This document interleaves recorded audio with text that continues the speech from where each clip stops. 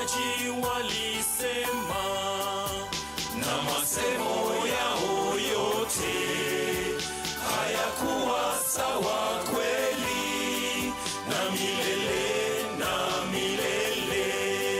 Kakae,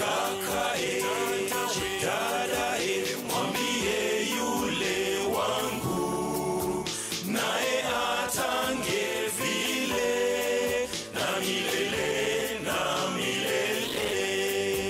Punda alinyimwa pembe, akapewa masikio, akapewa na mlio wa milele na milele.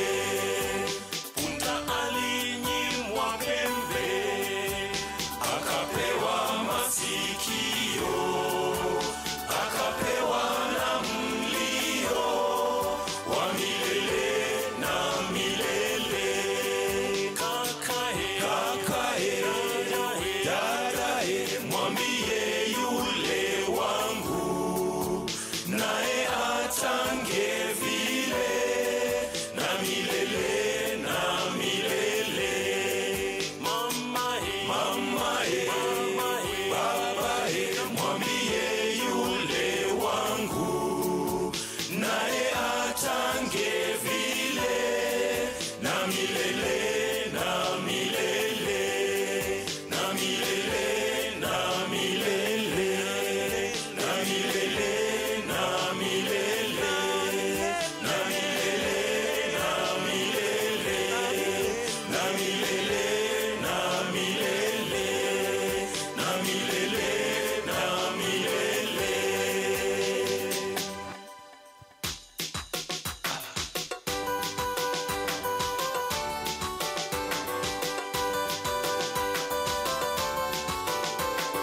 Sijauona mpilipili na maua yake mchikicho, sijauona mpilipili na maua yake mchikicho, sijauona mpilipili na maua yake mchikicho, sijauona mpilipili na maua yake mchikicho, na maua yake mchikicho, we mchikicho, na maua yake mchikicho, we mchikicho. Sijauona mpilipili na maua yake mchikicho, sijauona mpilipili na maua yake mchikicho, sijauona mpilipili na maua yake mchikicho, sijauona mpilipili na maua yake mchikicho, na maua yake mchikicho, we mchikicho, na maua yake mchikicho, we mchikicho.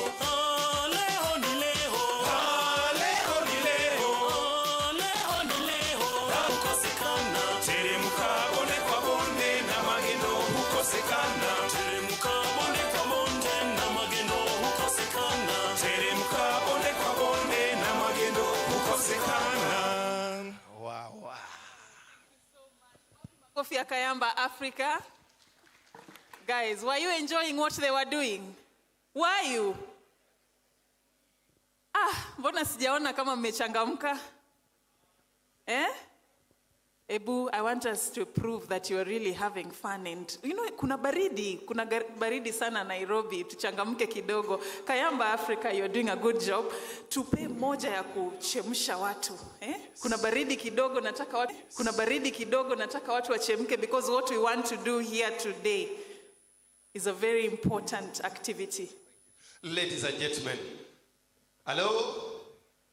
If you're hearing me, can you just put your hands up? Are we happy to be here this morning? We just want to thank the Lord for this day and even the launch that we have. Is that okay?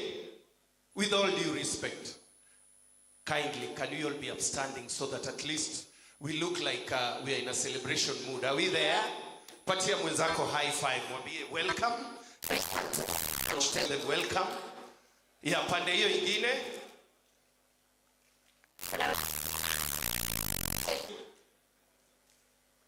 Yeah, this morning, ladies and gentlemen, we just want to thank the Lord for this launch, and this is how we are going to do it.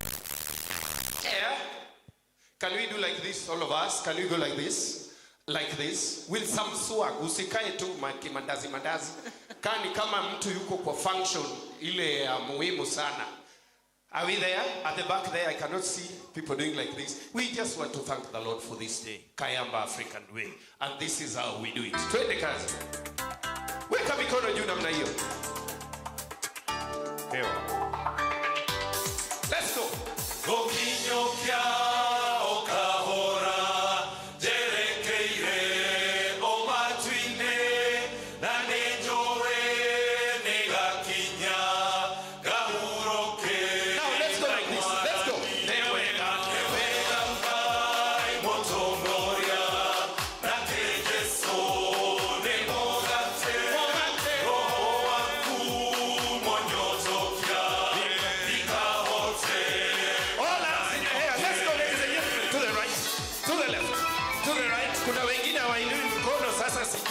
Wanatafuta baraka namna gani?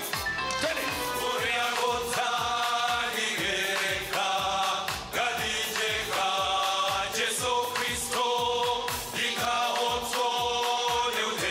People are not moving.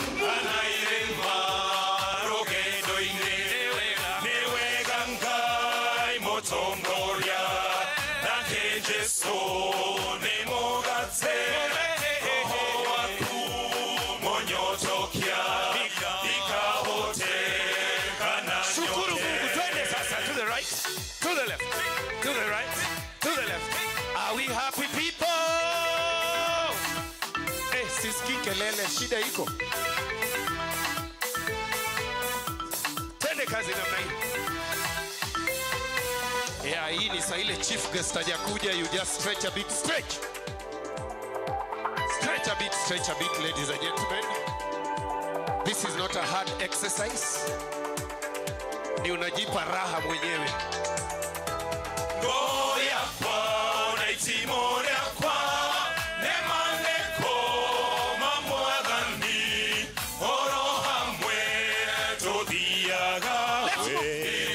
It's so hard. If you're 50 years and above na hukuenda disco, iko shida. Si ni kweli? So you need to move. Things are a bit hard, but we thank God that we are alive. Is that the most important thing? Yes, that is the most important thing. Thank you very much. Makofi ya Kayamba Africa tafadhali. Stanley, one thing you need to know, sio disco peke yake watu wanaweza tingika. Hata those who go to church can also do that. Sindio, are you feeling warmer? Feeling excited? Karibuni sana. This is day 2 of a very important high-level forum that is happening in Kenya's capital, Nairobi. Yesterday, by a show of hands, who were here? Do you feel that it was successful from where you sit? So today, we want to make it even better. Yesterday, you showed up expectant. Today, we want you to show up charged for action. Yesterday, you showed up really excited about the success we've made in response to HIV in the country. Today, I want you to show up empowered, because there were sessions yesterday that took you through how this journey is transforming and what needs to be done in the space we are getting into, that is integration to HIV response, integrating the comorbidities and the HIV and looking at the county-specific challenges, coming up with county-specific interventions. Do you agree with me that the drivers of HIV in Homa Bay are not the same as those in Wajir? Yeah? The drivers of HIV that led to the new infections, that led to Nairobi County to lead in new infections, do not necessarily apply in Kisumu County. Do we agree? I'm not the expert. You are the ones who sit in the counties and you see those county-specific challenges. That is why today, when we are going to be launching the 47 county syndemic operational plans, these are not just things we've inked on paper. We want this to be action points. That's why I said today, come charged for action, so that between now and when we are going to be having the joint annual program review next year, we will have covered some ground in between. How many of you agree with me that we are going to take the conversation in this room to tangible action on the ground? Let's commit. Hey, I only have like 50, yeah, okay, 60. All right, thank you very much for that assurance. Ladies and gentlemen, my name is Safina Chengouma. I am a journalist. I work for Royal Media Services. I am passionate about matters health, and I believe that is why I'm here in this room this particular morning. I also tell stories around governance, human rights, and education. And for me being here, I call myself a player also in this journey, because what you say, my job will be to go and make it easier for Mama Mboga and Mwananchi out there through communication. So I'm very delighted to be here this morning, and also privileged and honored to be your MC for the day as we launch this strategic roadmap that is going to inform how we are going to move on in this journey to respond to HIV in our country. I'll be doing this, my co-MC, Dr. Peter Arimi, the Director, Ministry of Health, Technical Assistance Program is just seated right there. He will be assisting me in between as we navigate through this particular day. So karibuni sana, it is a high-level meeting, and by that it means by the fact that you find yourself in this room, you're very important, and your voice actually counts. What you do in every space that you represent really matters, and that's why we had to have you in this room when we are beginning this important milestone. It's always important to start right, and I want us to begin this session proper with a word of prayer, and I want to invite on stage a gentleman who is going to take us through that very important task, Reverend Zachary Gioko.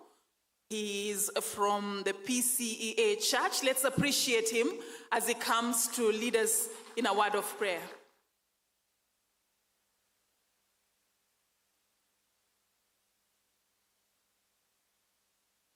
Good morning.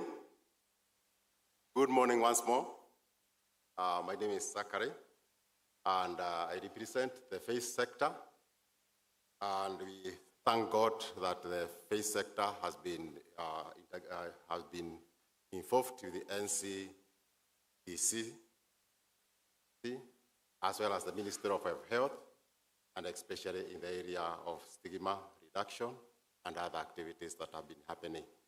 Let us pray. Our gracious and heavenly Father, we thank you that you care for all of us. And even we thank you for the word of meeting we had yesterday and now today. We commit ourselves into your hands. Pray that, Lord, you will walk with us from the beginning to the end. That, Lord, as we do the launching of the 47 plans, that, Lord, you will walk with us. You will work even with those plans as they will be implemented in those respective counties. And at the end of everything, Kenya will be different. Thank you for the many health workers and other people who have been participating and working, partnering together, including the faith sector. And thank you for the good work they have been doing all through. And as we launch these plans, we pray that, Lord, these plans, Lord, will be able to do what you have purposed them to do. That, Lord, there will be stigma reduction, people will be healed, and Lord, King of Glory, Kenya will be different. We thank you that, Lord, you love this country, and we thank you even because of the many things that are happening in the Ministry of Health, and even in the respective organizations that have been participating with the Ministry of Health. We give you glory, and we say thank you because we know there are so many health workers, doctors, nurses, counselors, and other people ministering in respective places. We give you glory, and we thank you. Thank you for the leadership of the 47 counties, and even for the leadership of this nation, the president and the deputy and the CSs. We know that as we continue to work together, as a nation, our country will be different. We thank you because we know at the end of everything, you are the one who heals us from all our diseases. Even as we participate together, we know very well that you are the originator of healing, you are the originator of life, and therefore we are trusting that as we walk, you will give us all the resources that are needed to implement those plans. Even for this meeting, from the beginning to the end, we know that you will walk with us and you will guide us. Give you glory and we magnify your name. For we pray this, believing and trusting in the mighty name of our Lord and Savior, Jesus Christ. God bless you and have a wonderful day. Thank you very much. Let's appreciate Reverend Gioko as he takes his seat. Asante. Now we have started well. We've started proper. I want us to begin by just acknowledging who is in the room, to look at, the caliber of people who are going to really make the deliberations here actionable at the county level and at the national level. And if you hear me call a group that you belong to, we really respect you and we value your presence here today. If you were there yesterday and today, we appreciate you even more. So let me start by just telling you who we have, and some will be arriving as we continue. County committee members. If you're from any county, you are a committee member, you're already here, just stand so that we can be able to acknowledge you. From the county? Yes. Let's appreciate the group from the county representing different counties. Thank you so much, ladies and gentlemen, for coming today. We have the public sector institutions. If you're from an institution in the public sector and you're seated here today, just rise so that we can also acknowledge and recognize you. Let's appreciate them as they stand. Thank you very much for creating time today. The county leadership, CECs of health, we're expecting some of them to be arriving, but if there's anyone who's already here, let's acknowledge you. This Karibu Sana. All right. So we have chief officers in the room. Do we have any yet? Yes, let's appreciate that gentleman who is there.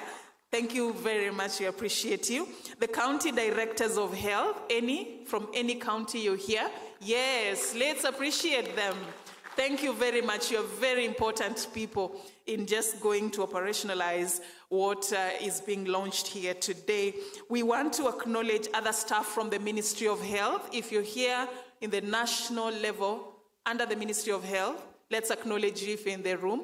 Ministry of Health, staff, others? All right, thank you for that. Private sector, we do not just want to make this a government issue. Private sector, if you're here representing stakeholders in the private sector, we would like to acknowledge you. All right, we have the CRT, core review team. If you're here, do we have anyone belonging to this umbrella? All right. This list, actually, I'm calling it so that we know who is supposed to be part and parcel of this particular journey. And we have community representatives. Of course, see that gentleman over there? Let's appreciate him. Let's make it better for him and Juicia. Yes, we have two ladies also there. Thank you very much. Thank you for being here today. We have Kesrek, if you're here. All right, let's move to faith sector. We saw Reverend here earlier, but anyone else who is from the faith sector, let's appreciate the lady. Let's appreciate also Reverend there. I'm seeing also our leaders there on the other side representing the faith sector. Sante, development partners, you here, you've been working with us on this journey to respond to HIV. You're a development partner in any category. Let's appreciate you. Yes, let's appreciate the lady, the gentleman there. There's another one there. Thank you very much for being here today. We appreciate you. UN Joint Team was also part. Yes, thank you very much for being here today. Asante sana. Those are some of the people that are in the room. You are told if you're seated next to someone and you don't know them, kindly find time to know them. Did you do that? Do you know their names? Do you know where they come from? You want me to randomly pick and ask you? Yeah? Please do if you didn't.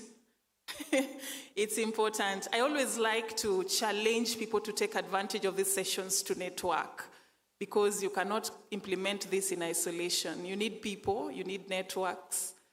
Yes, so it's good to know who is seated next to you. They may be of help in what you're doing. Yes. All right, so later we're expecting the National Syndemic Diseases Control Council CEO, Douglas Bosire. He will be leading this very important session. He will be hosting the chief guest, that is Honorable Aden Duale, Cabinet Secretary Health, accompanied by quite a number of officials from the Ministry of Health, among them Dr. Patrick Amoth, the Director General, Ministry of Health, Dr. Umo Luga, Principal Secretary, State Department of Medical Services, other PSS, led by the PS for Public Health, Mary Mudhoni. We have chairs of health committees, right from the Council of Governors, where our focus right now is, and the National Assembly, the Senate. We're expecting the chairs to be here also, and the chairs of the committees of health at the devolved units, that is at the counties. I was having a chat with the CEO recently about just the steps we've taken in response to HIV, and one of the most powerful things that he mentioned to me with regards to the direction that we are taking in this journey is the fact that, considering that health has been devolved, we cannot walk this journey at the national level and forget the counties. There was that need for collaboration between the national government and the counties in response to HIV, and also looking at the bigger picture, not just HIV, the comorbidities like TB, like hypertension, like sexually transmitted diseases, because if we put our focus on HIV alone, then these other diseases may just negate the progress that is being made with that particular regard. So today, as you sit here, consider yourself very important to be found in this particular room. I want to invite a gentleman who is going to take us into the space that will really give us some insights on the technical aspects of the response strategies that we need to be putting in place. Today, 2 documents are key. We have the 47 county syndemic operational plans, but we also have the Kenya AIDS Integration Strategic Framework of 2026 to 2030 that is at the national level, but we really are in a space where we are trying to cascade it to the county levels and to look at how it can be operationalized at the county level. So these 47 CSOPs are what will inform how this framework is going to really meet the needs, the unique needs of every county in the country. 50% of the HIV burden is in very few counties. We are talking about Nairobi, Kisumu, Homa Bay, Migori, Siaya, Kiambu, and Mombasa having 50% of the entire national HIV burden. And if you look at the numbers of new infections, nearly 28 counties are in the red list. By red list, I mean we are not doing so well. The numbers are higher than what they should be. If we could want them to be 0, but at where we are at, we can't have a situation where more than half of the counties have a very high rates of new infections. So in as much as we've made progress, we've reduced the rates of new infection, we've improved on prevention of mother-to-child transmission, we've done well when it comes to our prevalence rates, and also what is being done in terms of awareness. There's still a lot that we need to do before 2030. But to take us in depth on the technical aspects of what I'm talking about and also paint a deeper picture about where we are at as a country as we sit here today, I'll just call on stage my co-MC, Dr. Peter Arimi. He's the Director, Ministry of Health Technical Assistance Program. There's a very important session I want him to take us through before we continue as we wait for our chief guest. Let's encourage him as he comes to take the stage. Karibu sana, Daktari.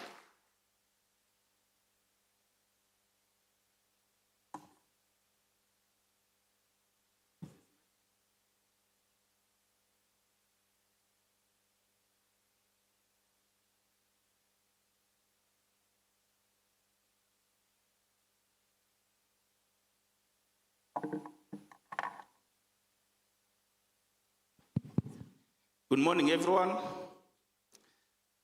That mic is for Safin Achieng, because she is the MC. Me, I'm just the chair for the technical presentations in the morning, and Safin Achieng will come back. We are preparing the launch. As you can see, there is a lot of rent seats in front here for the launch. That's what we are here for. But in preparation for the launch, let's get some technical work being done so that we're going to remind you of what we did yesterday. The whole day was about technical work. The journey we have gone from developing the county aids Syndemic, KAISF 2025 to 2030, and then that's being a framework. The operational document is the county Syndemic operational plans, which we are launching today. And there are 47 of them. So, before I begin, yesterday was good. And I have some glasses here. Someone who was here yesterday left glasses here. So I'm announcing so that the person who left glasses should be able to see. Akuja chukue, glasses will be in front here. So let's have the first presentation so that I just take you through. And we are going to take you through the development of the county Syndemic operational plans. The reason I have this mic is so that I can get out of the way so that we can be able to see. And in preparation, once I do that in a few minutes, the journey we have gone through developing the county Syndemic operational plans, we'll have the counties themselves come and take us through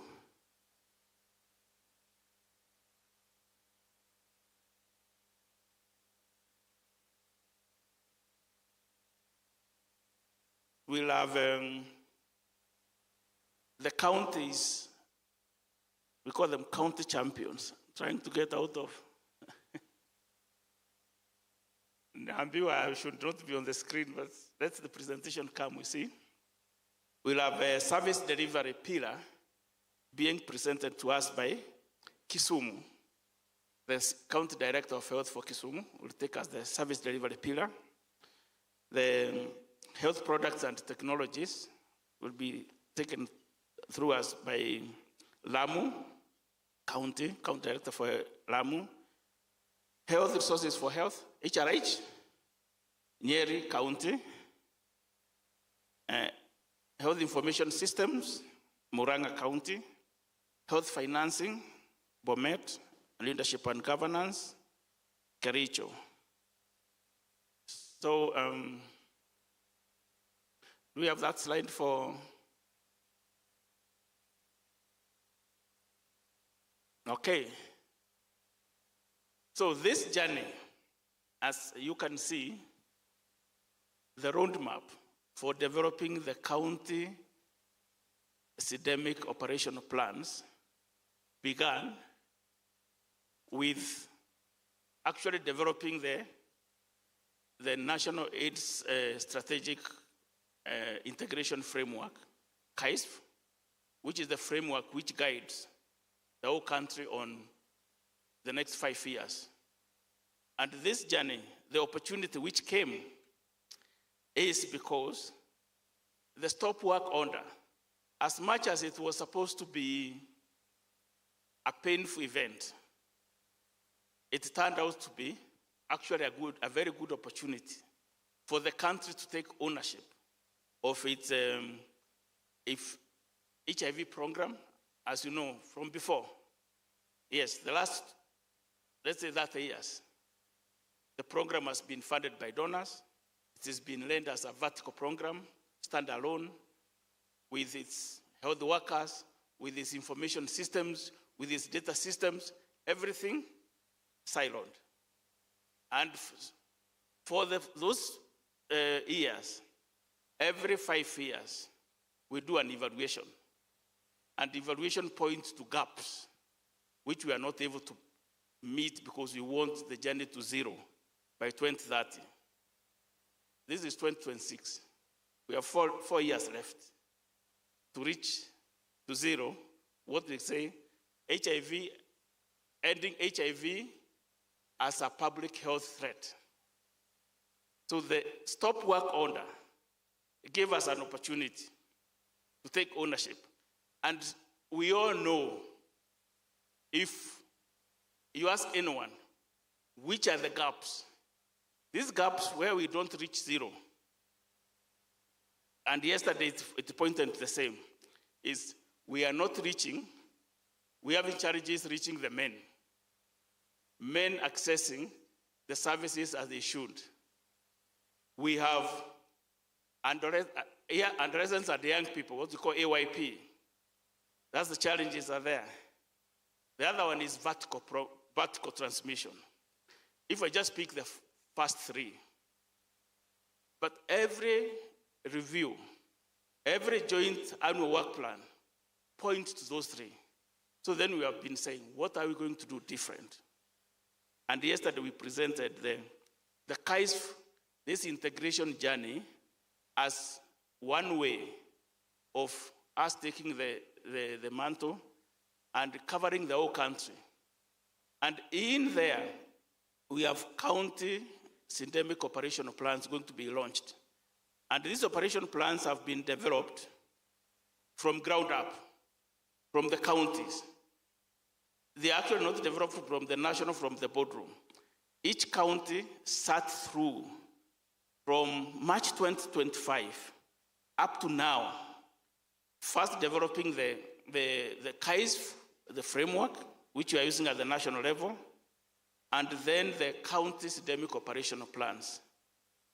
In the center of that is what we're calling the monitoring, evaluation, research, and learning. What have we introduced so that we are going to do things different? Monitoring and evaluation has always given us those gaps, the three I've pointed out. But what are we doing in order to do something different? We know the gap. How do we reach men? How do we improve the adolescents and the young people? How do we improve the gaps on vertical transmission? So what we have introduced is what we call research and learning. Research, asking ourselves, let's go look for these men. Where are these men found? If we don't ask the men, we can sit here for the whole 10 years. If we don't ask the men have the answer. If we don't ask, where are these adolescents and young people, that challenge. If you ask them, they have solutions.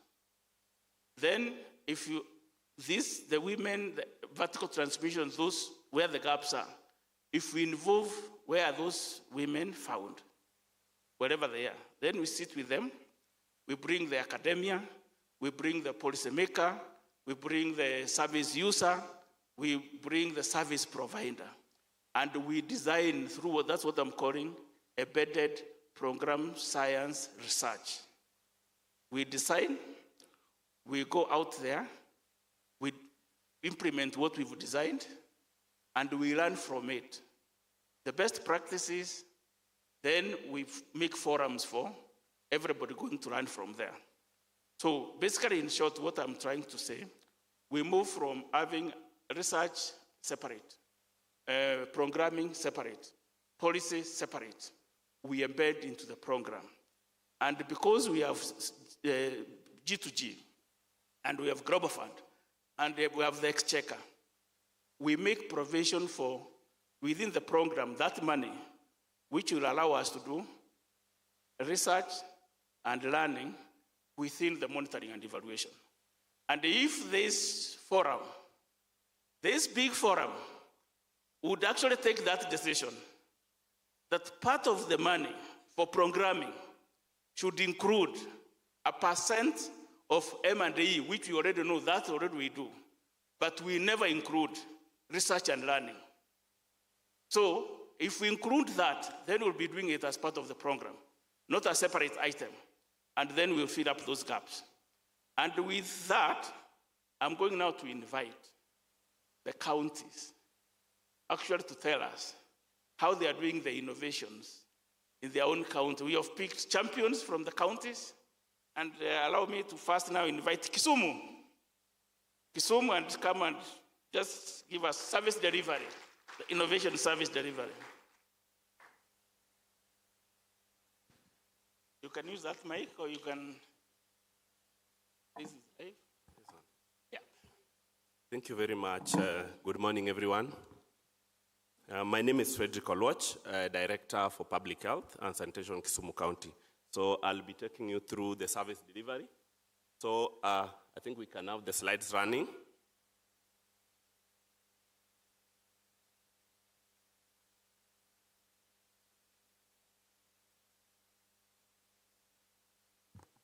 So thank you very much. As they run the slides, as counties, we've made some tremendous improvement in terms of service delivery.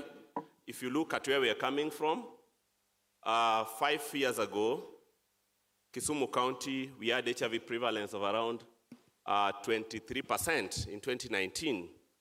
But up to now, we are at 11%, and basically that's around 10.7%. I'm waiting for the slides, that's why I'm saying that. So it means we've made some progress, because that is more than half of what we were 5 years ago, and that needs a lot of commitments and innovations. And that is what we want to see, what we've done so far in terms of service delivery as we champion integration.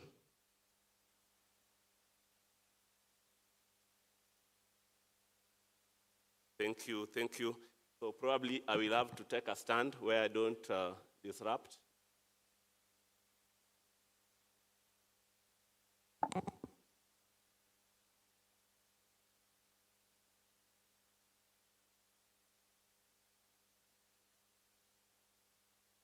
Well, so looking at if we look at our statistics, we move to the next slide.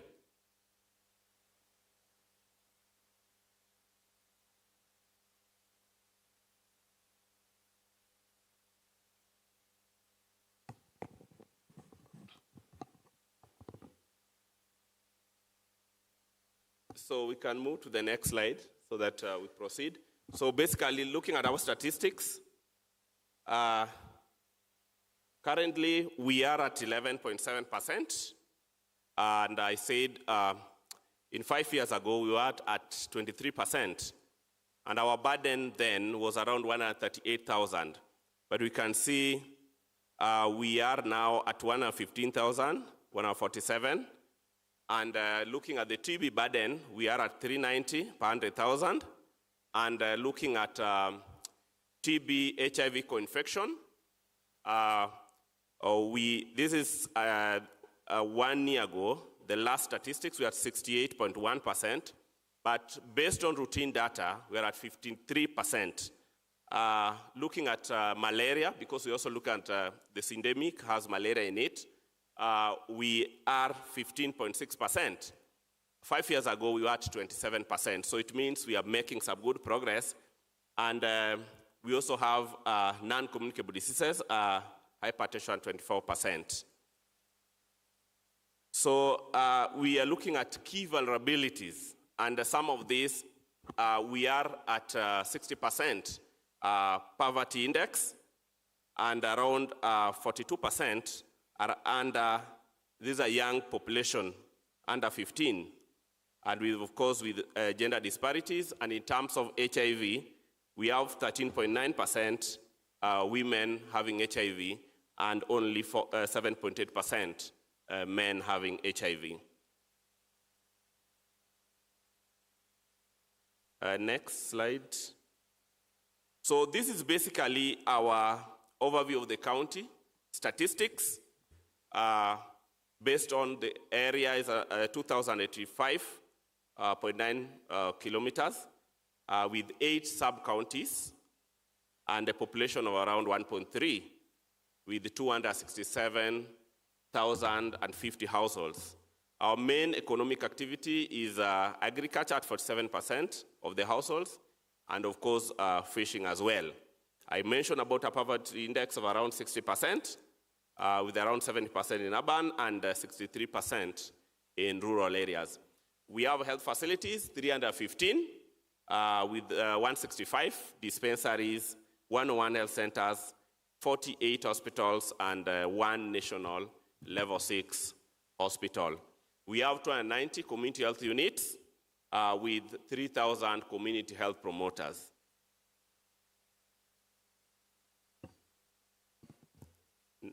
Next slide. So if we look at our burden compared to the national, our prevalence is at 11.68. I mentioned around 11.7, and the national average of around 3.2%. So looking at trends from 2019 to now, there's a reduction of around 71% of new infections. And of course, burden, I said around 114,986, with the TB 390 per 100,000. So if we look at the statistics, we have done well in terms of HIV reduction, but we can see TB still persistently high, with still high comorbidity burden, but we are making some good progress. Of course, malaria is also going down. We have a reduction around 8%, and NCD as well still rapidly growing. Previously, we were having low numbers on non-communicable diseases, but now we are seeing that is changing, and we are seeing more people having diabetes and hypertension. We still have harmful alcohol abuse, and this is at 12.6% compared to 10% national average, which is a risk factor as well for, of course, non-communicable and other diseases. So looking at the implementation gaps, we have issues of fragmentation in terms of service delivery, where previously we were having vertical, what is siloed programs, where HIV program runs on its own, TB running on its own, malaria and NCD. So what we are championing now is integration and making sure that there's issues of collocation and service delivery offered in terms of integration. Otherwise, if looking at the challenge that we have with fragmentation, we have issues of now duplication of efforts, because the TB team, they have to run their TB program. Also HIV, because HIV and TB is one thing, so they still have to manage the same part. So when we bring them together, the issues of NCD can easily be screened from the chronic care clinics, and then there's now reduction in terms of wasted of resources, and of course, the improvement in terms of patient outcome. So looking at workforce, we have issues of staff shortage. We have around 5,500 staff, and this is against around 10,000, a need of around 10,677. So that is around 48% shortage. And that therefore means that there are issues of work overload, there is burnout, and some of the missed screening opportunities. So looking at financing, of course, looking at the health financing space, the scope of course, you see there's dwindling donor funding, a reduction in terms of the funding that is coming from our partners, and therefore it means that we have to look for ways of implementing domestic financing mechanisms. So that's basically a threat to sustainability of HIV service provision. So in terms of coverage, there is uneven integration. If you look at the 315, there are still some issues of prevention gaps, especially in key population. And if you look at the burden, the new infections, key population, for example, in Kisumu contributes to around 40% of the new infections, of course, followed with the young people. So therefore, then we have to see how to integrate this, but still, we are not integrated this to all of the health facilities. So a few health facilities are offering this, and that still remains a challenge. So looking at health information, we've implemented digitization, the EMR, but if you look at it as well, there are areas where we deploy Kenya EMR in provisional health service delivery, But then if you look at the TB program using TB platform, so we need to integrate the same so that there is issues of interoperability, because without this, then we still have issues of information gaps and issues of double reporting and incomplete patient information. So in terms of infrastructure, there are issues of limited space. Remember, we are looking at co-locations, and previously we had a separate HIV program, patient support centers away from the outpatient. So now what we are doing in Kisumu, we are integrating them under chronic care clinics. And still with that, if you look at the previous infrastructure that were there before, and when you want to integrate as we want it now, then you still realize that there are still issues of infrastructural need and gaps, because we still have to get more space and build more infrastructures and rooms for use by the health professionals. So in terms of innovation, Kisumu County has innovated the use of drone in supply and provision of essential and, of course, emergency drugs. And this also includes the provision of HIV commodities. So it takes a short time because the drones covers the whole 8 sub-counties in Kisumu County, and it takes us at most an average of 30 to 45 minutes delivery time. That was previously, but now it used to take around 30 to 45 minutes. But with what is happening now, you get a delivery within 7 minutes of the time you are ordering, and this has always helped us in terms of even when we need things like blood and blood products, and also it has also helped us reduce issues of stock out up to by 62%. And there are some remote facilities that were not accessed. Some of them, due to flooding, are inaccessible. Some are also in island. So with the use of drone technology, then all these areas are accessed within 6 to 7 minutes, and then there is a timely implementation of service. So some of the commodities are test kits, ARVs, TB medicines, malaria DTs, blood products, and of course non-communicable disease medications. So this is the rollout plan for Kenya EMR, this is Taifa Care, and we are basically using Kenya EMR. This has been deployed in 98 of the 156 public health facilities, and Afya KE is only used in UTRH, but the rest of the other county hospitals were using Kenya EMR. So that is the distribution of the health facilities. Some we've gone ahead, we are almost 100%. In other areas, we are still not yet there. So we are at 98 out of 156 health facilities. Next. So this is just a plan on implementation. We have a data center at Lumumba Sub-County Hospital. So that means previously we were storing our data at Konza. We had a space there, but now we have our own server at the data center, and we've transferred some of our data, most of them, to our data center. So this was basically an implementation plan up to now. So far, we've already transitioned around 65 that were at Konza City, and of course, some of the facilities were also having on-premise. They were also having their server within their facilities, which have already been transferred to the data center at Lumumba Sub-County Hospital. So these are some of the key highlights. Around 148 out of 172 facilities are live.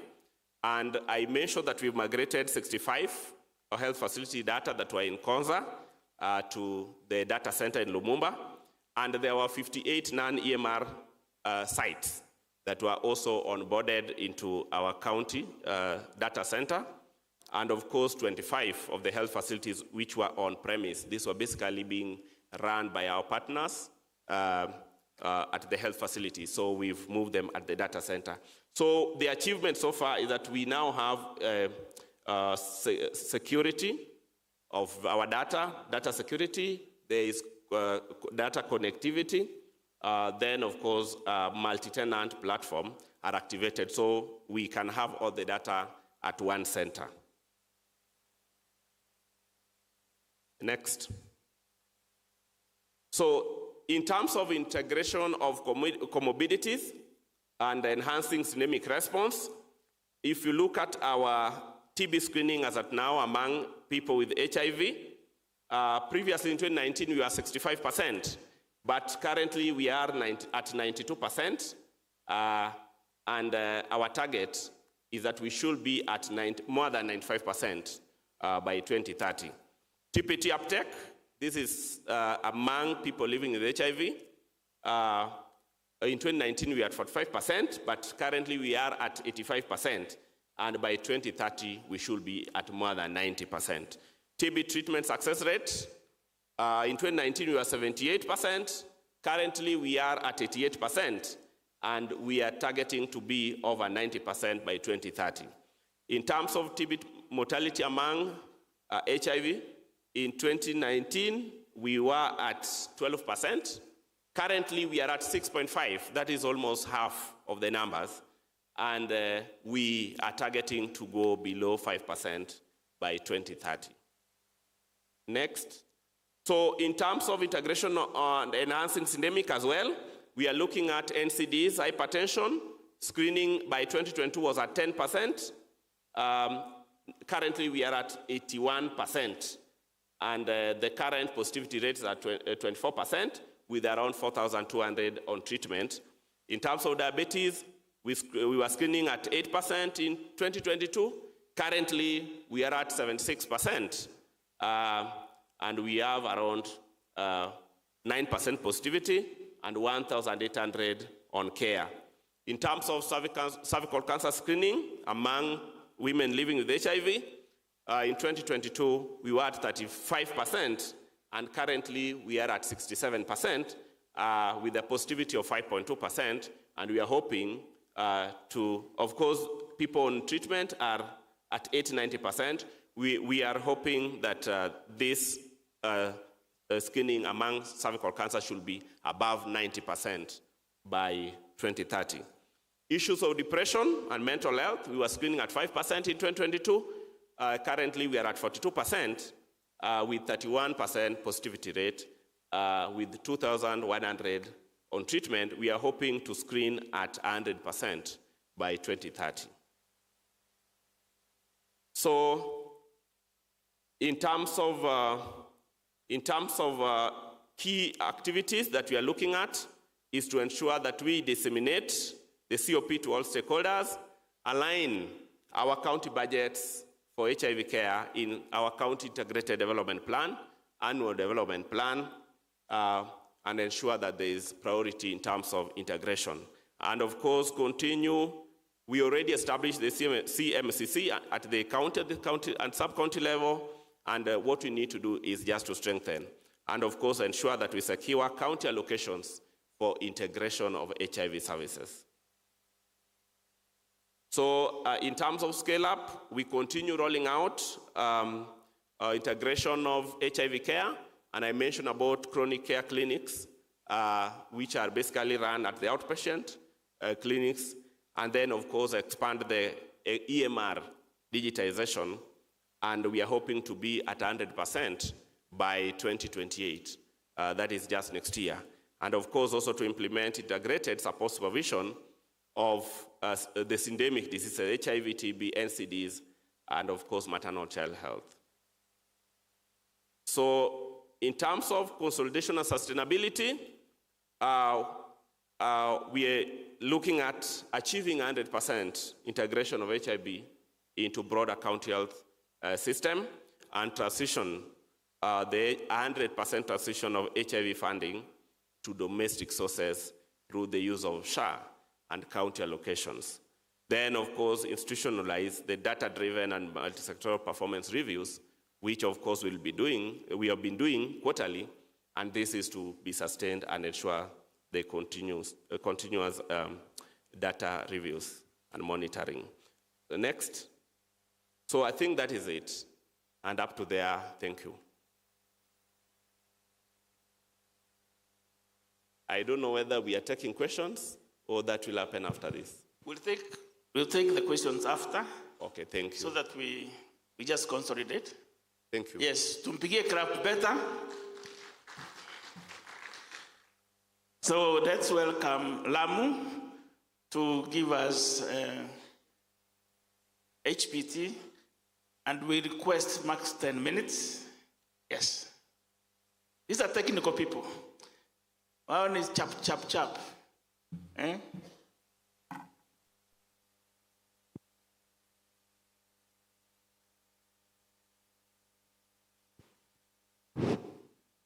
Morning. My name is Dr. Abdul Qadir Omar, County Director, Lamu County. So I'll present our experience with HPTs.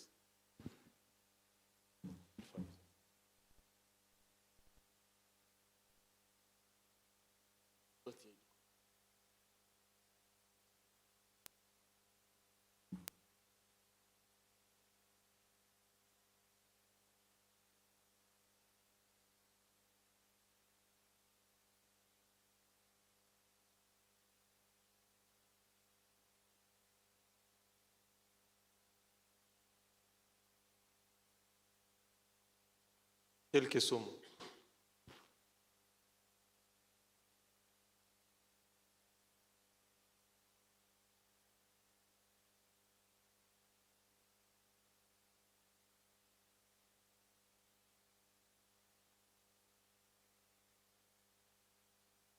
Trying to use the pointer.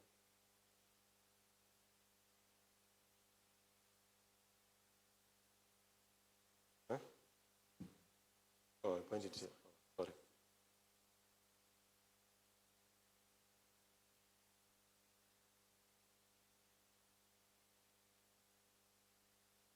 But still not working.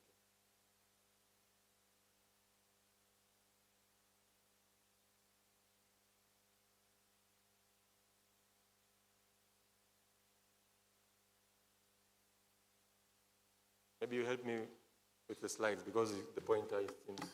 Please, next slide. So I'll present to you our experience with HPTs. Please, next. So Lamu is an archipelago, is a UNESCO heritage with a population of approximately 170,000. We have 65 islands, only 5 are habitable. And we have 3 sub-counties with 10 wards. We are bordering Somalia, and we are also bordering Garissa. Next, please. So in terms of the prevalence, if you can see, HIV is 1.3. We are below the national. TB is 231 in every 100,000. Also, we are below the national. Malaria is less than 2. Also, we are below the national. And NCD, we are as per the national guidelines. So we've tried our level best. At least for HIV, we've stabilized the cohort with long-term response to ARTs. And for TB, we usually do frequent screening, localized every time and then. Then for malaria, we have targeted seasonal contamination ongoing. And for NCDs, this is still a burden because it's lifestyle. Next, please. So this is an overview of HIV, since this is NSCC. So you can see our prevalence as per 2026 of HIV is 1.5. So we are still below the national. However, the male is 0.9 for the male population, 2.0 for female population. So we had registered 19 new cases, that is 5 children below 14, 7 adult and 7 women. Adult men 7, adult women 7. So you can see the way of awareness, HIV awareness, we've achieved at least 95%. For ART coverage, we are 94%. The only problem we have is viral suppression.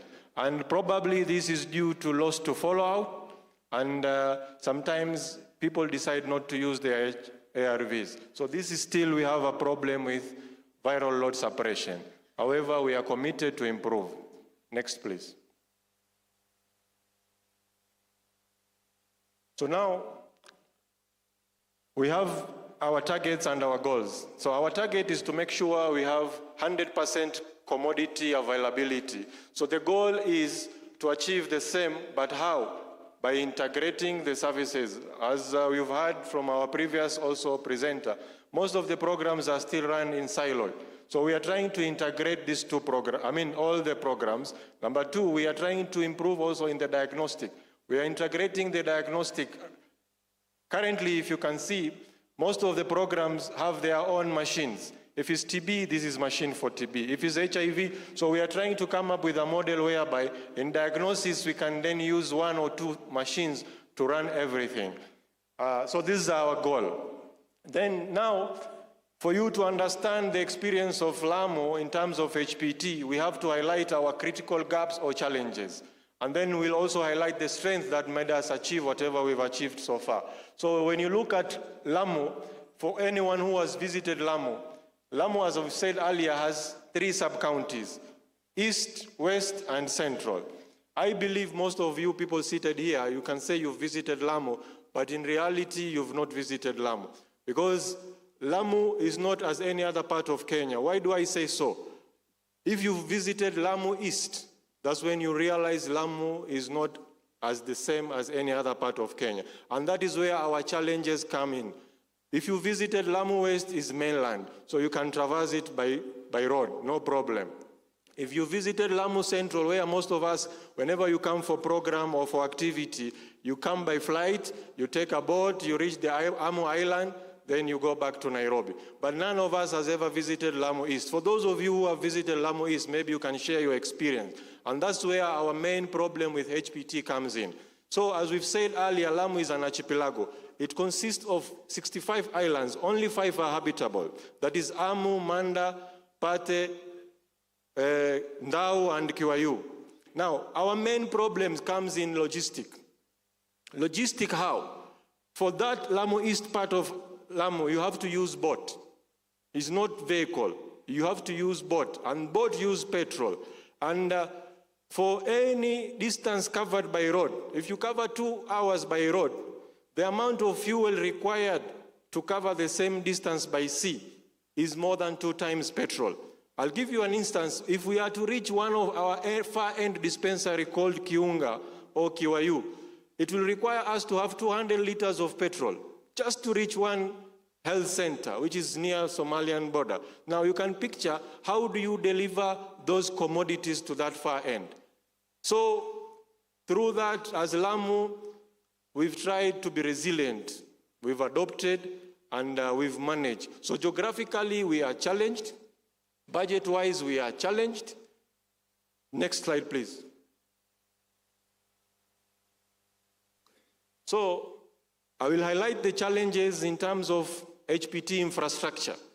For example, when you talk about infrastructure, our main headquarters, the county store, where we receive all the commodities, we have one county store. That county store, the space by itself is not enough. We have problem with also cooling system, because cold chain is a problem as well. It's not that we are not doing anything, we are trying, but we do to budget restraint. Also, the staffs, they are not adequate, or they are not as per the required number of. So we have infrastructure where we store our commodity. That is number one. Then when we go to geography, as I've said earlier now, geographically we are challenged. 5 islands that we have to access them via boat. And mind you, even in the normal circumstance, there is no regular public means of transport traversing these islands. So you can wake up today and decide you want to travel from one island to the other, and you can stay there with your money and not get a transport. So what do we do as LAMO County? Usually we rely on public means, which is not frequent. Have you pictured transporting health commodity using public means of transport. Because now you have to wait for a ship that carries goods, and you put your commodities there, you transport them as like that. Sometimes we are forced to do the same thing with blood product. Imagine transporting blood from one end to the other using public means of transport. Because logistic-wise, we cannot afford. So the amount of money required to reach that one health center is almost 40,000, because 200 liters of petrol equivalent to 40,000. So now you tell me, how economical is that? So eventually, we are left to survive. So, like for example, these all activities, HIV, TB, you will tell a staff who's going for off to carry for you gene expert sputum. So you'll wait for someone to carry for you sputum from one health center to come and bring it to the hub, because there is no regular means of transport. So geographically, we are always challenged. Mind you, sometimes when we have programs, they give us same amount of money of facilitation, 25,000. Maybe you are all given the same. All counties equal. While for us to do that activity, it's not enough even to reach one island. So how do we survive? We have to survive. So commodities, persistent shortage of commodities, this is cutting across all counties. The system, we are still using manual tracking system, which is not favorable. So you realize most of the time you delay reporting, delay restocking. Then when it comes to workforce, currently we only have one county pharmacy store. So we don't have sub-county pharmacy store, so which makes it even more difficult now. Coordinating, collaborating, redistribution of commodities becomes difficult. Next, please.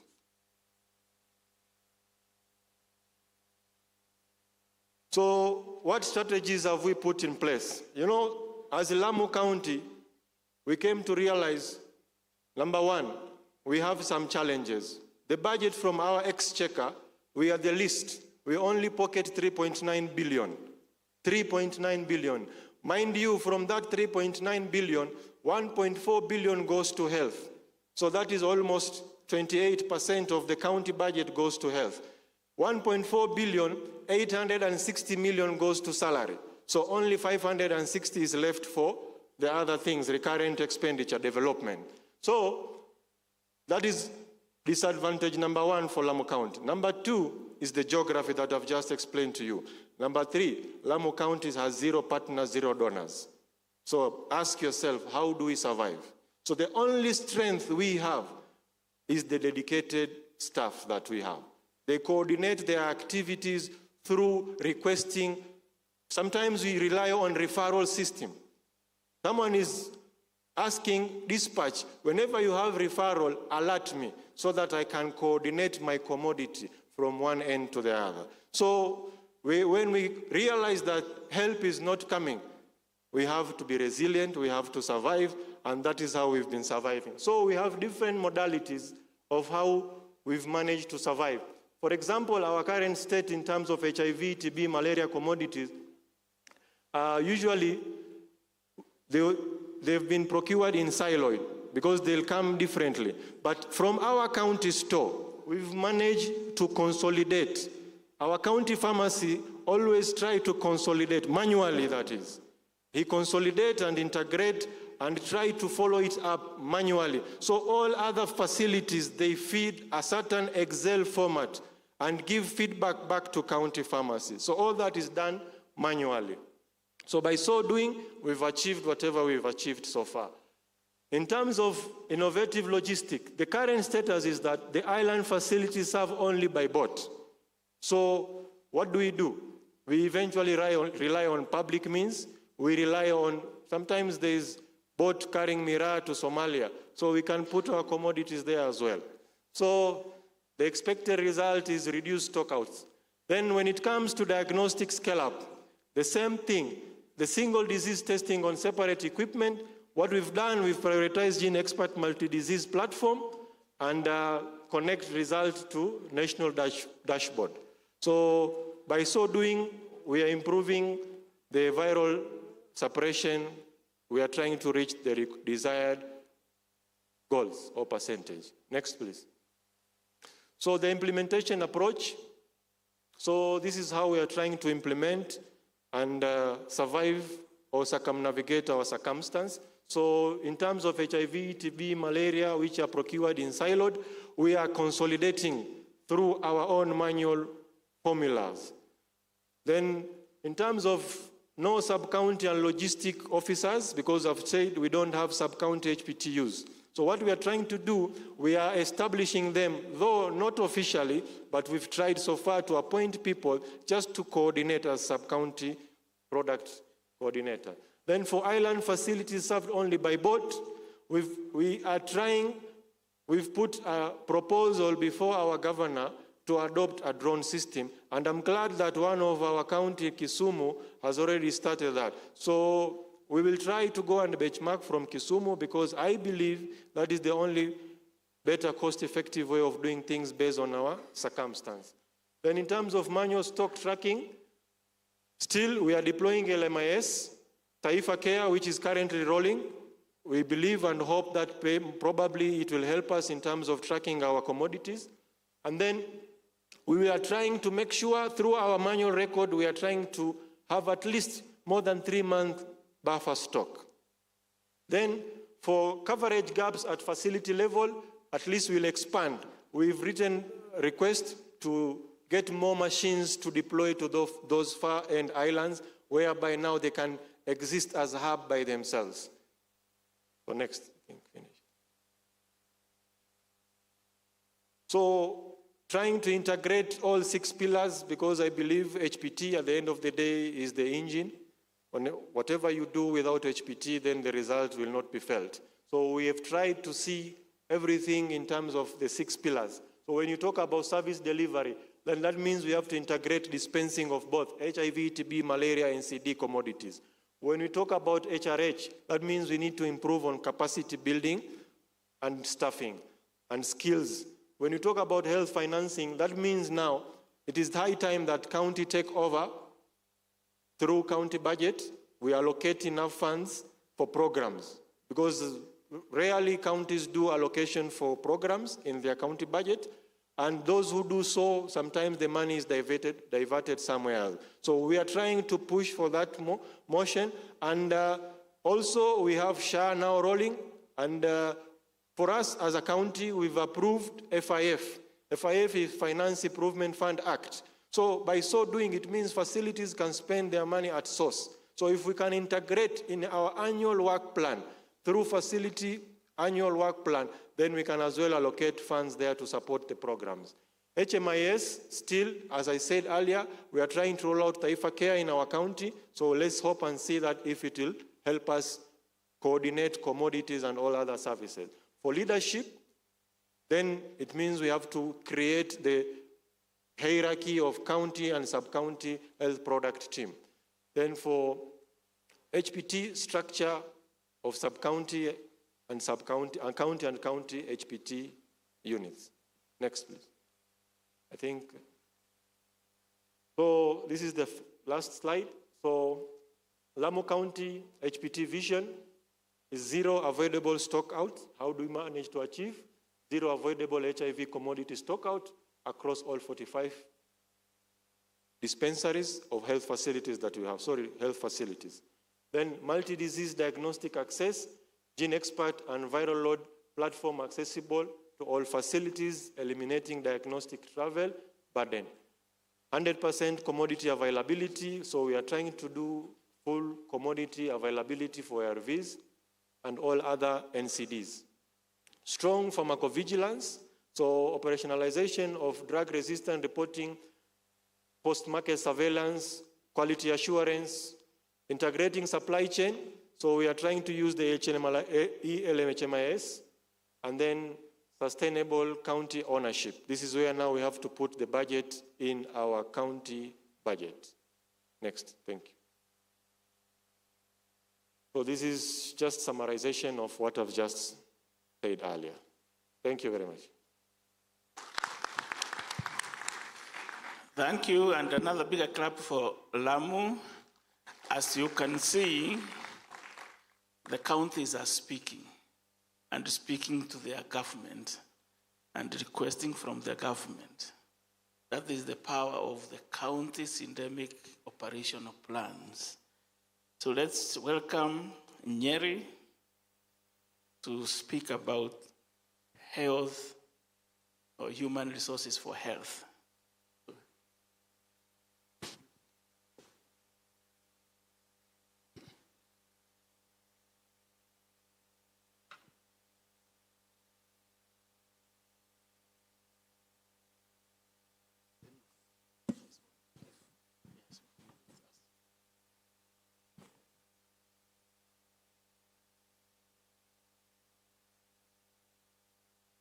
Can you please put on that mic?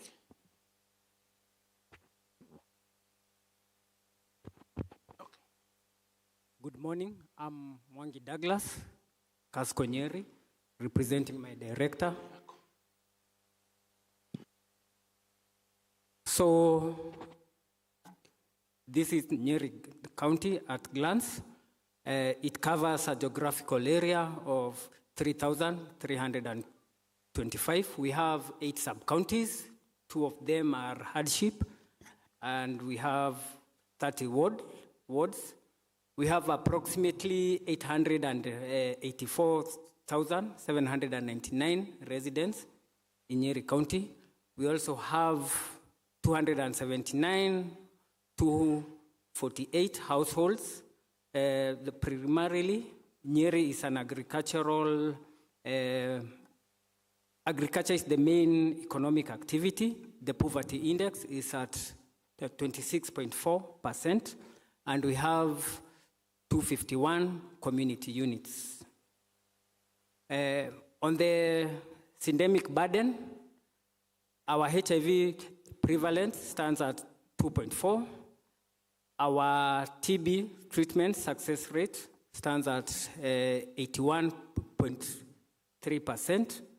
You'll also notice that we have a high burden on the NCDs, mostly hypertension and also the diabetes. So on the distribution of the health facilities, we have roughly the 468 facilities. We have 1 level 6 facility. We have 1 level 4. We have 14 the level 4 facilities that include the government ones, the faith-based, and also the private facilities. Then we have rural facilities of around 125. You will also notice that we have a lot of private facilities, taking the big chunk of around 327. So on the human resource pillar overview, as a county, we focus on the 4 areas: the availability, the equal access, accountability, and the quality of services. On the availability, we mostly focus to ensure that we have adequate, skilled, motivated workforce across all levels. On the equitable access, we focus on promoting equitable access to health services through effective workforce planning and management. On the accountability, we focus on strengthening the leadership accountability so that we can be able to sustain the workforce. On the quality of service, we focus mostly on we support the quality of services by continuous development of the staffs and also supervision on all levels. So we have some objective on the HRH pillar in the county. So the first one is just to ensure that we have availability of qualified health workers. The second one is to strengthen the competency of staff through continuous professional development. Then the third one is about promoting promoting staff motivation, well-being, and retention. And the fourth one is about improving the HR data through workforce planning.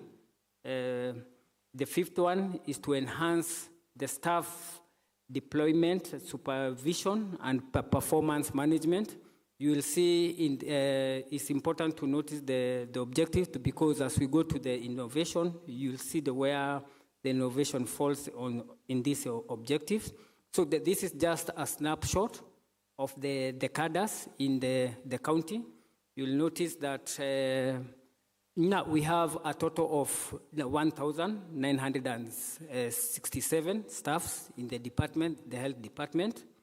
You'll notice that we also have more consultants compared to the MOs in the county, and we have released around 85 doctors to go for further studies.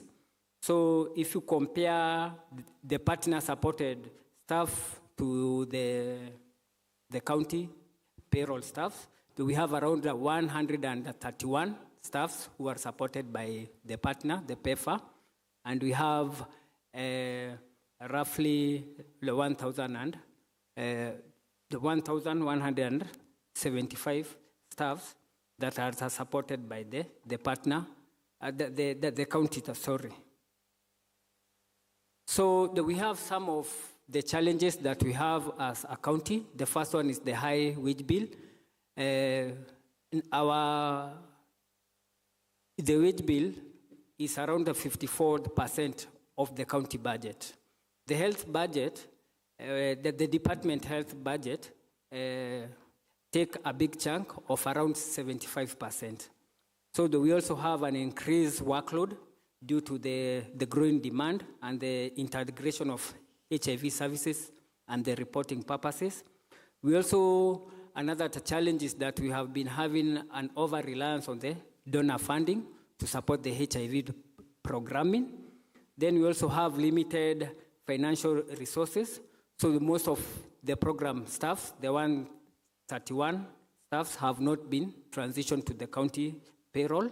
We also noticed that we have knowledge gap, mostly on the NCDs and also the NCDs amongst the HIV staff. And also we have a negative perception from the other county health staffs who are on the county payroll about HIV. They think HIV is still a partner-driven program. Last but not least, on the staff establishment, we are at the actual against the optimum staff establishment. As a county, we are at 42%. So we have a gap. So we have some strategies, priorities that we intend to do as a county. The first one is to implement the HIV staff transitional plan to strengthen the workforce and sustainability. The next one is about operationalizing the CIDP HR transition plan. We intend to transition all the 131 staffs who are donor supported to the county payroll. The next one is just engaging the public service board to agree to absorb all the 131 staff to the county payroll. We also intend to promote data-driven workforce planning and decision-making. We also intend to strengthen the task shifting and task sharing approach where appropriate. Last but not least is just expanding the workforce capacity on the management of other diseases, mostly the chronic diseases. Okay. We have some of the innovations that we have done as a county. The first one is about the evidence-based staffing using the workload indicator for staffing needs. So we did that. So now as a county, we did the wins for the health staff, and we know how many the workload that a facility has against the number of staffs in that facility. And I know it's not that clear, but you'll notice that there is a facility that's one nurse per day sees around 63 clients. So we did that, and this also helps us on how, as we recruit, we can have targeted recruitment against what we found out in the wins. And we also have a county staffing plan that is available. So as we developed the plan, we outsourced the WINST to an organization outside the county because the county did not have the capacity to do it itself. So another innovation, we usually have a staff wellness and resilience program whereby we have been able to institutionalize annual staff wellness week across all sub-counties. For this year, it was in March, 31st March, and also it ran for 2 days, 31st and 1st April, and it was in all sub-counties. As you can see, we have a pictorial there, whereby the staff are seeking the services. Sorry. We also have a mental health hotline, whereby any staff can call that number in case he needs some counseling or assistance. And we have also started a periodic staff debriefing session. The latest one, we had a staff debriefing session with the morticians, and so many issues came up. So it's something as a county we are doing so as to promote staff wellness. Then another innovation as a county where we have been able to integrate lay workers who are working in the HIV programming into the community workforce, so that we were able to integrate all our peer educators and mentor mothers into the CHP program. Currently, we are working on integrating the KP, the key population peer educators also to the CHP. So we have targeted to start with around 10 of them so that we can integrate them.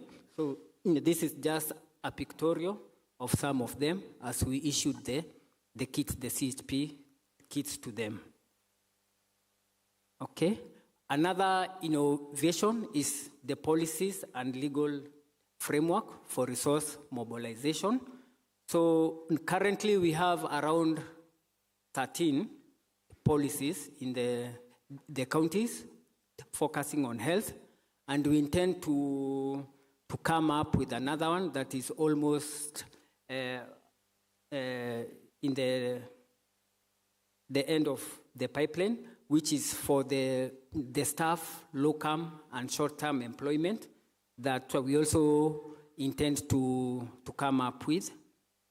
Then other innovations, they include the use of the IRIS, the Human Resource Information System, so as to reduce the manual data errors and also enable real-time staffing visibility. Another innovation is that all the program staffs are managed by the departmental HR. This is to ensure alignment to the county HR policy as they are employed. So, Nyeri County is one of the counties that has been implementing the G2G for the last 6 years. So, on the staff transition from the partner to the county, we usually seek a concordance with the Public Service Board so that the county can own them, even if they are still being paid by the partner, but they receive the contracts from the county. Then we have been able to transition 16 staffs. They include the HRIOs, the clinician, into the county payroll. And then we have also been able to train 6 RCOs on national HIV integrated curriculum. These RCOs are government employees. So we did this so as just to enhance the knowledge because of the integration of the services. Then that's just a pictorial of our governor and the former American ambassador once he visited our facility to inspect the investment that they have made. So,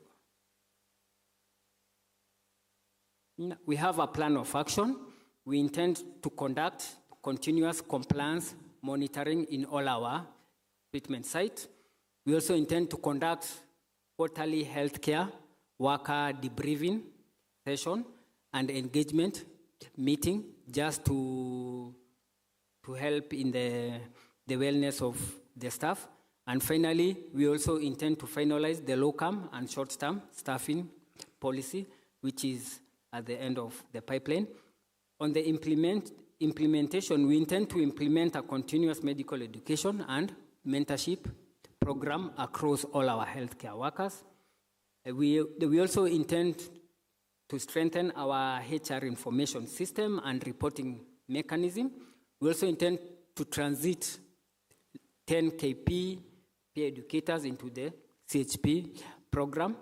We also intend to promote staff wellness, recognition and motivation. And last but not least, is just to monitor the workforce performance and HR.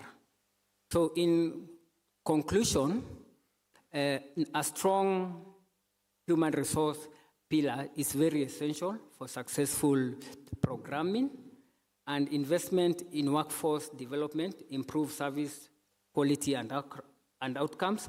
And last but not least, collaboration, sustainability, and staff motivation is very critical in long-term program success. So some of the recommendations that we have as a county mostly is to ensure timely replacement of staff who have exited so as to maintain the continuity of service delivery, and then also to transition all the CDC staff, the 131 staff, into the county payroll. Also to have a targeted recruitment to fill the identified critical workforce gap after the wins that we conducted. Also sharing of the specialized skills across the county, whereby a physician they can move from the one facility to another to offer the services, or the consultants can move across all the facilities in the county. Lastly, it's just about finalizing the locum policy to enable recruitment of critical cadres on locum basis. And last but not least, we intend also to develop a 5-day curriculum to keep up the rural, to keep up the staff in the rural facility on how to manage the emerging health conditions. So I'll stop there. It's just a pictorial there for this year, whereby the U.S. Charge Affairs, Susan Burns, decided our county just also to assess and evaluate the partnership between the county and the American people. So I'll stop there. Thank you. Thank you very much. Let's welcome Bomet County, talk about their health financing. Everything comes down to money. Money and resources, health financing resource.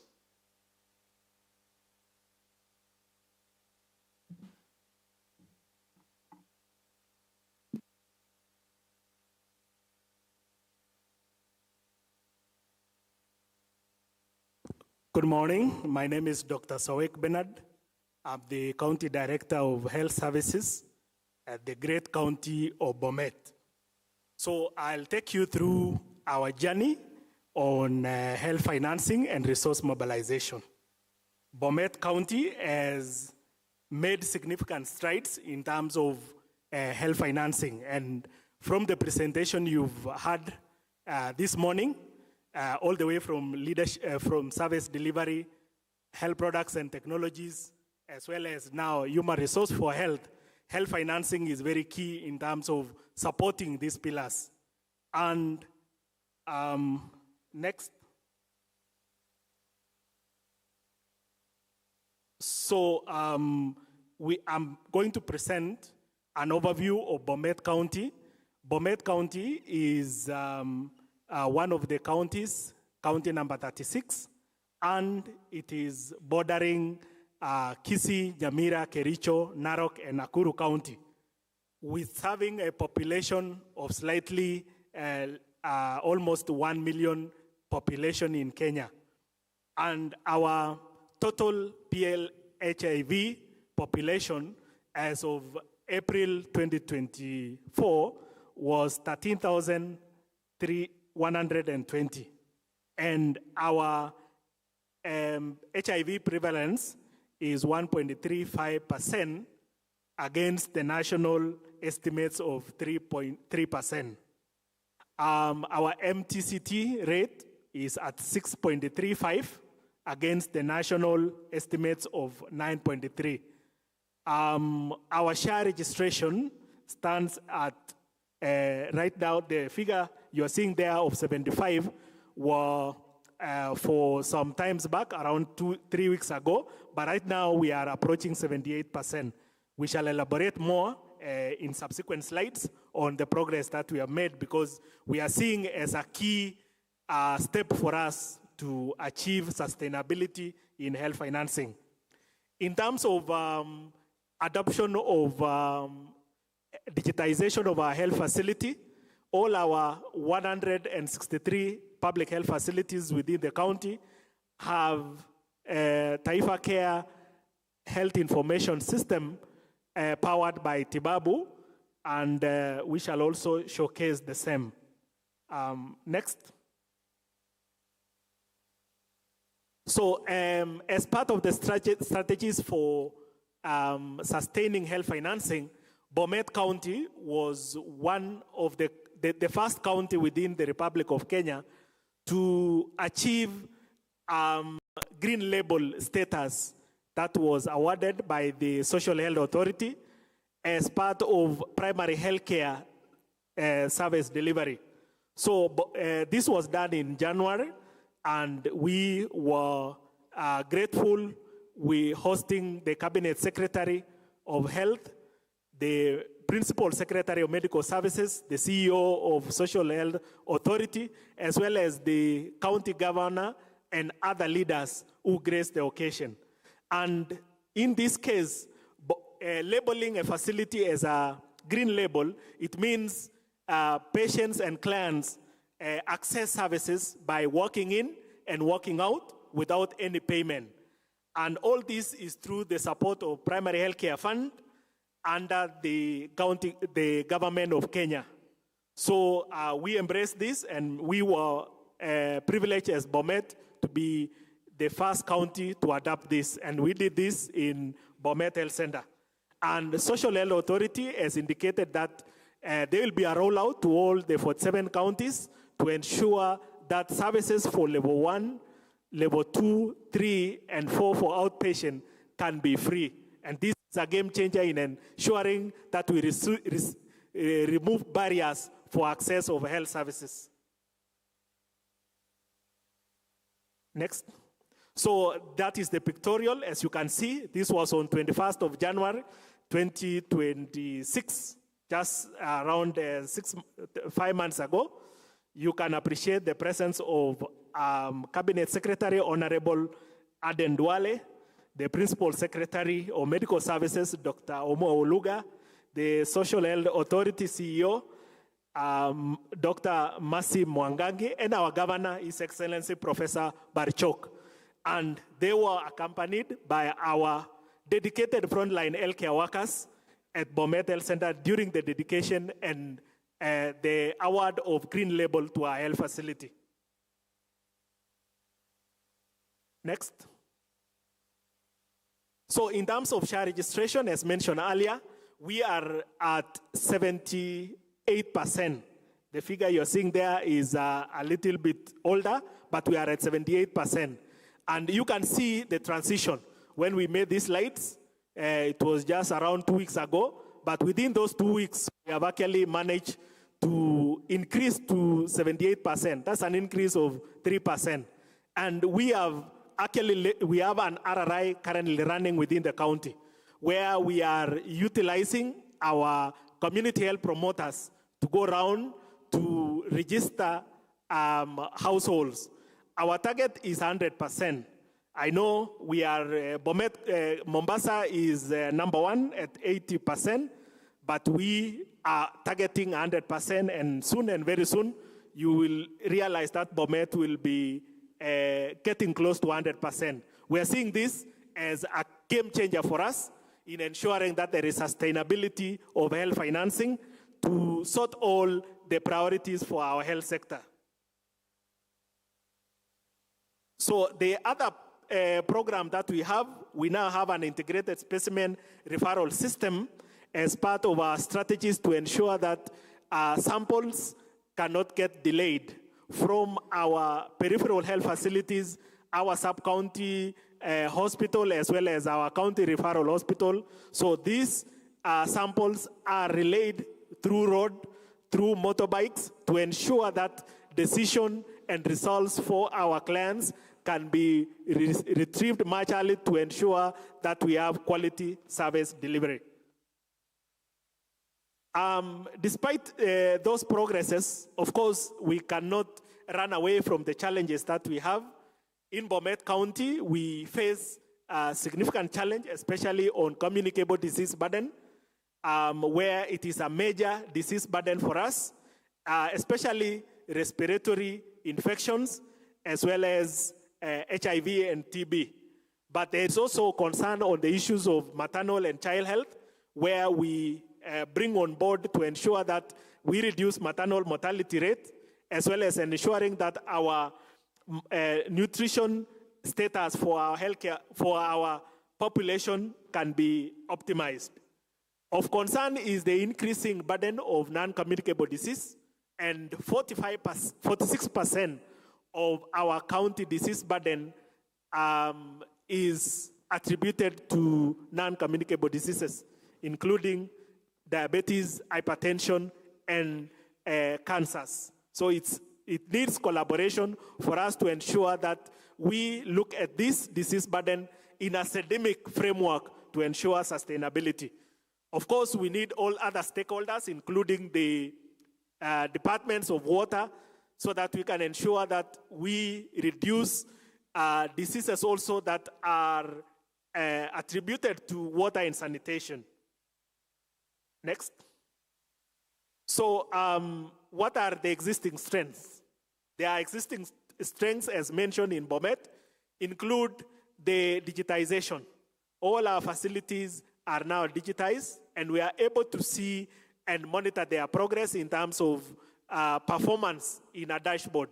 And this has actually assisted us in ensuring that we use the information that is generated by health facilities for resource allocation.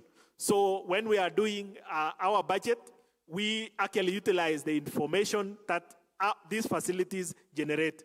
So we are seeing that as a game changer in terms of ensuring that there is visibility for us on the status of service delivery, their performance in terms of financial management for our health facilities. And then there is also collaboration with strategic supplies for health products and technologies through collaboration with the Kenya Medical Suppliers Authority, KEMSA, and then also commitment to universal health coverage, where Bomet has registered significant proportion of our population, now at 78%.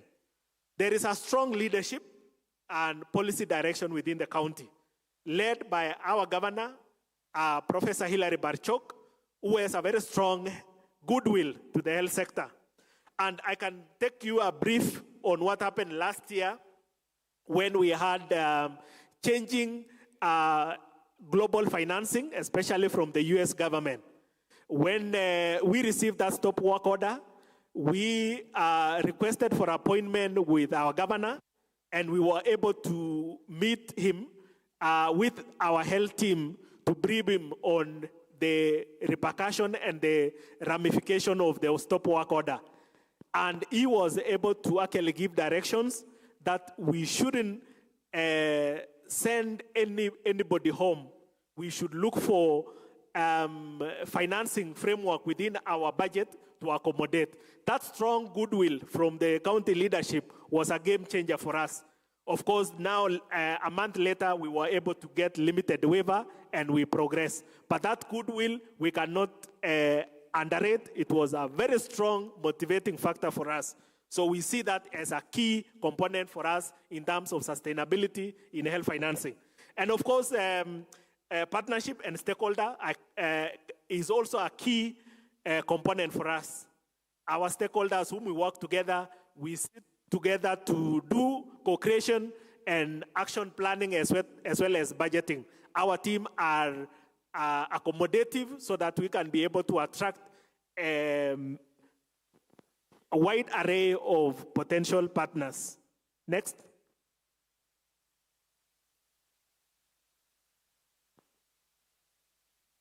So the challenges that we have in Bomet County, we cannot underestimate the shortage of skilled healthcare workers. And you could even hear from my colleagues from the previous presentation that we have shortage.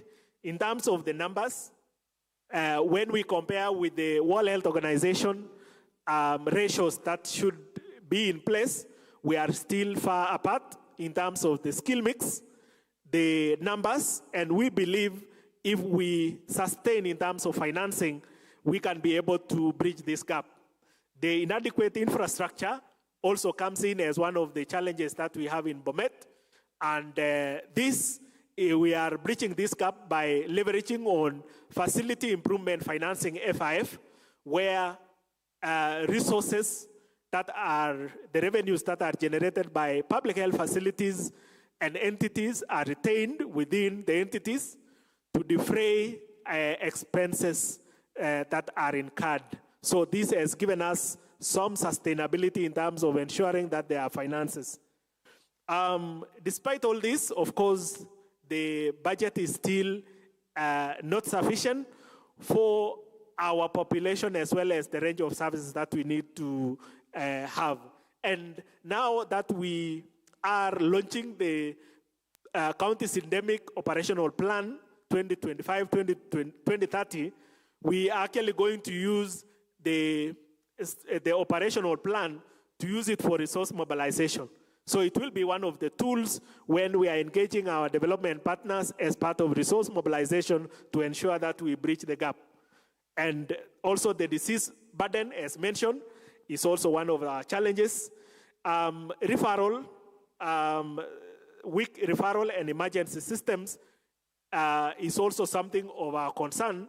But Bomet County has in place Bomet County Emergency and Referral Policy, and we are currently realigning it with the national policy to ensure that at least we can be able to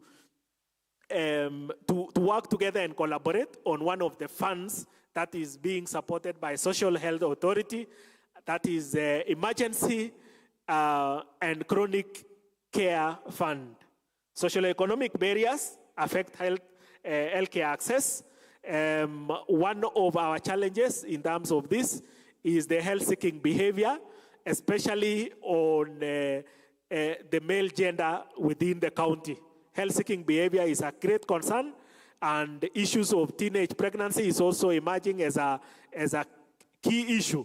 And we are working in form of addressing the triple threats so that we can reduce that burden. In terms of the financing pillar now, Bomet County was allocated 2.3 billion Kenya shillings in the financial year 2024-25, and that represented 25% of the total county budget that was dedicated towards health. And as mentioned by my colleague from Lamu, a large proportion of these funds was dedicated to human resource for health. Health sector is a very service-oriented sector in terms of we need the technical officers to be able to discharge the services. And remunerating these staffs is not is not is a very expensive undertaking, and therefore there is need for concerted support to ensure that we increase the county budget to at least 30%. That is recommended in so many declarations, including Abuja Declaration, and our absorption rate is at 85%. This is slightly above the national average, which we shall see in the next slide. So we need to work on sustainability to ensure that the funding for various pillars can be sustained. We need to also do donor transition preparedness. We have a plan to integrate our diocese within the county so that we can, first of all, ensure that we have efficiency in our service delivery and ensure that we reduce stigma. We shall continue collaborating with other partners to ensure that we have that in place.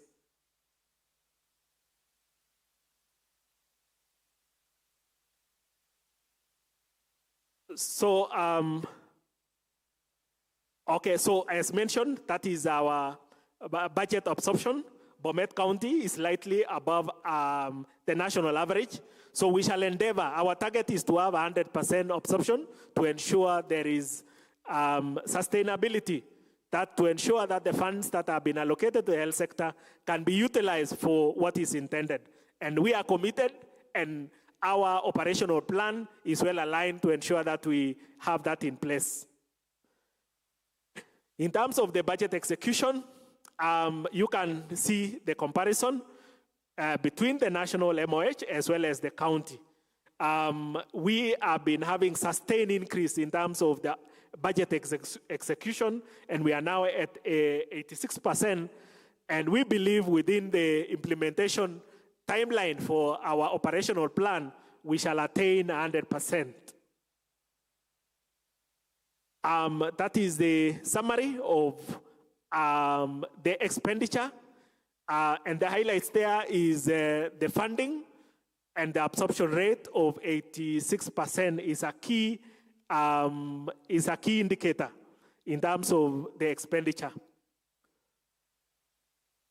So this is a very important slide, which I also we also thought we need to bring the stakeholders here to be cognizant of what we have in terms of the resources that we require. If Bomet County, if there is zero support from the partners, what we will require in total per annum as Bomet County is a total of 322 million Kenya shillings. So over a period of 5 years, that will be around 1.5 billion for us to sustain our county operational plan if there is no support from any partners. And the large portion of it goes towards human resource for health at 62 million Kenya shillings, HIV and testing at 62 million also. And of course, so malaria program, you can see is $402,000 US. The reason why we have it in that denomination is because the funding of malaria through the Global Fund is denominated in US dollars. So what we require as Bomet County per annum is 322 million. So we need concerted efforts in resource mobilization to bridge that gap. And as mentioned earlier, we have a very strong leadership and governance, both by the county executive and the county assembly. And we can showcase this through the policies that have been approved by the county assembly as well as the county executive. We have the IL care policy, we have the health facility management and hospital management board policy, multi-sectoral food and nutrition policy. We have a Bomet County ambulance and referral policy, which we are aligning it with the national policy. We have also approved facility improvement and public health financing policy. and community health strategy, Bomet County Community Health Services policy. And all this is because of strong goodwill from the county executive as well as the county assembly. As part of our implementation of our county operational plan, policy formulation is one of our strategic priorities. And given the baseline that we have and the goodwill that we have with the county executive and the county assembly, we believe we will be able to achieve that, to anchor the county operational plan into a policy which can then be used when we are doing resource mobilization. Next. Thank you very much, and we really appreciate your listening to our presentation. Thank you very much. Thank you very much. To appreciate Tena. Don't you like when the counties are speaking? When counties are talking about their plans? Can you imagine wakati mzungu ndiye angekuwa akiongea huku nje hapa mbele? Sasa ni watu wetu. You know, I've taken over. We have begun, and in the next 5 years, we will have our transition complete. Now, we have earned our tea, and unaona hii viti iko hapa mbele. Your leadership, there's one presentation from the county going to talk about leadership. We're hoping leadership wataanza kukuja, wasikie hiyo maneno. Then we, as one other pillar, as you know, you can work very hard. What is not counted, it never happened. So tukienda chai, tukikuja, tutasikia from Muranga about data use. Data use, how you count everything you do. Because uko kwa county, ukikuja huku national, you can keep crying. Watakuuliza, show us the workload for per healthcare work. If you don't have that data, hauna. What's not counted, haijafanyika. So tukitoka chai, tutasikia kutoka Muranga, then leadership, then we hand over the mic to the launching of these documents you have been talking about. Before we leave, allow me to invite Safin Achieng. She has an announcement. Thank you very much. I'd like us to really appreciate the speakers who have taken us through the unique issues at the counties. Tuwapigie makofi. Yeah, it was not easy what they've done. I know putting up such information has taken them and their team a rigorous process, and some of the information that we have had today is going to take days to really sink in, and it's going to help in some of the interventions that will be counties will be implementing. Thank you very much. And mmesikia, we will still hear more from Muranga County, and that will be coming after the break. And I believe that is the time in case you have any comment or question, because I know, were you picking anything? Ama mulilala? By a show of hands, nani walikuwa pamoja na sisi until we finished? Sema tu kweli, if you slept, say, how many slept? 1, 2. If you are active throughout the entire session, by a show of hands, it is good. That is inspiring. If you are like this, let's be honest. Kuna mahali ulipigiwa simu wako. I know you're there, you just don't want to say that. But thank you very much for staying until now. I want us to break for the very much needed break to have tea. When we come back, like Dr. Arimi has said, we'll be coming back for that important, I think this should be the climax of this 2-day engagement that we've had here. It's a high-level forum. And when we come back, our chief guests are going to be joining us, led by the CEO, who is hosting them after the break. And there are a few things I want us to do, because we're expecting a lot of important people to join us for this. So the front row has been reserved for our chief guest and the senior leadership of the National Syndemic Diseases Control Council. They'll be seated here. Those seats are reserved. The second row is also reserved for board members and members of parliament and CEOs. When we come back, this is for when we come back. Right now, to Kosawa. When we come back, this is how I want us to arrange the seating arrangement. The second row is for board members, MPs, CEOs. If you know you're in that category, you will sit there. The third row for CEC's health, that is your designated sitting position. The fourth row, the red seats end at the third row. So the fourth row is blue. That is for MCAs.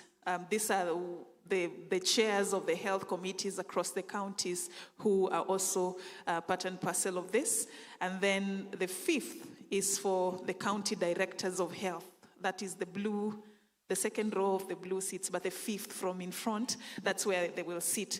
This is the sitting arrangement that I want you to help me adhere to when we come back, so that the flow of the activities that we'll be having on the second part will be much easier. Are you feeling empowered? Do you feel like you have the information you need to really address this journey in a more progressive way? Are you charged for action? Ask your neighbor.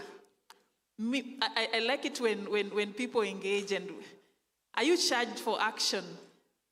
I don't want the 47 documents to just go in some shelf somewhere and then we forget to really turn it into tangible interventions. So are we charged for action? Yeah? Okay, that is good. So I want us to break for tea. And quick announcements. There's essential rooms, very important rooms, essential rooms for powdering and ABCD if you want to make an international call. So on my left, you just go on your left before you exit. Don't exit the building. On your left, take a right turn. You'll find the essential rooms there. During the break, you can utilize them. This is being live streamed also on the NSDCC YouTube channel. You can share that with us. It's just a favor we're asking. In case you have a colleague, somebody who had wanted to be here and they're not here, share with them the link. It's on the NSDCC website. It's being streamed live. And if you lost a power bank yesterday, if you are here yesterday, you lost a power bank, there's a very good gentleman called Mohammed from Wajir County. He picked it up and he's asking in case you are looking for it, he can be able to avail it. So those are the quick announcements I have for now. We are going to break for tea.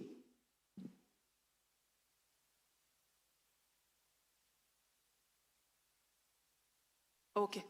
I'll hand it over to Dr. Remy. Okay, so as we're leaving, we invite Dr. Murugi, the Director of Epidemiology and Strategy for NSDCC, to tell us vile tutaenda chai and any other announcement to prepare for the chief guest. Thank you. I know we have very limited time because we need to be seated here by 11:45. We will continue with the two presentations that are left. But I thought it is important that I inform you that two things, because of the constraints in time. Yesterday, we had breakout sessions in the afternoon where we talked about the monitoring, evaluation, research, and learning plans, right? We went into our groups and we were able to put feedback in there. Now, what we might not be able to do is get the plenary for that, given the constraints of time we have. But what we have done is we have put that MAL, the moderator notes, the rapporteur notes, and everything that you gave us, we put it in the portal, which you can access through that link. We will open that, we'll give you access to that so that you can input whatever it is you need, ask your questions there. If we have time for plenary after the break, we will do it. If we don't have the information there, that's what I wanted to share with you. So if you haven't registered and don't have access to the portal, please do so. But that portal will have all the information that was there yesterday, the data, the tables, the presentations, together now with the report from the breakout sessions yesterday. Thank you and enjoy your tea.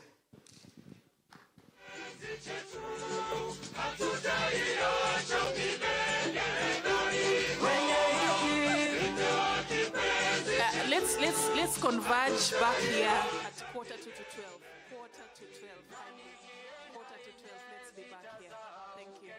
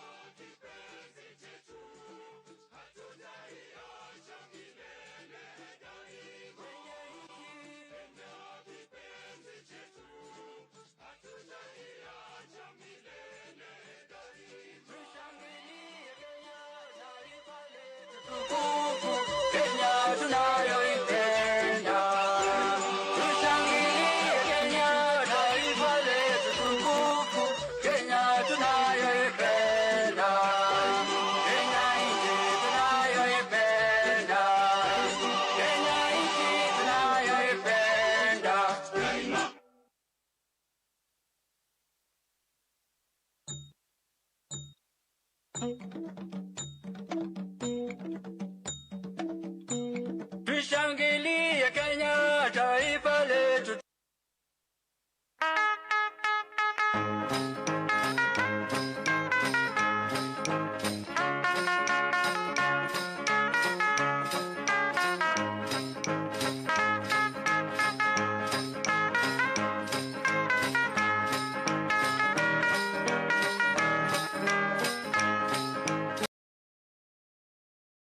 Harambe, tuimbe pamoja.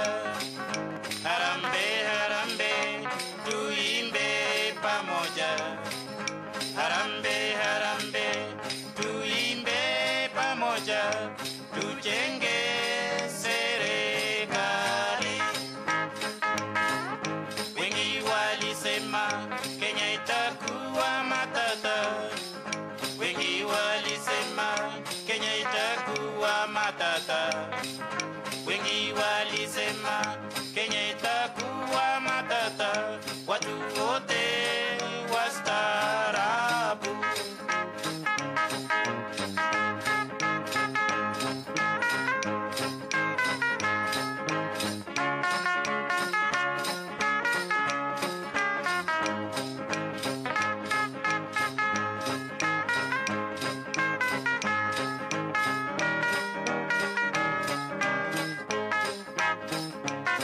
Wananchi harambe, tuvute pamoja. Wananchi harambe, tuvute pamoja. Wananchi harambe, tuvute pamoja. Muongoze na usalama. Watu wa Kenya hatuna ubaguzi. Watu wa Kenya hatuna ubaguzi. Watu wa Kenya hatuna ubaguzi. Kila rangi tunaipenda.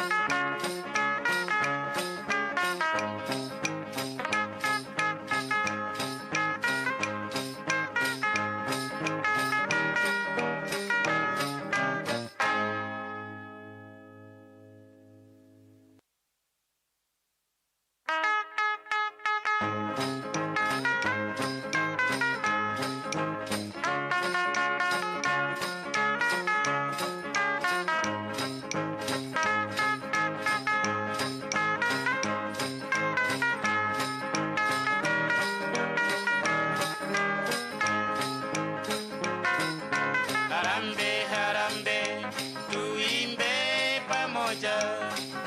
Harambe, harambe, tuimbe pamoja. Harambe, harambe, tuimbe pamoja. Tujenge serikali. Wengi walisema Kenya itakuwa matata. Wengi walisema Kenya itakuwa matata. Wengi walisema Kenya itakuwa matata. Watu wote wastaarabu.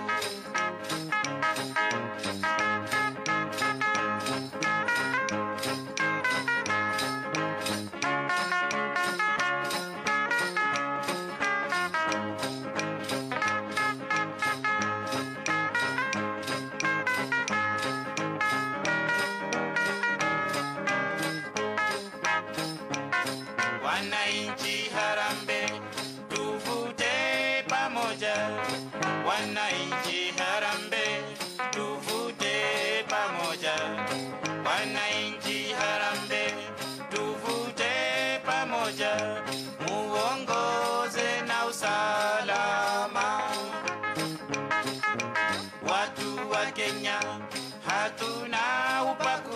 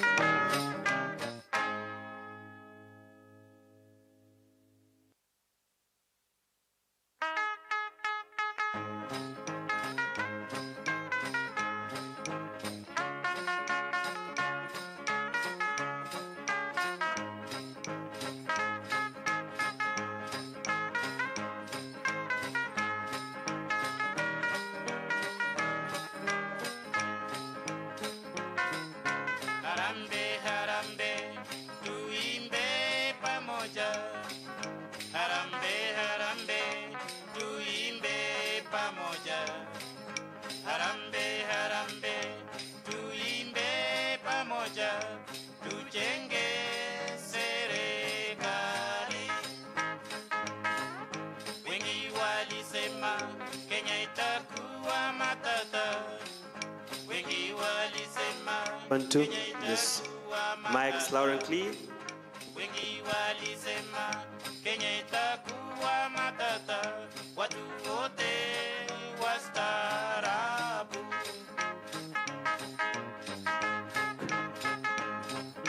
Check 1, 2.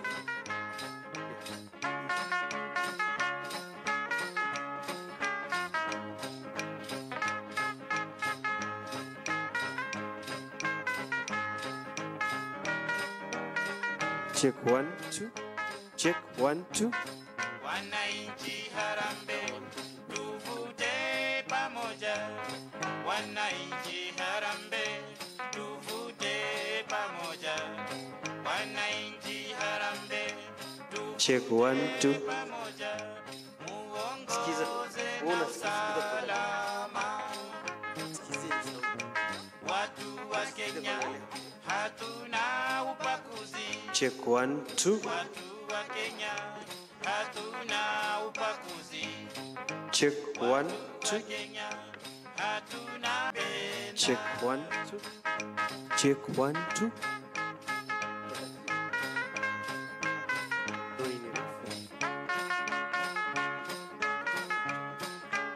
Yes, check 1, 2. Zinabadilika inarudishwa kama inabaki.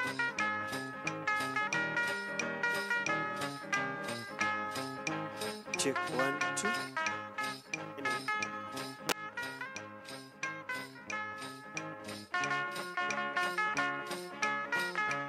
Check 1, 2. Itabidi ni adjust settings za hii. Yes, setting.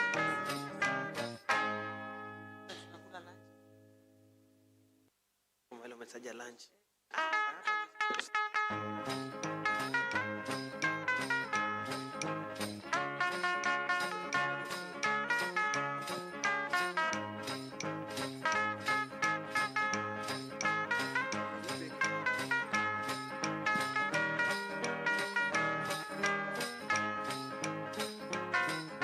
Harambe, harambe, tuimbe pamoja. Harambe, harambe, tuimbe pamoja. Harambe, harambe, tuimbe pamoja. Tujenge serikali. Wengi walisema Kenya itakuwa matata. Wengi walisema Kenya itakuwa matata. Wengi walisema Kenya itakuwa matata. Watu wote wastaarabu.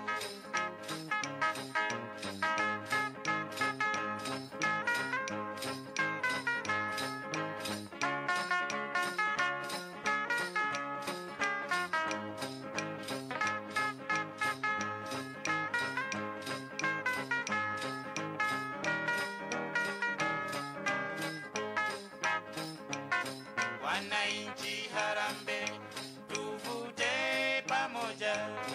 Wananchi harambe, tuvute pamoja.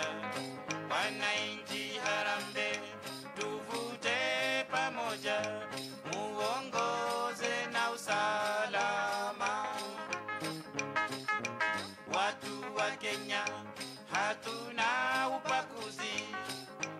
Watu wa Kenya hatuna ubaguzi.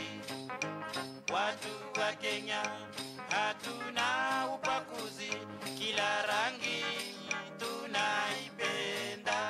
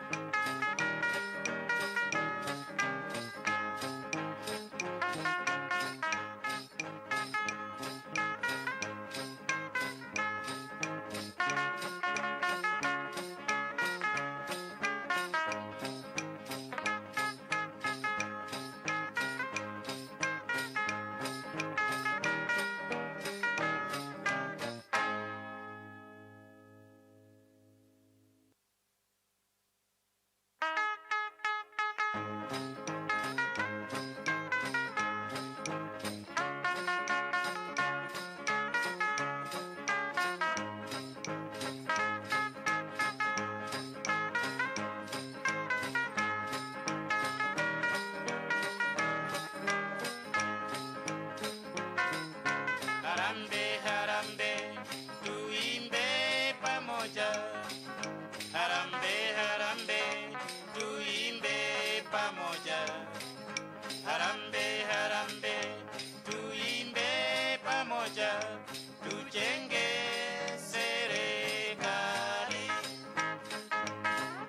Wengi walisema Kenya itakuwa matata. Wengi walisema Kenya itakuwa matata. Wengi walisema Kenya itakuwa matata. Watu wote wastaarabu.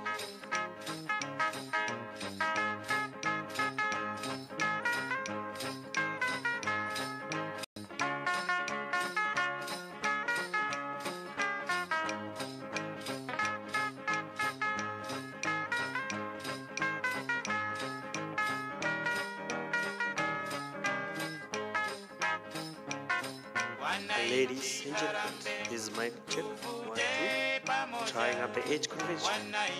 Yes, he is your sound engineer. Trying the mic 1, 2, 3, 4, 5, 6, 7, 8, 9, 10. Thank you. Muongoze na usalama. Watu wa Kenya hatuna ubaguzi. Watu wa Kenya hatuna ubaguzi. Watu wa Kenya hatuna ubaguzi. Kila rangi tunaipenda. Mic check, mic check. Am I audible? Am I clear? Technician, mic check, mic check.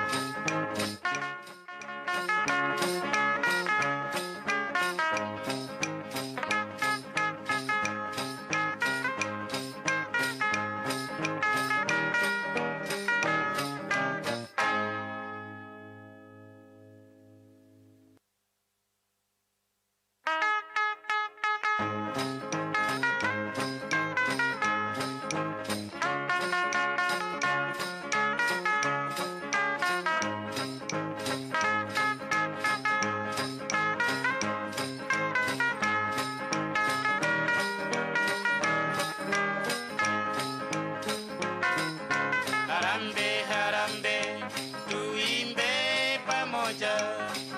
Harambe, harambe, tuimbe pamoja.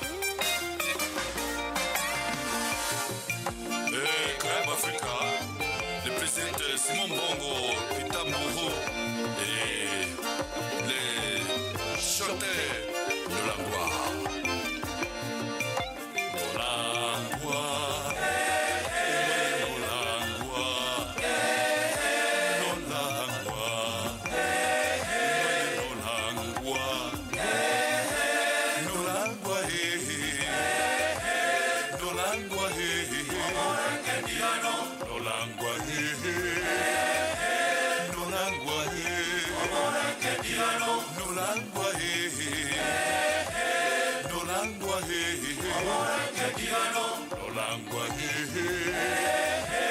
Nolangwa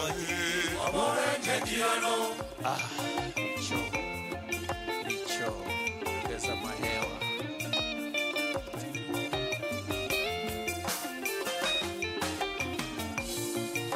Nolangwa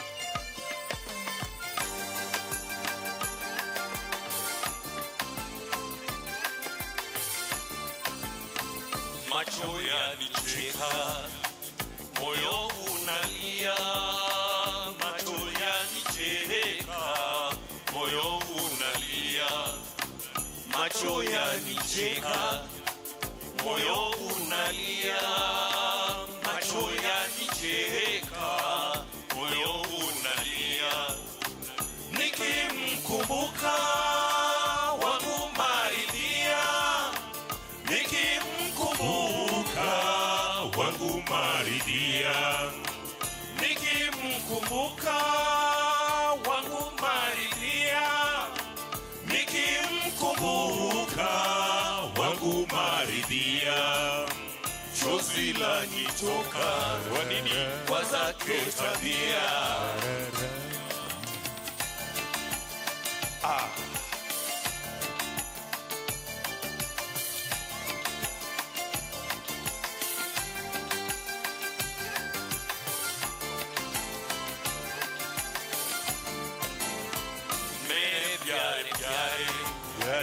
मेरे प्यारे प्यारे तुम मुझे दूजी खागा दियो, मेरे प्यारे प्यारे मेरे प्यारे प्यारे तुम मुझे दूजी खागा दियो, और फिर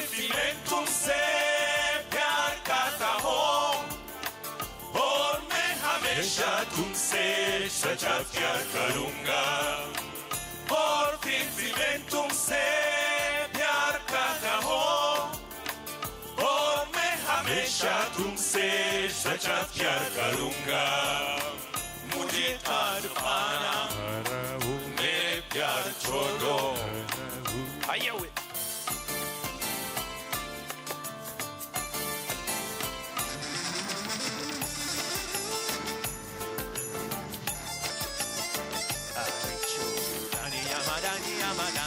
Hey, hey, show. Hey, hey, hey, hey, hey,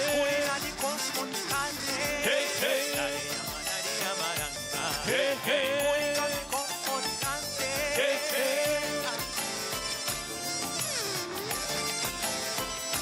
wache dhihaka, penzi sikia, wache dhihaka, penzi sikia, na wache dhihaka, penzi sikia, wache dhihaka, penzi sikia, moyo wanilia, kweli nakwambia, moyo wanilia, kweli nakwambia, moyo wanilia, kweli nakwambia, moyo wanilia, kweli nakwambia, wanipa mashaka wazako tabia. Haya we.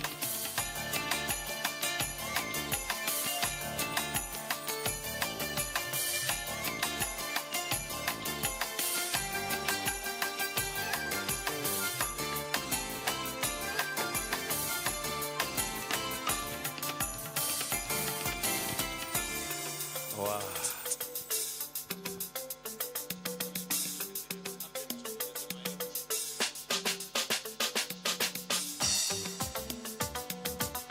Richo. Sweet Elizabeth, by 20 you have to go.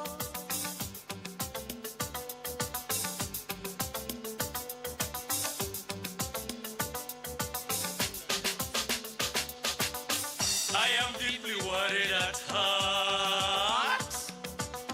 I am deeply worried at heart.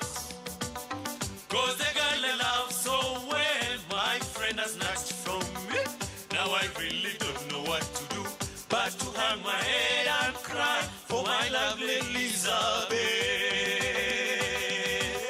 My sweet Elizabeth. Wow, wow.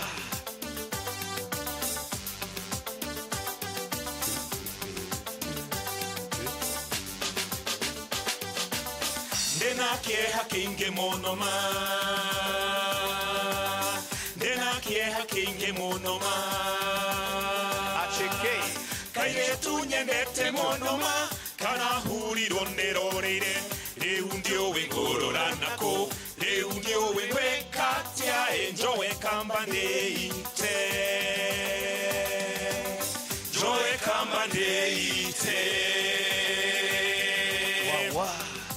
Teremuka, Luna Teremuka.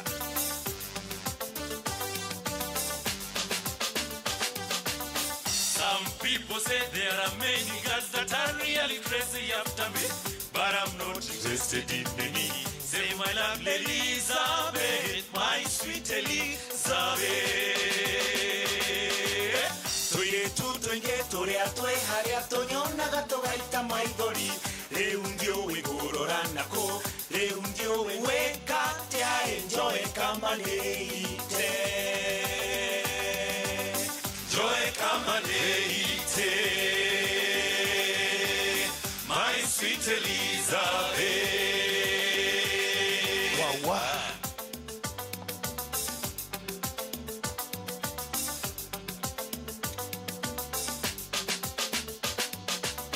Chunya podi medogombi. Chunya podi medogombi. Kakane na medoheri. Osiepe koro ywaka. Tia timranadi. Joka yamba penjo. Tia Timranadi. Tia Timranadi.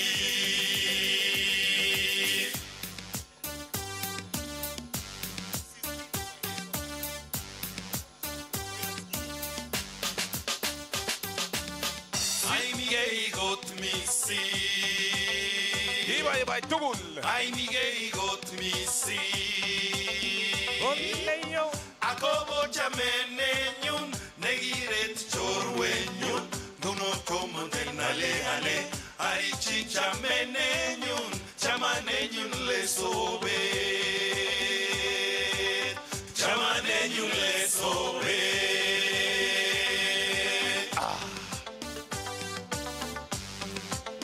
Geza bass.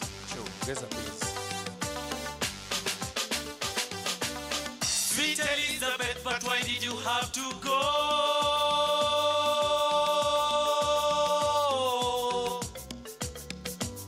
My Elizabeth, but why did you have to go? Come back to your lovely Roji, yeah, Blacky boy Roji. Don't you miss me, whatever they may say. Come back to your lovely Roji. Chamane Elizabeth kilia simwenyo.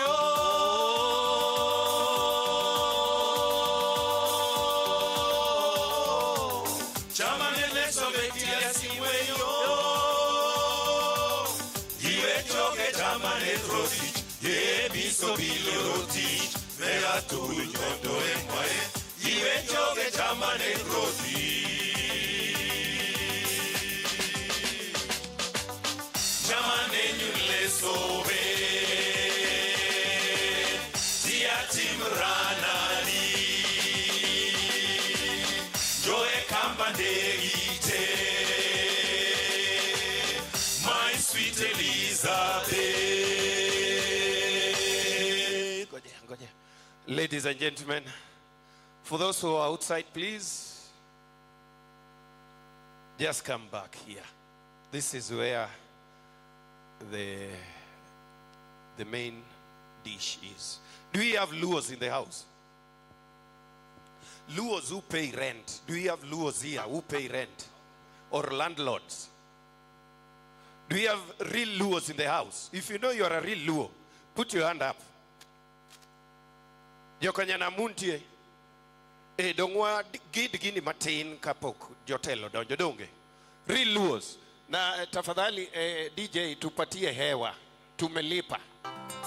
Tupatie hewa mzuri. Luos musimame. Show us the way. Come on now. Luos twende. Richo. This is called Shalsha in Kisumu.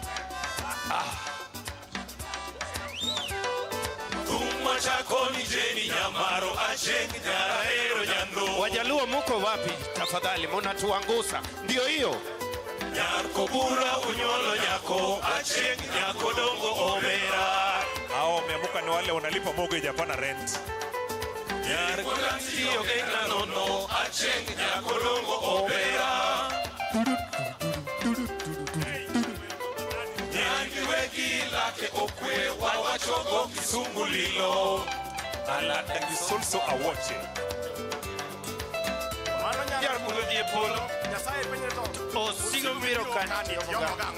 Richo, tupatie hewa.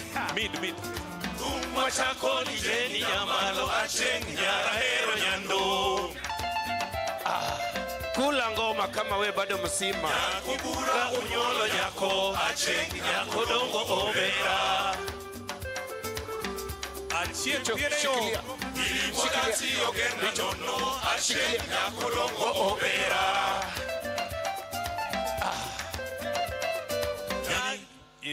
Wajaluo, that was just a nini. Hiyo ilikuwa tu ni kionjo. Can I see real Luos here? Real Luos led by Daktari here. Johansen, come and show them the way. By the way, this is the Luos. Show us how you normally do it back there. Others will follow. Daktari ndio huyo, makofi kwake. Kama upigi makofi, hiyo ni uwivu. Pigia daktari makofi. And even others who want to join Luos. If you want to join Luos, kuja. I saw another Luo here, kuja. Sa hilo jinyi wawili, chukua huyo rafiki yako kuja na yeye hapa. I need Luos who pay rent and landlords.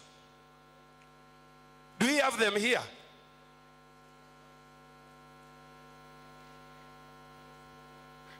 Luos who live in Karen and above, come here. Runda hivi. Yes. Kitsuru. Luos who know what rumba is all about. And ladies, maybe who are aspiring to be married in Luo land, Pia, you can join us. Yes, we need. It is a launch. Ladies who are here, beautiful ladies who are here. How many wants to be married in Luo land? Or you are married in Luo land? Inua mkono kuja. Do we have cousins here? Hi cousins. Do we have cousins here? This is a real Luo and I don't know what he's doing there. Come. This is a Meru man. Yes, just come. We Merus are our friends. Luyas are there. Semejis, are you there? Yeah. Luos. Just get some space. Get some space. Watajuaje. Even the ladies who are here, hata mkiangalia, Mungu amewabariki mbele na nyuma. True or false? True or not true? I can see some men now start smiling with their teeth out. Luos, are we there? Show them what we are capable of doing. Ours is very simple. Sindio, twende kazi. Hii yetu ni salsa. Tunaenda mbele na maringo na unarudi nyuma. Sindio? Ngojea. Tuko ready. Let's go. 1, 2. Wengine wako na muguza right peke yake. Kumwa chako ni jeni nyamalo acheng nyaranero nyando. Kula ngoma kama we bado msema. Iko nini? Nyakobura unyolo nyako acheng nyakodongo obera. I'm not boarding. Gilimoda tiyo gena nono acheng nyakodongo obera. This is the way to go.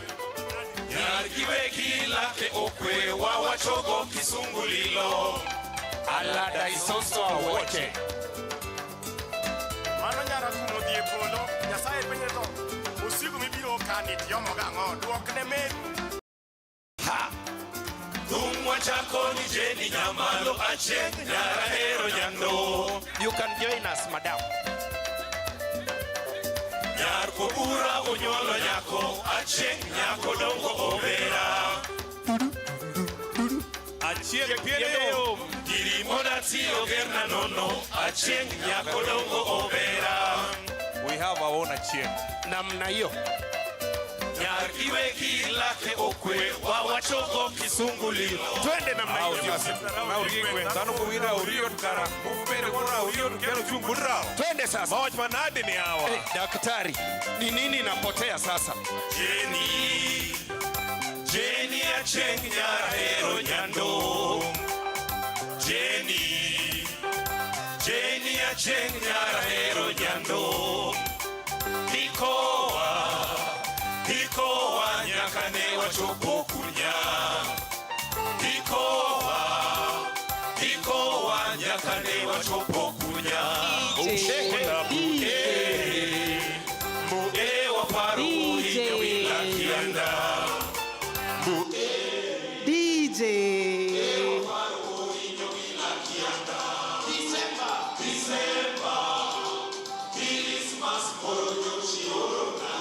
DJ. Thank you. Thank you. DJ.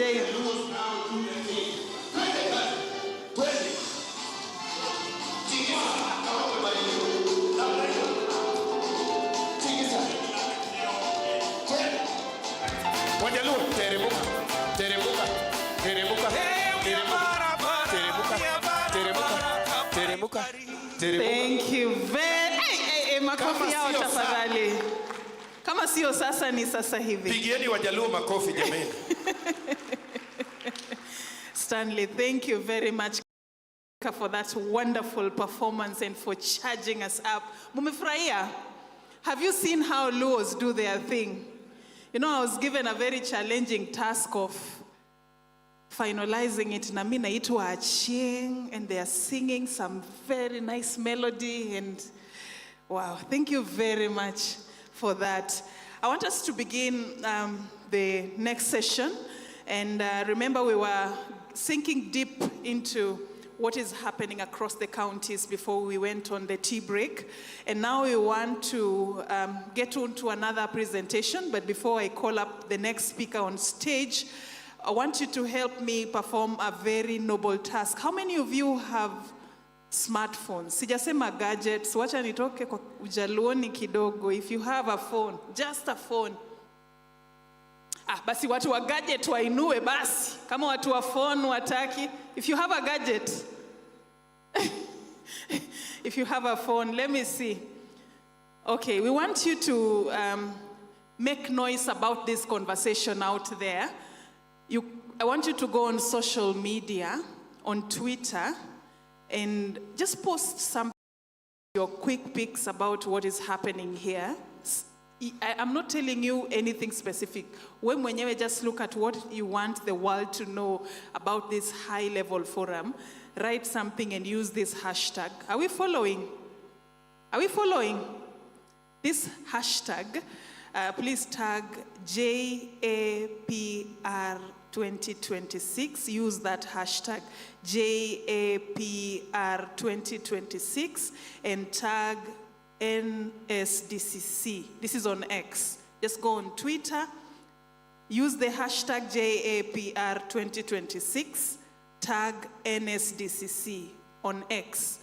Anything you're picking here, and even if you don't have anything, just make sure you help us make noise about this. Just go there and tweet and use this hashtag and tag NSDCC at NSDCC_Kenya. That's their Twitter handle, X handle, at NSDCC_Kenya. Tag them, and we will be very happy if you help us do that.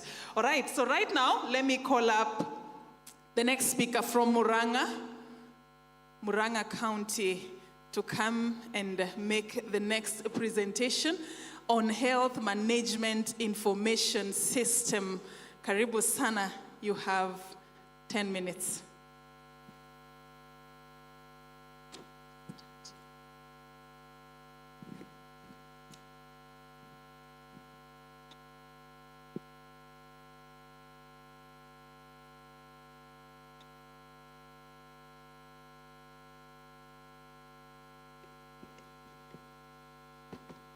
Okay, thank you.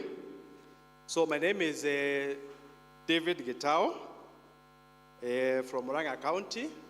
I coordinate the HIV program, and I'll be doing this presentation on behalf of my director, Dr. James Mboro.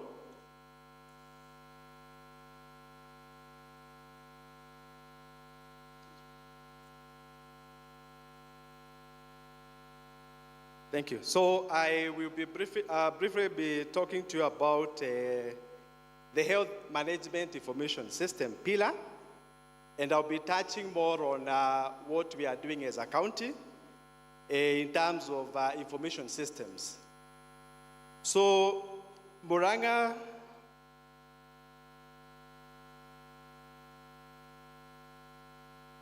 next slide, please. Okay. Yeah, so Murang'a County has had several innovations in terms of information systems. And I'll be speaking to some of the innovations and systems that we've come up with as a county that the HIV program and the syndemic diseases will actually leverage on. So projected here is one of the public notices that the county government has given to its residents so that they can enjoy digital services. And I'll be speaking to more of these systems as we proceed.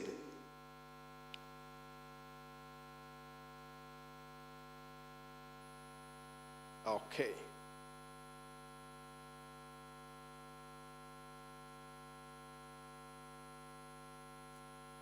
Yeah, so Murang'a County has a projected population of 1.2 million. And so as we provide services, this is basically our target population.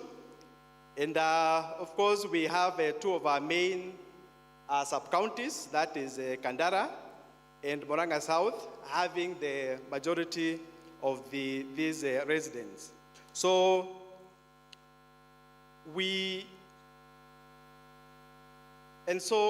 next is just to mention to you about the 10 causes of the disease burden in the county. And as projected, we have the 10 causes of hospitalizations and the 10 causes of outpatient morbidity. So it's important to note that hypertension and diabetes, the two critical NCDs, are actually on top of the 10 causes of hospitalization and also outpatient morbidity. And so like we've heard from the previous presenters, these two NCDs pose a serious challenge, not just to the health population, but also to the HIVs. This is the overview of the HIV burden in Murang'a. And currently, based on the current estimates, our HIV prevalence stands at 1.5%. Of course, this tells you that we are a low burden county. We are actually in the same league with our colleagues in Lamu. And in terms of mother-child transmission rate, of course, we are not doing well as a county. Based on the last year's estimates, we were at 9.3%. But I'm happy to note that with the preliminary results that were released yesterday, our mother-child transmission rate has reduced from 9.3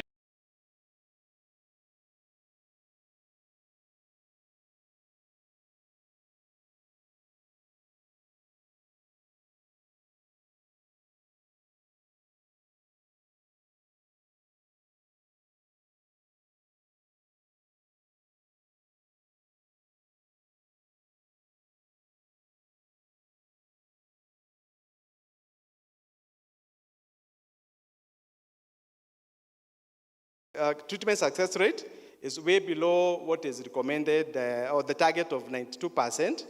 And of course, mortality is at 6%. For Murang'a, we are low malaria endemic county. But in terms of NCDs, we have cardiovascular diseases, diabetes, and lung health conditions as some of the concerns that we have. And more so with the PLHIVs. In our county, we have about 19,000 people living with HIV, and close to half of those patients, they're actually above 50 years. So that tells you we are dealing with an aging population, and so the prevalence of NCDs is quite high among this population.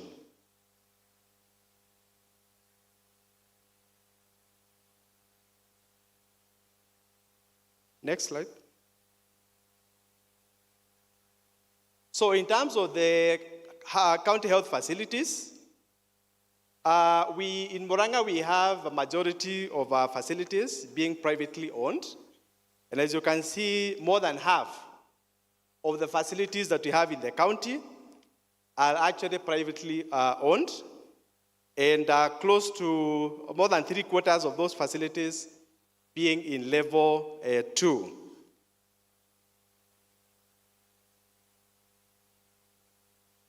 So this is the map of our county, Murang'a. Of course, we enjoy, we actually border Nyandarua County, and that's where we have the border with the Nyandarua, where we have the Badea Forest. And of course, down there we have Gatanga Sub-County, which neighbors Machakos County. So let's now look at the status of county health management information systems. And like our colleagues in Bomet, who mentioned that all their health facilities have a health medical information system, Also for us as Muranga, the 170 of our public health facilities have the recommended Taifa Care, or what we call the AFIA KE, and it's operational in all those 170 public health facilities. And so if in terms of data, viewing what is happening in those facilities, we are able to use this system and see what is happening in these facilities. But in terms of a system called the Kenya EMR, we only have it in 45 facilities, and these are basically where we have ART clinics. Of course, given that we have close to about 500 health facilities, of course, the reach for Kenya EMR is quite low. Then we also have a TB-Lite, which is for TB management, but apparently this system is only utilized by the TB coordinators. They're the ones who have the access credentials. And we also have some 5 other systems that are being used in private and faith-based organizations. Of course, this tells you that we have many systems that are not actually talking to each other. And then we also have ICHIS. Then we have a medical laboratory information system, which we are piloting as a county so that we can increase access to lab services. We also have a specimen referral tracking system that the county is actually piloting. And we should be able to see how the samples are moving all the way from the spokes to the hubs for testing. Then we also have what we call teleradiology, which is an innovation in the county, where we have eliminated the use of physical X-ray films, and we are able to get digital chest X-rays, and they are actually shared digitally into the system. Then, of course, we have the national system, the Taifa Care, and the Kenya Health Information System. So, as a county, this is our approach, and would want to have unified or common dashboards. We also want to have a multi-sectoral approach.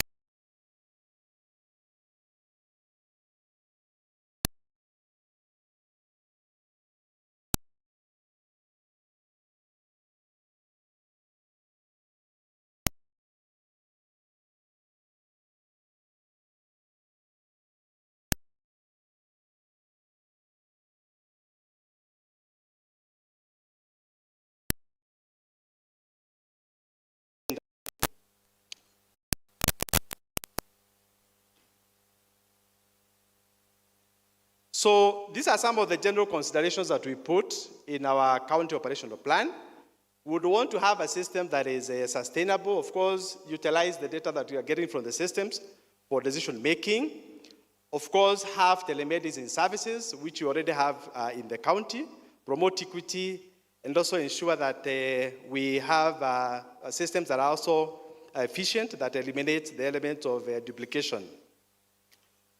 And of course, we also have community engagement forums. The leadership in Muranga is very keen to make sure that we have community engagement whenever we have these engagements or projects in the county. And these are some of the things that we've done as a county to make sure that we bring the beneficiaries or the citizens on board, including one of the programs that we have in the county called Maisha Youth Service, and also in Inua Kulima. We also have smart city projects that improves accessibility across the county. Now, we have some potential in terms of in the Syndemic, using the Syndemic model. And of course, just like our previous presenters have mentioned, we are working towards service integration, so that we do not have, for example, a clinician who is basically meant to see HIV positive clients, but make sure that there are no round clinician who is able to attend to all the clients. Of course, the element of HPT, we would want to have end-to-end visibility of our commodities. Health financing, the element of SHA, FIF, those are some of the areas that we think that have potential. including telemedicine, which we are currently as a county using to manage NCDs in our ART clinics.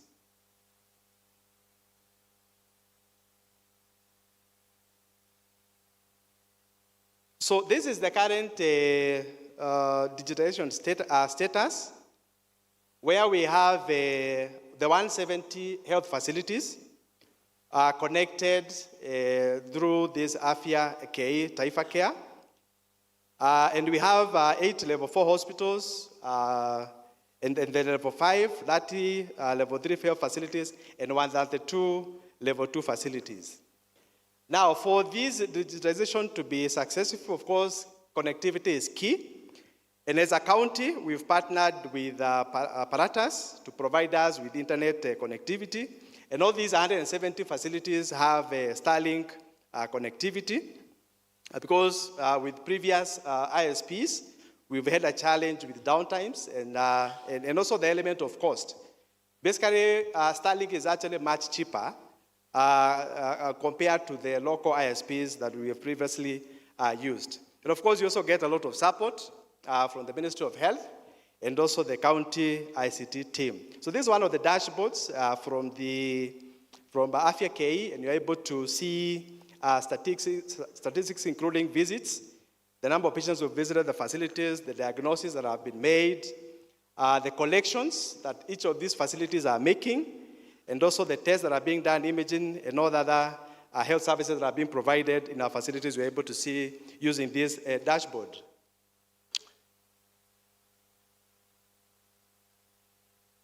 So these are some of the digital innovations that we have in the county. And actually all these innovations or information systems have actually been put into one app, which is called My Muranga app, where you are able to access more than 40 services from the county government, including telemedicine, teleradiology, e-theater, fleet management, e-procurement, the element of solarization.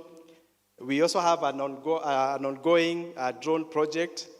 We also have a very innovative mobile dialysis system.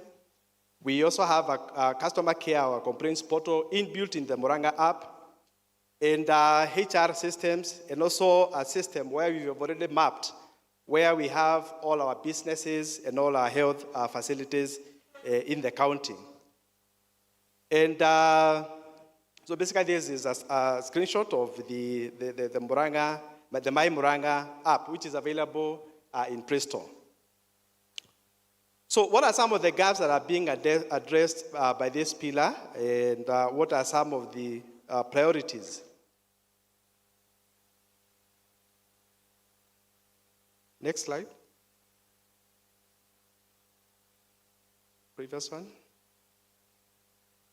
Yes, so these are the gaps that we are seeing already in the country in terms of HMIS, and they include lack of a unified and an interoperable facility-wide EMRs across the diseases. Of course, this has been one of the biggest challenges, the element of having systems that are not talking to each other. And so for healthcare providers, they have to juggle between one system to the other to key in patient-level data. Of course, this leads to fatigue from the healthcare providers, and in some instances, we have issues of data loss. Of course, the issue of staffing is also a main gap. And then, of course, delayed upgrade of functionalities. Of course, when we start using a system, the users come up with areas of improvement. And so whenever the users submit these upgrades, the recommended upgrades to the developers, there's usually a lot of delay in this. So these are some of the priorities that we believe would help us going forward in the next 5 years, as captured in our COP. And of course, it's the whole idea of having digital innovations, because of course, not all healthcare providers are tech savvy. And so sometimes it takes some bit of push and pull for them to accept working with the ICT or with the system.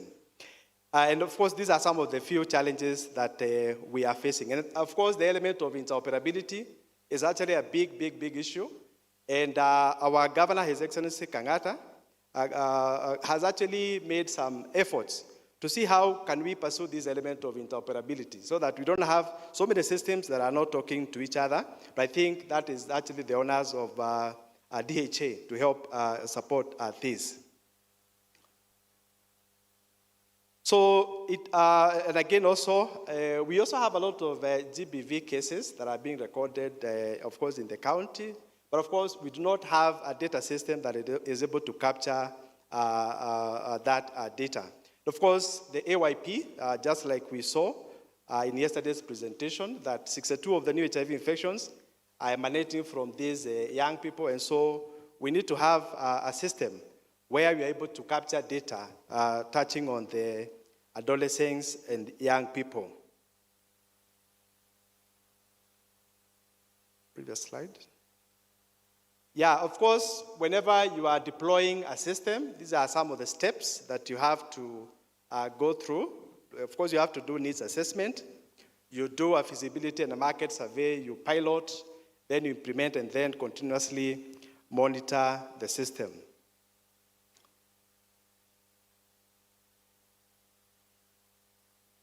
So for sustainability and financing, this is what our COP has recommended, that we need to have county-owned digital systems.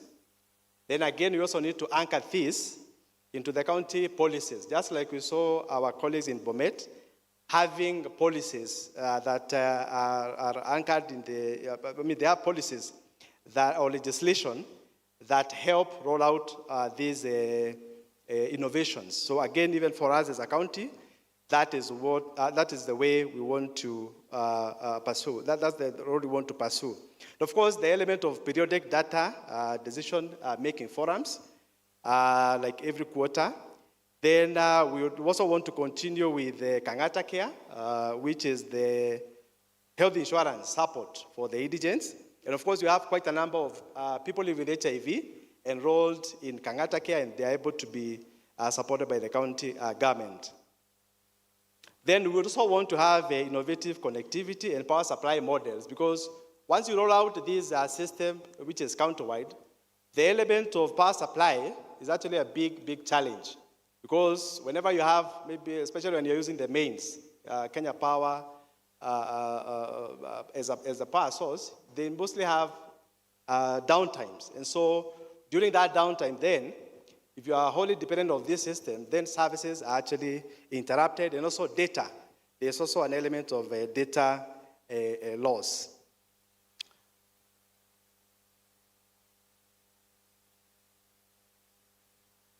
Next slide. So I just want to briefly take you through the photo gallery, just a few of the innovations that we have.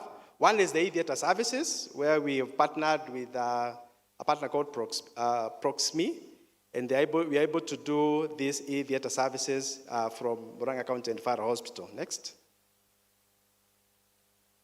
So this is the AI-enabled teleradiology, where we've eliminated the use of physical X-ray films, and these reports are able to be generated within the system and sent to the AFIA KE. Next.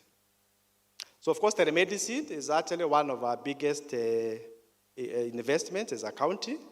And we are able to offer these telemedicine services from a hub in one of the facilities called Muriranjas.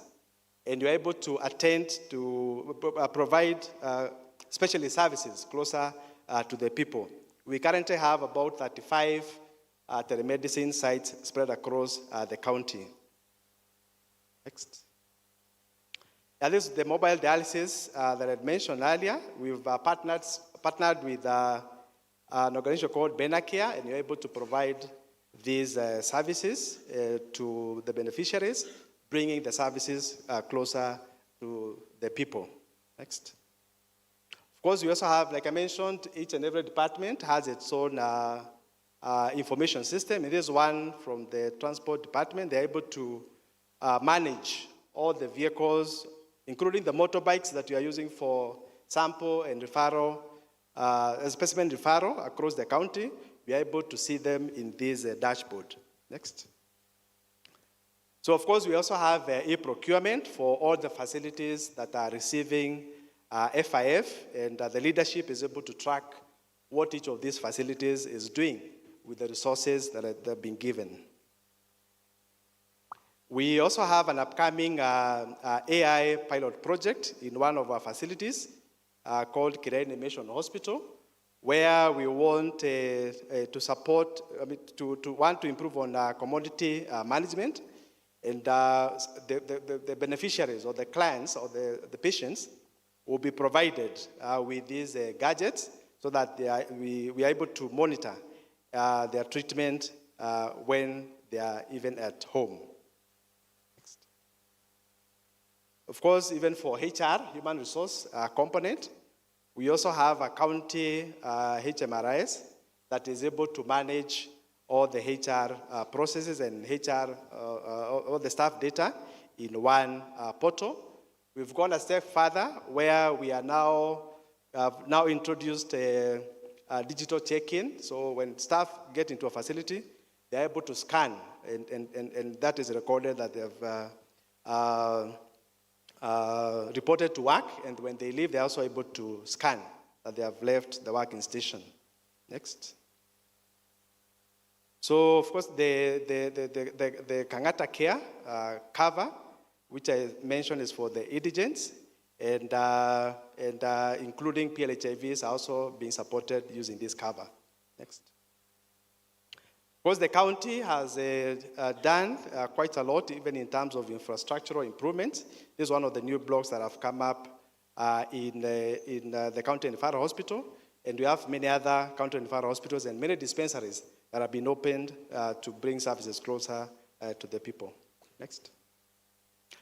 Of course, like I mentioned about the issue of power supply, the county has provided solar power to close to 100 facilities. They have actually been connected to solar power, which is more reliable, especially when you're using these health information systems.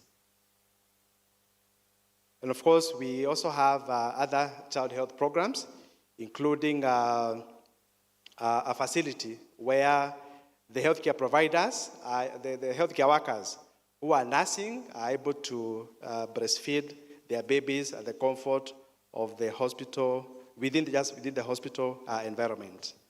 Next. Of course, we have many other community projects to improve garbage collection, improve water supply, and also, next, some youth empowerment programs addressing the adolescents and young people. We have quite a number of AYPs, or adolescents and young people, enrolled in that Buranga Youth Service program. That's one of our facilities that was newly inaugurated, and here we are providing mama kits, or kits to improve ANC attendance, and also hospital-based deliveries. So with that, thank you very much.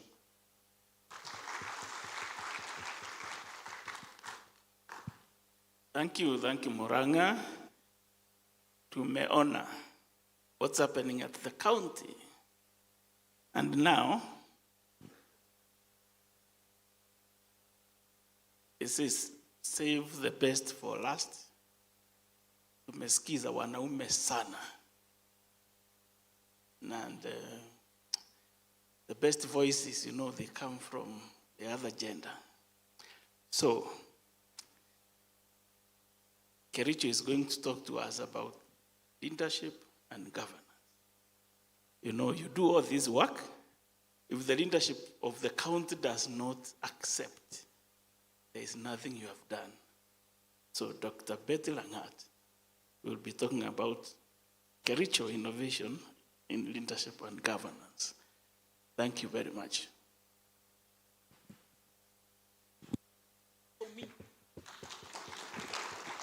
The only lady in the panel. Good afternoon. My name is Dr. Betty Langat, the County Director, Health Services, Kericho County, and I'm making this presentation on behalf of a very big team that I left behind that have been working with us. I'm also making this presentation with my CEC here. Please, Dr. Ikwam. We have our Chief Officer, Dr. Cheriot. Okay, and the Chair of the Health Committee, County Assembly, Honorable B. So this is a team presentation from Kericho County. We are talking about leadership and governance. And to begin, one is, what is leadership? And leadership is about inspiring and guiding people to achieve a common goal. Then governance is managing and controlling an organization or system using laws, policies, and guidelines. So what we are going to go through, one, will be what happens in most of the counties, and there will be examples of what Kericho has done in terms of leadership and governance. And I know my colleagues who have presented before, they mentioned a little bit or a lot on leadership and governance. When we look at service delivery, you cannot have service delivery when you don't have goodwill from our leaders. So when we look at Kisumu, what I picked from Kisumu is the data center in Lumumba. I know they decided to do that because of the agreement with the leadership. We have the drone technology. And the drone technology is something that has happened in Kisumu, Kericho, Homa Bay, Nyamira, and now we are hearing Lamu, and I think Muranga mentioned they want to start the project of drone system. We have health and wellness centers, which are both in Kisumu, and we have it also in Nyeri. Bomet, I know Mombasa did not have the opportunity to present, but they are number one in terms of SHA registration. And SHA registration is key when it comes to leadership. Bomet has done well. Lamu, I think they showed us a picture of a county that has survived without support from the donors. And that goes through, again, leadership. Muranga has spoken about digitalization. And you have seen My Muranga app, where you can get all your services in Muranga. That, again, goes to leadership and governance. So to go to my presentation, I'm a little short. So, okay, next. Oh, okay, fine. So when we look at the presentation that I'm going to have today, one, we'll look at it in stages. We have the foundation. What do we have as Kericho? Number two, stage two, is the diagnosis. The diagnosis meaning, who are we planning for? And what are we planning for? Number three is the governance interventions. And number four is the destination. Where are we going? So that is Kericho. Kericho has, it's a span in a region of 2.479 square kilometers, has a population of slightly over 1 million. So we are talking about the people we are going to serve. And when you look at the flannel, these are the populations that we are looking at, the populations they are planning for. We have women of childbearing age, which makes a big number. Then we have the adolescents, we have the children under 5, we have the elderly. Then we have estimated pregnant women and the children under 1 year. So as a county, when we are planning for anything, we look at the populations, and we look at the different populations for the different health services that we need to offer to them. Now, what are the systems in Kericho? The systems in Kericho, we have a total of 327 health facilities. Public makes 60%, private are 55%, faith-based 23%, and academic institutions we have 0.5%. When we look at these facilities, what is the utilization? 80% of our population, the population we have spoken about, go to this public facilities. And 18% go to the private sector. And 2% utilize the FBO facilities. So as we are planning, we need to look at those populations and see, are we planning for them in the public sector or to the private sector or to the FBO? We also have community units, functional community units. We have 202 functional community units with 2,000 CHPs. And we want to appreciate the county government of Kericho. We are able to pay for our CHPs. Some, it is the funding from the national government and county government, and we pay around 1,344. That is paid from both the national and the county government. The remaining is paid by the county. And then in the primary care expansion, we have 6 active primary care networks in each sub-county. I forgot to mention, Kericho has 6 sub-counties, and in each sub-county we have a functional PCN. We have new facilities that we've just opened in some of our sub-counties, 10 of them in the last 1 year. Now, as we also plan, we also look at what are we planning for in terms of the diseases. So low respiratory infections and road traffic accidents drive the broader mortalities in Kericho. And when you look at the age group is, again, you remember the pyramid? We have the adolescents and we also have the young adults.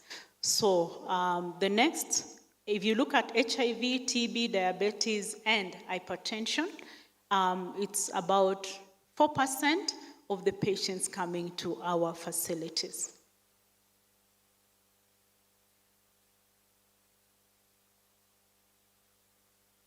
So targeting the syndemic frontline, HIV, TB, and malaria matrix. For HIV epidemic control, HIV prevalence, we are 3.3%. MTCT rate is still high at 8%. And I believe from the statistics released yesterday, we have moved to 6.2%. Then the projected new infection is 571. When we look at TB, the incidence is 219 per 100,000. Malaria, 17% test positivity rate. For NCDs, hypertension prevalence is at 18.8% and diabetes 1.2%. We now have the issues of the legal oversights. When we look at issues of leadership and governance.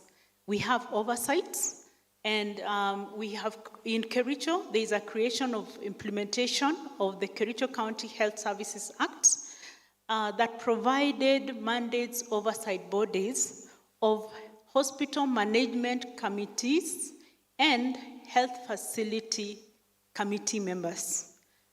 We have already inaugurated health committees in all our level 4 hospitals and our level 5 hospitals. And we have already taken our health committee members through an induction. And for the health facility management committees for level 2 and level 3, we already have elections done. They are already in place, and induction is ongoing, and we do it per sub-county, so we have already done 2 sub-counties. We are remaining with 4 sub-counties. At the community level, we also have the CHCs, and they are working together with the CHPs. For financial ring fencing, we have secured funding directly and utilized through the implementation of FIF Act and the Health Services Act 2021 that was approved by our Assembly, and we really want to thank the Assembly for supporting the Department of Health to have this done. When we go to SHA, our SHA registration is not like Bomet, we are at 78%. Kericho, we are at 6.7% as from last week. But at the moment, we are rolling out an RRI to make sure that we have more of our facilities, more of our clients and citizens registering with SHA.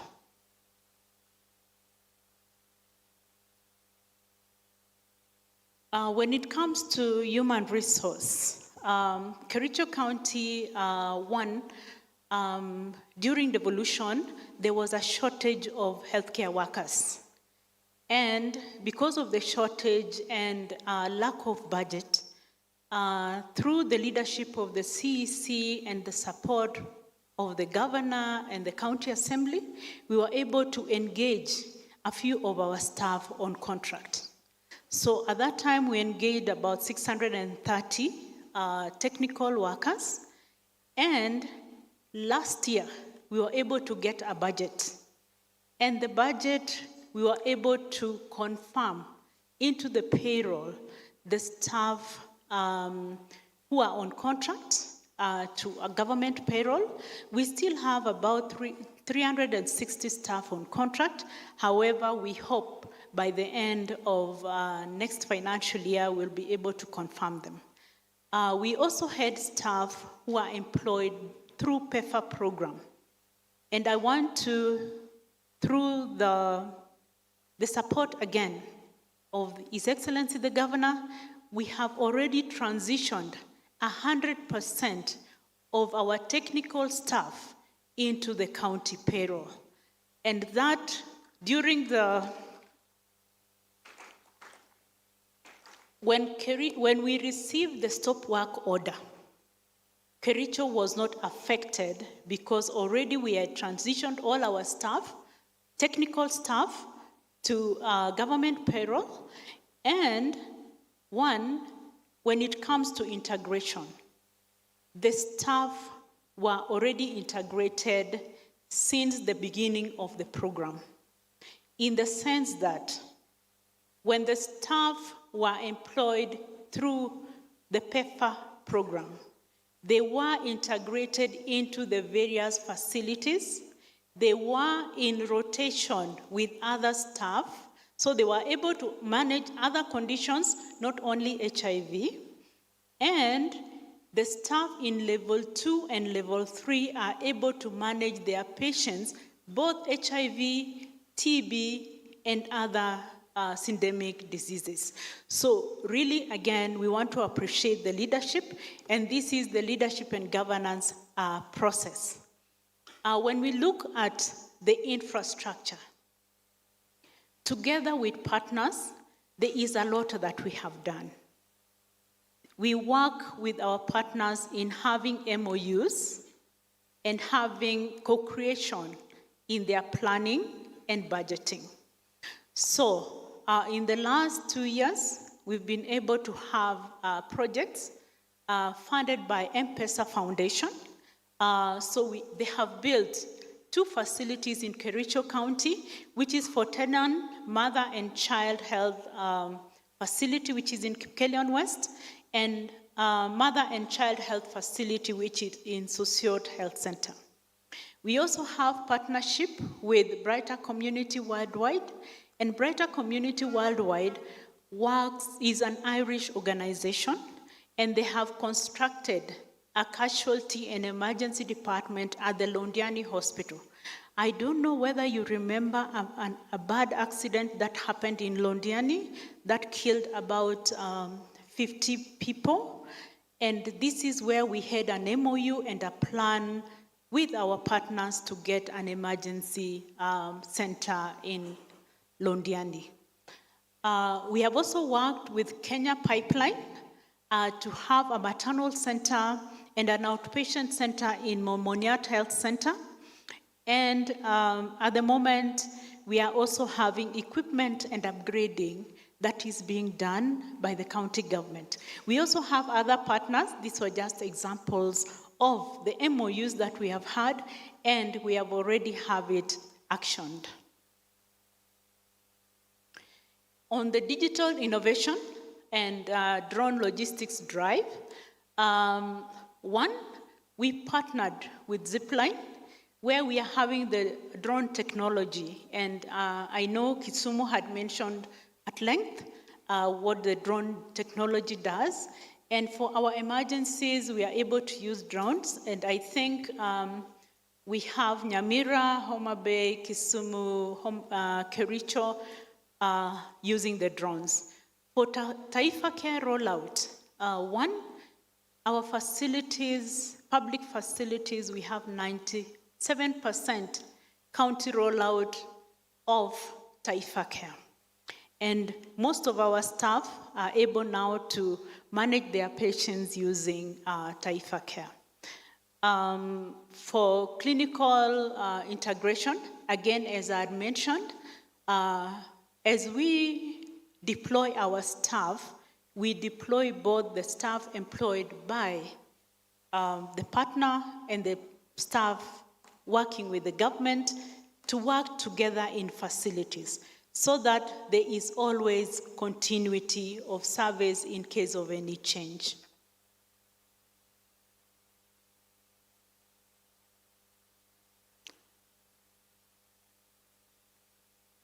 Okay, when we look at the oversights, and this is where I will speak a little bit on how we have worked administratively. We work very closely. One of our strengths as Kericho is teamwork. And the teamwork starts from the executive. We also have the assembly. We also have the Department of Health. So we have the county health management teams, the sub-county health management teams, the hospital management teams, and these teams work hand in hand. In anything that is planned, it is approved in those series. For financial tracking, we use IFMIS like any other county, and for human resource, we use IRIS. I want to mention a little bit on Samach project. This is a project that is in Kericho and Kirinyaga, supported by JICA. This is strengthening the accountability in the management of county services. In this project, we have developed annual work plan online tools. We have developed tracking, that is receipts and expenditure tool, which is also online. We have also developed an online equipment tool and an online HR tool. Why I'm talking about this is because we are using it for oversight. Every quarter, we have quarterly meetings, and using the online tool, we are able to monitor our plans that we developed. If we had an activity that was to be done in quarter one, was it done? If it wasn't done, why? And can it still be done, or can we change? Number two, the receipt and expenditure online tool is a tool that we use. Now the facilities are getting quite a substantial a lot of money from SHA. And we need to know how much have they received from their plan. Did they put it as a request for an AIE? And we track also the AIE using the receipt and expenditure tool. So we are able to tell if they received the fund, did they use it for the purpose that they had requested for? Then we have the equipment tool. The equipment tool, every quarter we look at which equipment is in which facility. Is it functional? If it is not functional, do we need to repair or we need to replace? And that has helped us to make sure that we don't overstock on equipment and we don't have equipment that is sitting in the store. Number three, we have the HR tool. And the HR tool helps us to know how many staff are in which facility, which staff is about to retire. We also look at their trainings. As we deploy the staff, as we do our postings, are we posting our staff to a station where they will continue giving us service? So we have a database showing us the staff that have been trained in the various sectors, and that is what we use the HR tool for, and we use it for deployment, we use it for employment, we use it for replacements, because at the end of this day, we have staff who are retiring, we have staff who are transitioning to other areas, we have staff who would resign because of one reason or another. And these tools are very key because they are helping the county in terms of management of staff, management of money, and management of their equipment. And then we have the digital health infrastructure. I think this I've mentioned earlier, and I've mentioned about the community.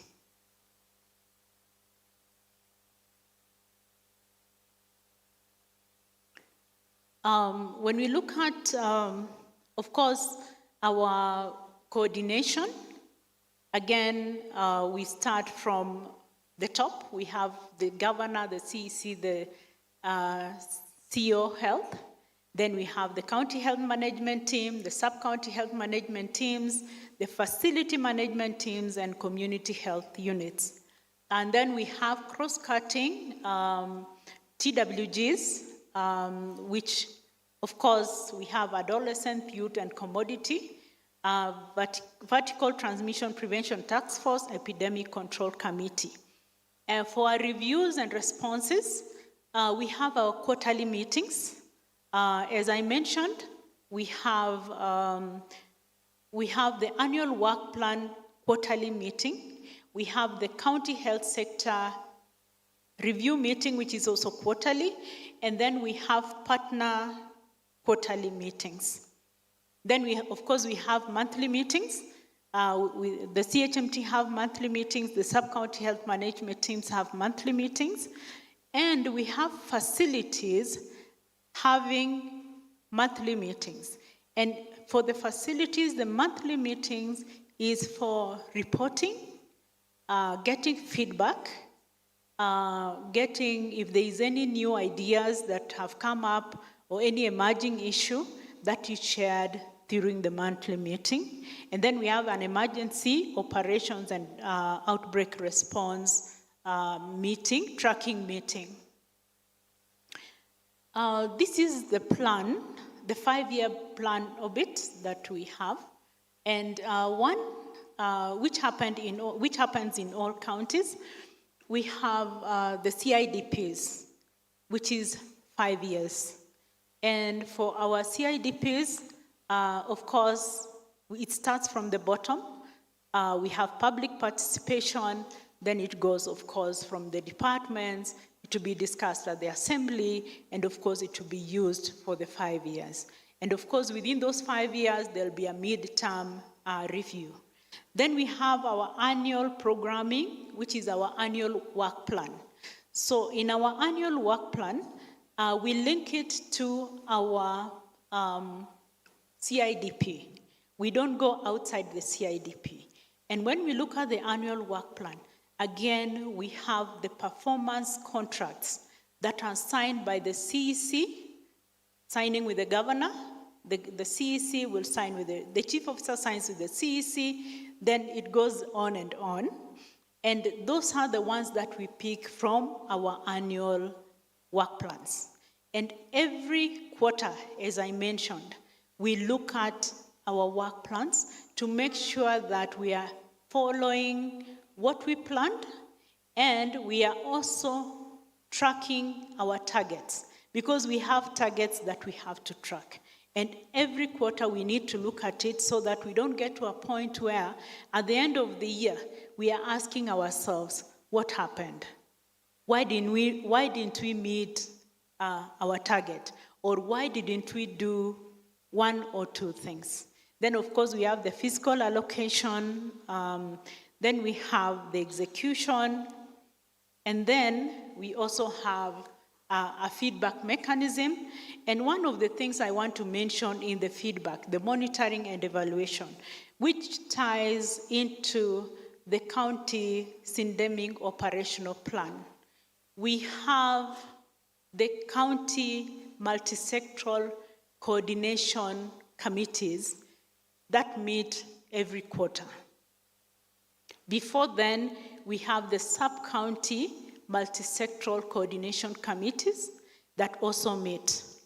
And what I want to mention is, these are meetings that we discuss and share what is emerging.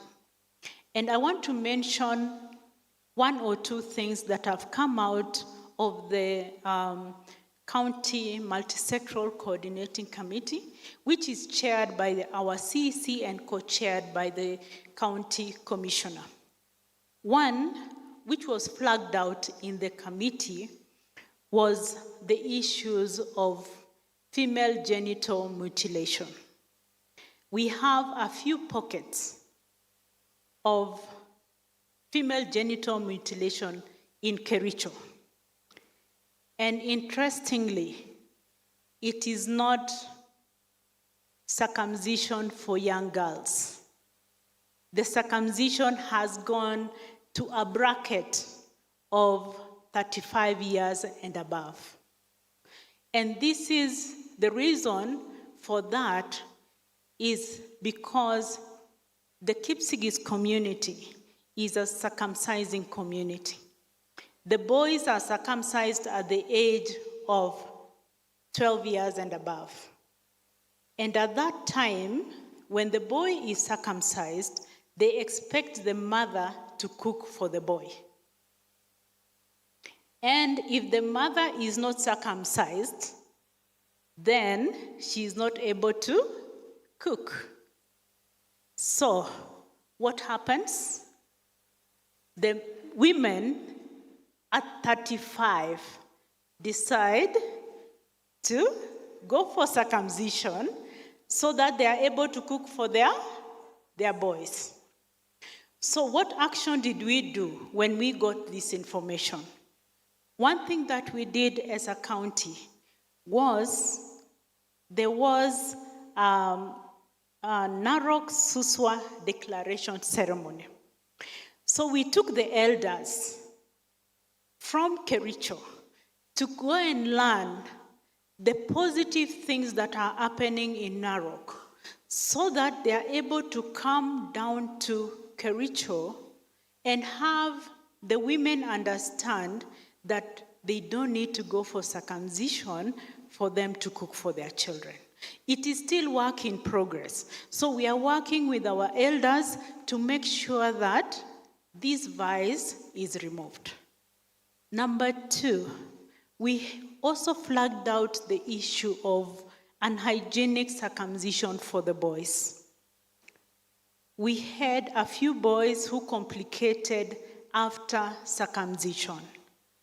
And that was because of the hygienic processes within the communities. What did we do as a committee? 1, we developed standard operating procedures so that they can have safe circumcision. Number 2, we also have sensitization for the circumcisers and the caregivers. Because some of the clients, some of the boys who are being circumcised have NCDs. We lost one of our boys because he had diabetes. And because the people who circumcised and their caregivers did not know how to manage the wound and how to manage the sugars, we lost the boy. So what we decided as a committee is to sensitize the caregivers, to sensitize also the circumcisers, and to have our public health officers, of course the male, to visit the seclusions and make sure that hygienic processes are followed. So those are the outcomes of some of the committees that we have within Kericho County.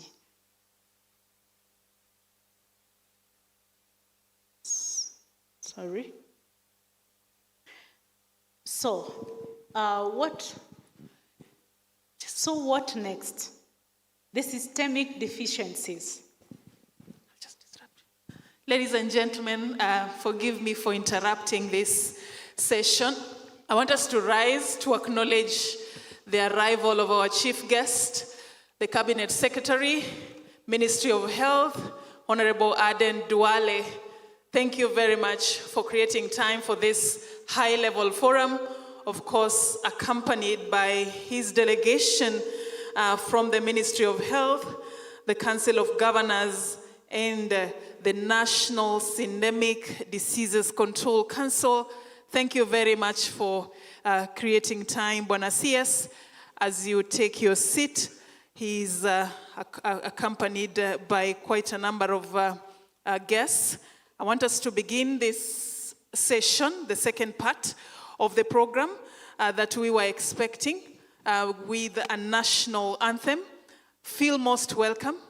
Feel most welcome. Dr. Uma Oluga, Principal Secretary, State Department of Health, and other Principal Secretaries who've also joined. They're being hosted by the CEO, National Syndemic Diseases Control Council, Douglas Bosire, the Chair of the NSDCC Board, who is also here, and the members of the board. I'll acknowledge the guests that have just arrived once we do this proper. Let's begin with the national anthem. Kayamba Africa. We can do this with the media team there, just to play us something for the national anthem.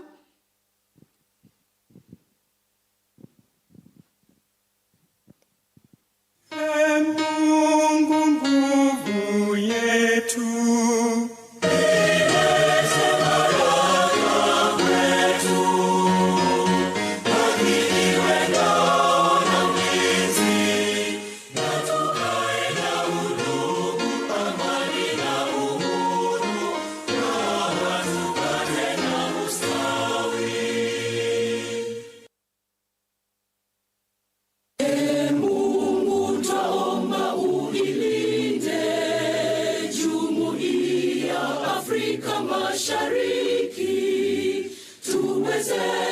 Kuishi kwa amani, tutimize na malengo yetu. Jumuiya yetu sote tuilinde, tuajibike, tuimarike. Umoja wetu ni nguzo yetu, idumu jumuiya yetu. Thank you very much. I want to invite Pastor Stephen Tirop, as you still stand, to come and give us a word of prayer. Pastor Stephen Tirop is from the SDA Church.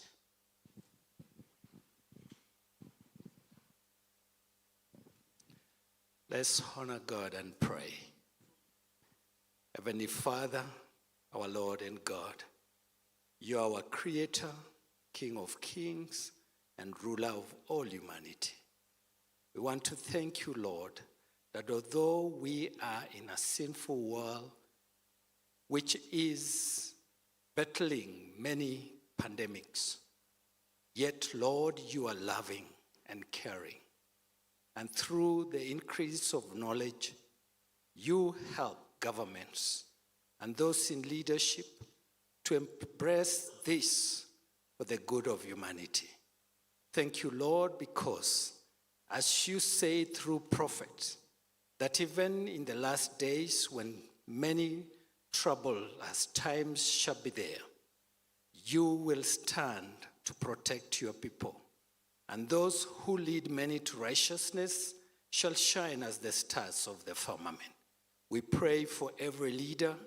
We pray for all in government, from the highest level to the various words, that, Lord, everyone should play their role so that our country can be saved. We pray for every citizen, the Lord, they may be responsible in using the services that are provided. At this review, and as this gathering is here with all the leaders that you have gathered, we pray, O Lord, that what will be decided and launched will go a long way in making better life standards in this country. Bless us and guide us even as we are here. The Lord, all will be to the glory and honor of your name. In Jesus' name we pray. Amen. Thank you very much, Pastor. I want to invite the CEO, National Syndemic Diseases Control Council, Dr. Douglas Bosire, to officially welcome our chief guest and the dignitaries who have accompanied him from the national and county government and the stakeholders and the development partners who are in the room. I want him to come and make the official welcoming remarks. Karibu sana. Thank you very much, Safin. Our Cabinet Secretary for the Ministry of Health, Honorable Aden Duale, the the Governor for the great county of Bungoma, Governor Kenneth Lusaka, the Principal Secretary for the Ministry of Health, Dr. Umo Luga, the Chairperson of National Syndemic Disease Control Council, Honorable Ahmed Abbas, and all your board members, the County Executive Committee members for health present, the chief officers for health present, all my colleagues, both from government, from communities, and from the civil society. I take this opportunity, chief guest, to welcome you to this 2026 joint annual program review meeting.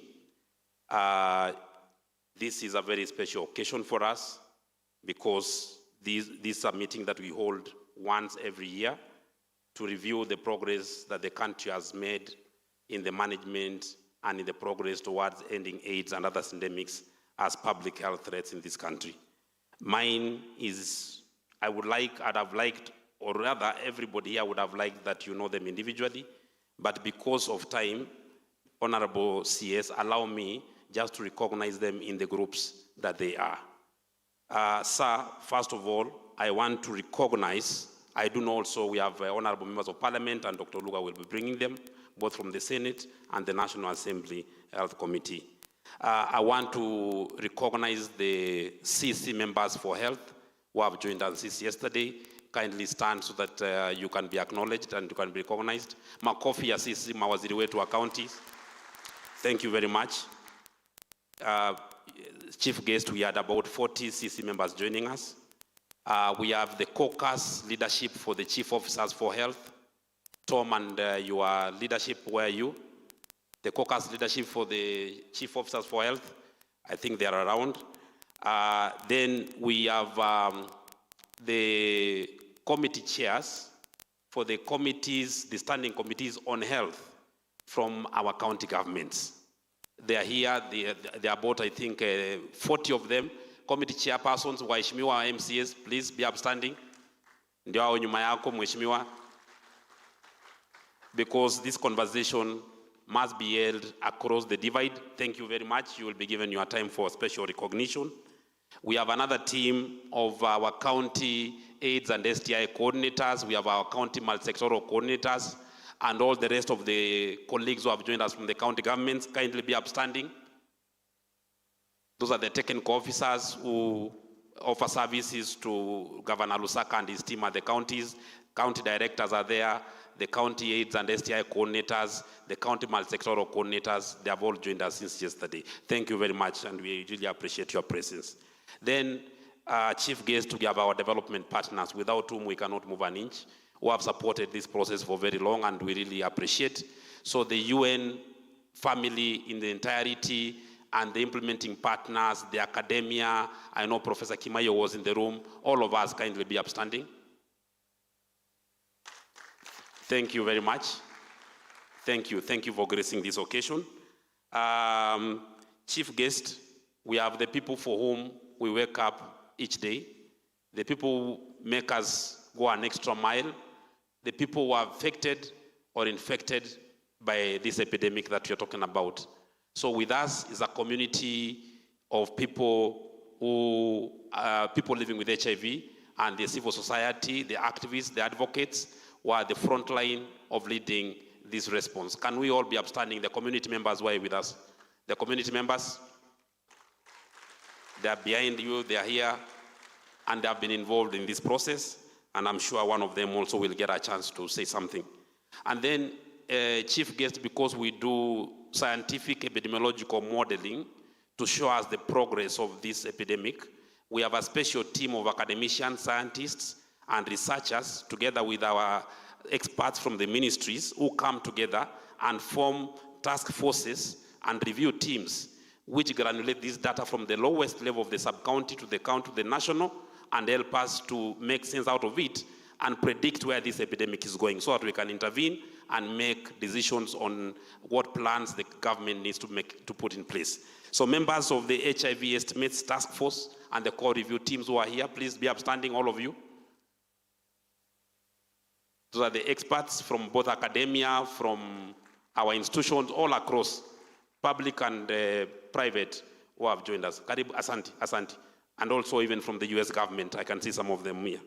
So, chief guest, we also sometimes forget to recognize ourselves, your staff under the Ministry of Health, of course excluding the PS. So those of us at my level, Dr. Bashir and below, whether you are working for the SAGAs, whether you're working for the Ministry of Health, kindly, jameni, simama, ndio mkubwa wetu atuone. All of you, NSDC staff, all of you, please stand up. This is the team that has been preparing for this chief guest, and we appreciate them. Thank you very much. Thank you, Dr. Johnson Nodul, for coming. So, chief guest, distinguished delegates, ladies and gentlemen, I will not go through what we have discussed since yesterday. However, chief guest, we have made significant progress in the HIV response.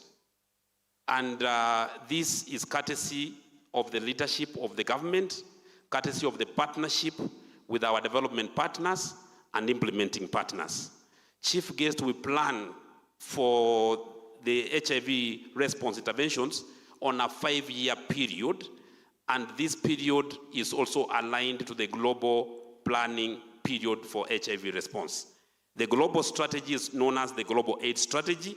So here in Kenya, we also have the Kenya AIDS Strategic Framework, which we implemented from the year 2020 to the year 2026, and to the year 2025, for a 5-year period. And in that period, chief guest, we saw that we have made strides in several areas, but also there are areas where we have fallen short.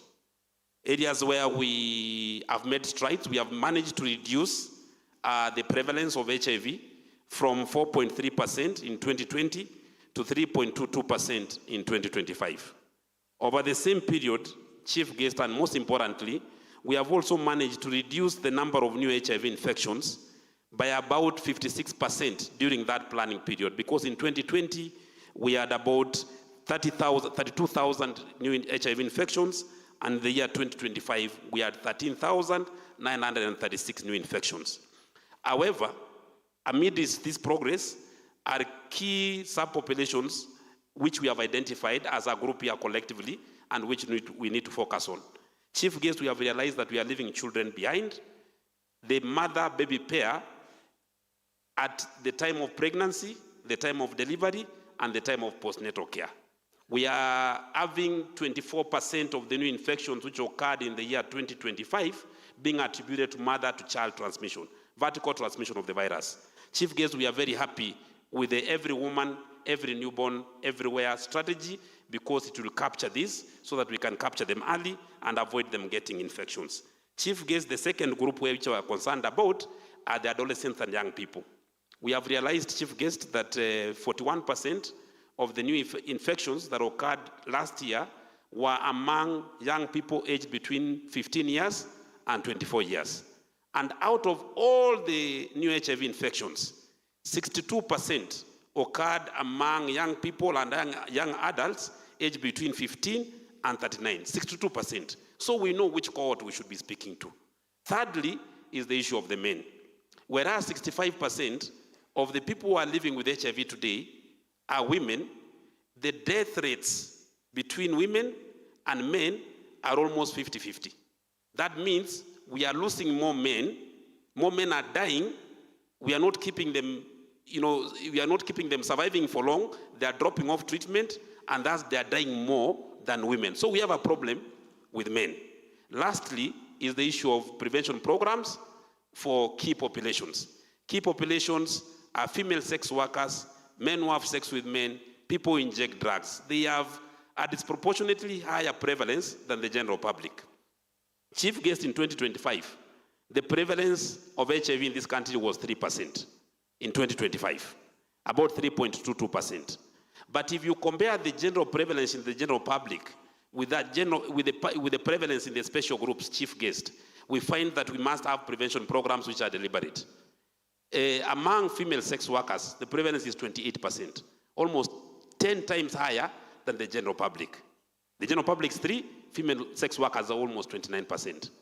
Among people who inject drugs, the prevalence is almost 3 times higher. It's at 9%. Among men who have sex with men, the prevalence is 19%, which is almost 7 times higher than the general public.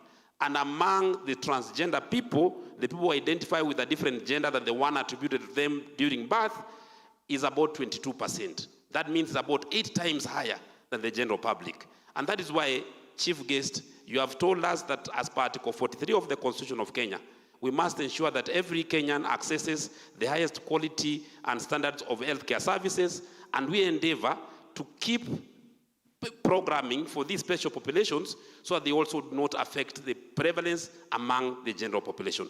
That is what we have decided we are going to focus on, and the plans that we launched today, Chief Guest, are reminiscent of the specific epidemiology, the specific typology of the epidemic in the counties. That is why we work with the 47 counties, because the drivers of the epidemic in Mandera are different from the drivers of the epidemic in Bungoma. The drivers of the epidemic in Busia are different from the drivers of the epidemic in Homa Bay. So we have come up with 47 county operational plans, Chief Guest, to operationalize the framework that you launched for us in December last year. And that's why today we are gathered here, we have been gathered here to launch these documents which hold the county governments to account, which make us committed and recommitted to ending AIDS and other syndemics as public health threats. With that, Chief Guest, I want to welcome Dr. Bashir, who will take us through the next short session as we progress towards hearing your chief address. Thank you very much, and may God bless you.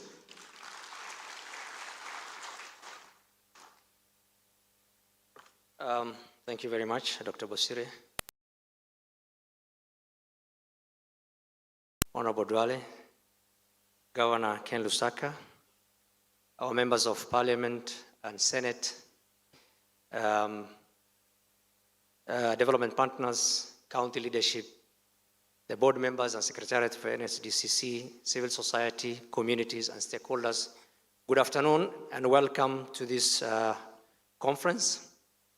So, to save on the time, my colleague, Dr. Bosire, has already mentioned some of the points that the DG was supposed to speak to on the progress, on the emerging programmatic challenges. I'll just highlight one or two things and then go into the program. Why integration matters. This is a joint annual program and launch of 47 syndemic operation plans. We know health is devolved and things are happening on the ground. Our role at the national level is to provide guidance and resources, and where the rubber meets the road is the counties, and that's why this is actually a county ownership process. Integration matters because HIV services cannot be delivered in isolation. As per the last 20 years, it's quite expensive and fragmented. Integration also provides an opportunity to improve patient outcomes while maximizing available resources, strengthen linkages between HIV, TB, STI, viral hepatitis, and RH, NCDs, and community health services have given us enough experiences to ensure that we can do a full-scale integration of HIV into our primary healthcare systems. It also reduces duplication and fragmentation of services. It improves continuity of care across the potential patient's journey, and leverage on HIV investments that we have today to strengthen broader health systems, strengthening and improve the functions of health systems. It aligns with our Minister of Health priorities, and we are completely aligned. The county syndemic operation plans, of the 47 counties, are implementation tools that translate reforms, that translate policy into action, and the plans are informed by county epidemic, therefore they are county specific and local realities that are in the county. Counties will lead implementation, coordination, monitoring, and accountability, and success will depend on strong county ownership and integration into the county integrated development plans and health sector plans, and of course, that follows allocation of resources. The key implementation priorities for the 2025-2030 are prevention, which is reduce infections among children, adolescents, and young people, and scale up evidence-based prevention interventions. Strengthen HIV prevention integration into PHC, service delivery, community systems, health products, and the rest. The call to action today, sir, is focused on implementation, accountability, and measurable results, strengthen collaboration between national government, counties, partners, communities, academia, and the private sector. Protect gains achieved in the HIV response while building stronger health systems, and commit to ensuring that no county and no population is behind. Sir, with those few remarks from the DG's office, I wish to therefore go into the program and welcome a community representative, Mr. Nelson Otwoma, to give a 3-minute comment based on the time that we have. Thank you.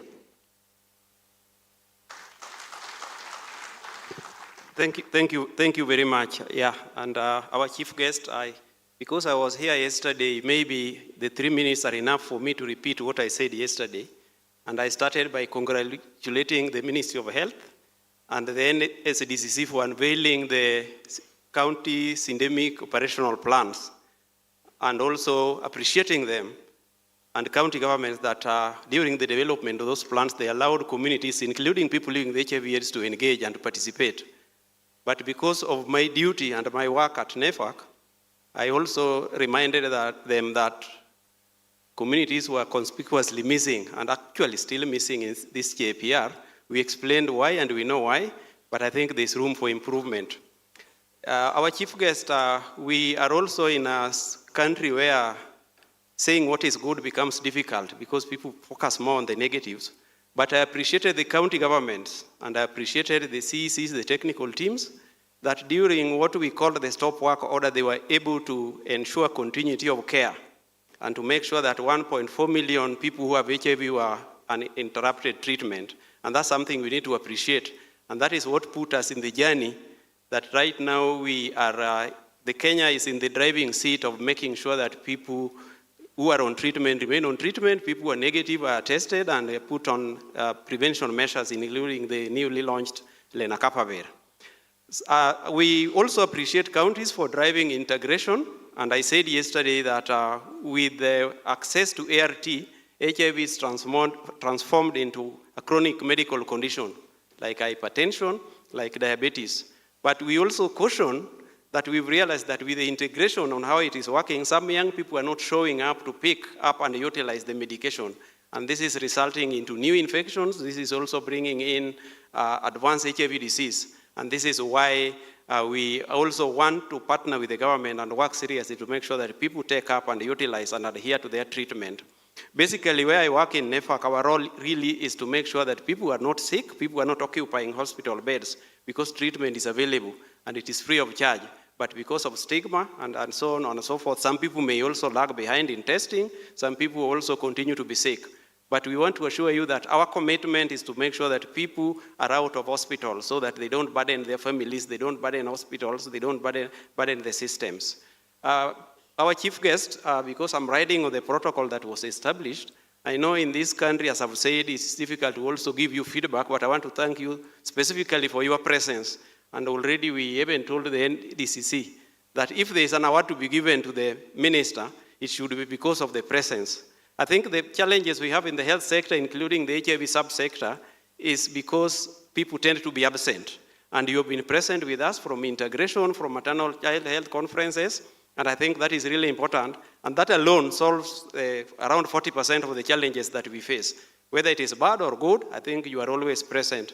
Lastly, and more importantly, the point I have to say from the community was spelled out here before you came by representative from the Nyeri County. Because of the disruptions we face with the human resources during the stop work order, it has been difficult to identify, recruit, and engage equal number. However, Bwana CS, we think that Nyeri is a model that we can copy for continuity of care, particularly for people living with HIV, because they have identified the lower cadre, men and mothers. These are women living with HIV who have prevented mother-to-child transmission, ART adherence counselors. That lower cadre, if we can allow them, particularly people who have had HIV, people who have had TB, to join community health promoters, we think that we are going to ensure continuity to care and make sure that we are in the journey that we are being called upon to end AIDS as a public threat by 2030. With that, thank you very much, and I'm happy to be part of this forum. Thank you, Nelson. Sir, it's my now honor to call upon Richard Amenya, the UNAIDS country representative, to give his remarks. 3 minutes, sir. Thank you.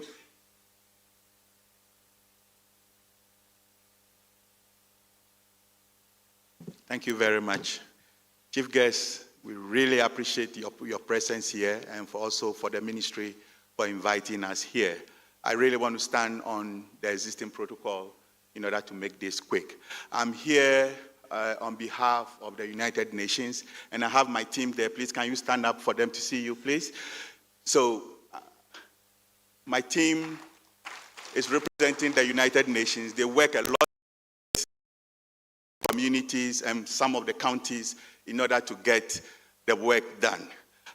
Last night, I was watching the Ghana and Panama game, so I couldn't really sleep. Kind of very tired at this moment. But we had a win, which for me makes Africa proud. It is within that same winning character that I think Kenya deserves a round of applause for its leadership in the HIV response. Getting 47 county syndemic operational plans is no mean feat. It's differentiated, meaning county contexts are inputted into what needs to be done. I had the opportunity to listen to some of the counties and all the issues that they are facing and how they are responding to those issues. The reality is that the days of huge development assistance for health resources are gone. they are no longer going to come.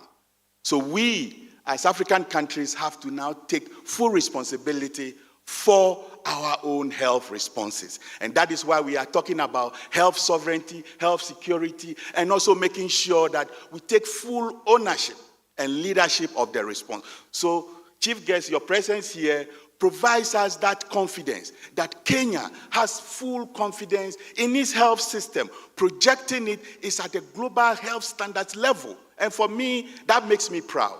We have over 1.4 million people on treatment. It is no mean feat. How we sustain it and protect the gains, for me, is where the rubber hits the road.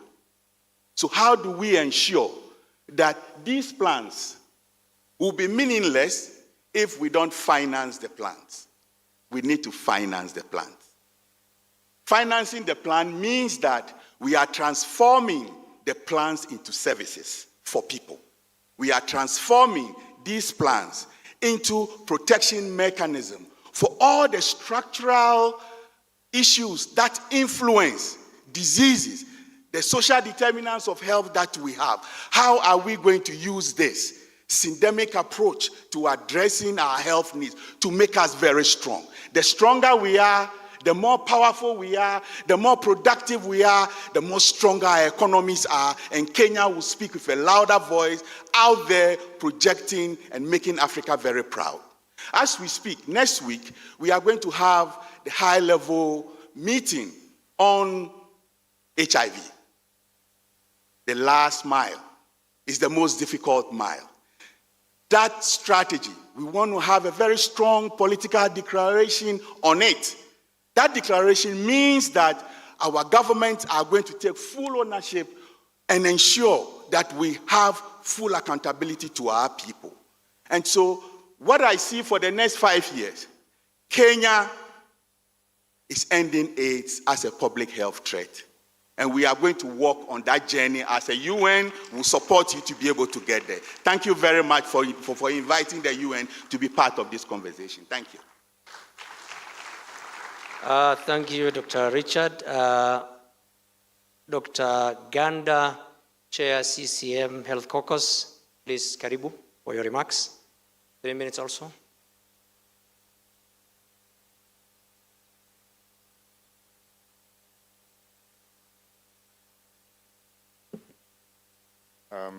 The Cabinet Secretary, who is our chief guest today, Aden Duale, Governor Ken Lusaka on behalf of the county governments, honorable members of Parliament and Senate, Principal Secretary Dr. Uma Oluga, and all other protocols observed. Good afternoon. Our Governor Ken Lusaka will give the remarks on behalf of the Council of Governors, and so I would be repeating myself if I read a speech. But allow me to observe one thing, that today it's a big celebration, not only because of what we are seeing here today, but because this is exactly what the Constitution envisaged, that we are one nation, but 47 different county governments, each independent. And today, as we stand over here, we have seen the national government do exactly what it's supposed to do, to create a policy. And thereafter, the 47 county governments have looked at their unique natures and come up with 47 distinct, different operational plans. For me, that is a celebration. And on behalf of all the CECs who are here, I want to say thank you very much. I want to say thank you to His Excellency the President and to the Cabinet Secretary and the PS who have really accepted and worked within the Constitution and within the frameworks to ensure that such events can actually occur. And the presence of all of us here today, starting from members of Parliament, top leadership of the ministry, shows and affirms that this is exactly how we want to go. Mr. Cabinet Secretary and PS, I know you were not there during the Intergovernmental Forum. I'll speak on behalf of the CECs who are here. I know they had already stood up, and so we already know them, that one of the things that we will have to resolve, and I know His Excellency the President and the Cabinet Secretary have been known to solve difficult things. One difficult thing as we operationalize this is the issue of human resource. That we know. Makofi. that we know the 35% cap given to county governments, which the control of budget has given us 2 years to reach, will not work in our favor. We know as the G2G agreement is done, more human resource than anything will be given to counties. And so that problem has to be resolved. We know that there are cadres that are not already part of the mainstream government. And we know that they are very important for this management of these syndemics.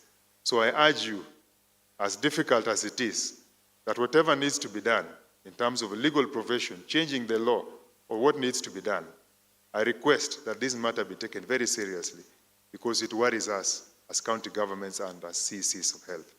With those few remarks, I want to say thank you very much and God bless you all as we launch the program. Thank you. Thank you, Dr. Ganda, for keeping time. It's now my honor, sir, and pleasure to welcome Chair, National Syndemic Disease Control Council, Honorable Ahmed Abbas, for his remarks.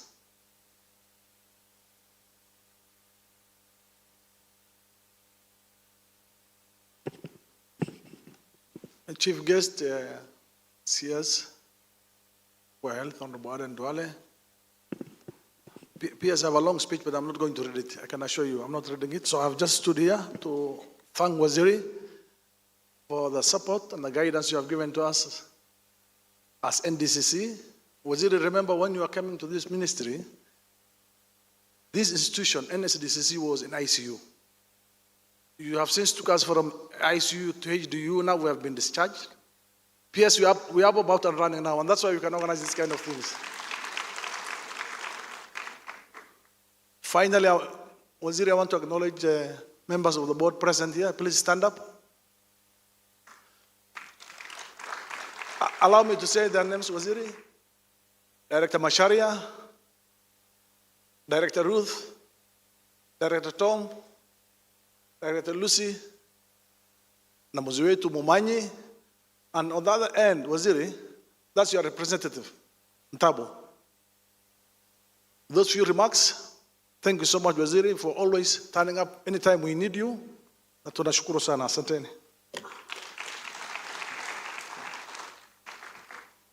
Thank you very much, Chair. It's now my honor to welcome Dr. Ouma Oluga, or PS, to take over the program from now henceforth. Thank you.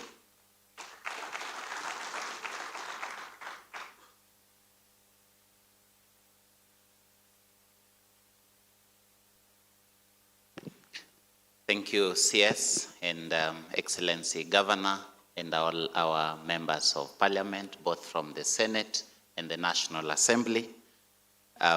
Because the CS, of course, will speak on behalf of the ministry, which includes the State Department for Medical Services. I will not have anything to say except to welcome our honorable members to make very brief remarks.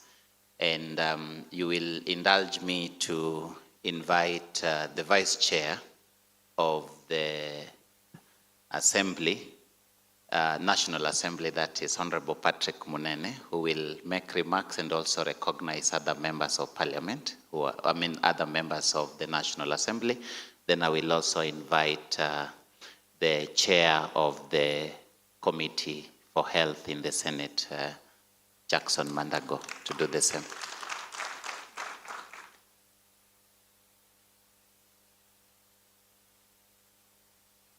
Thank you, PS Oruga, waziri wetu Duale, ambaye pia ni rafiki yangu. I need to declare interest and all protocols observed. Mimi nitasema machache sana. Ya kwanza, waziri, you might wonder why, and Oruga was asking me why I seem so much interested with National Syndemic. But when I left university, I was employed by government for 1 year. I've been a civil servant for 1 year in my life. And that 1 year, I worked with the National AIDS Control Council.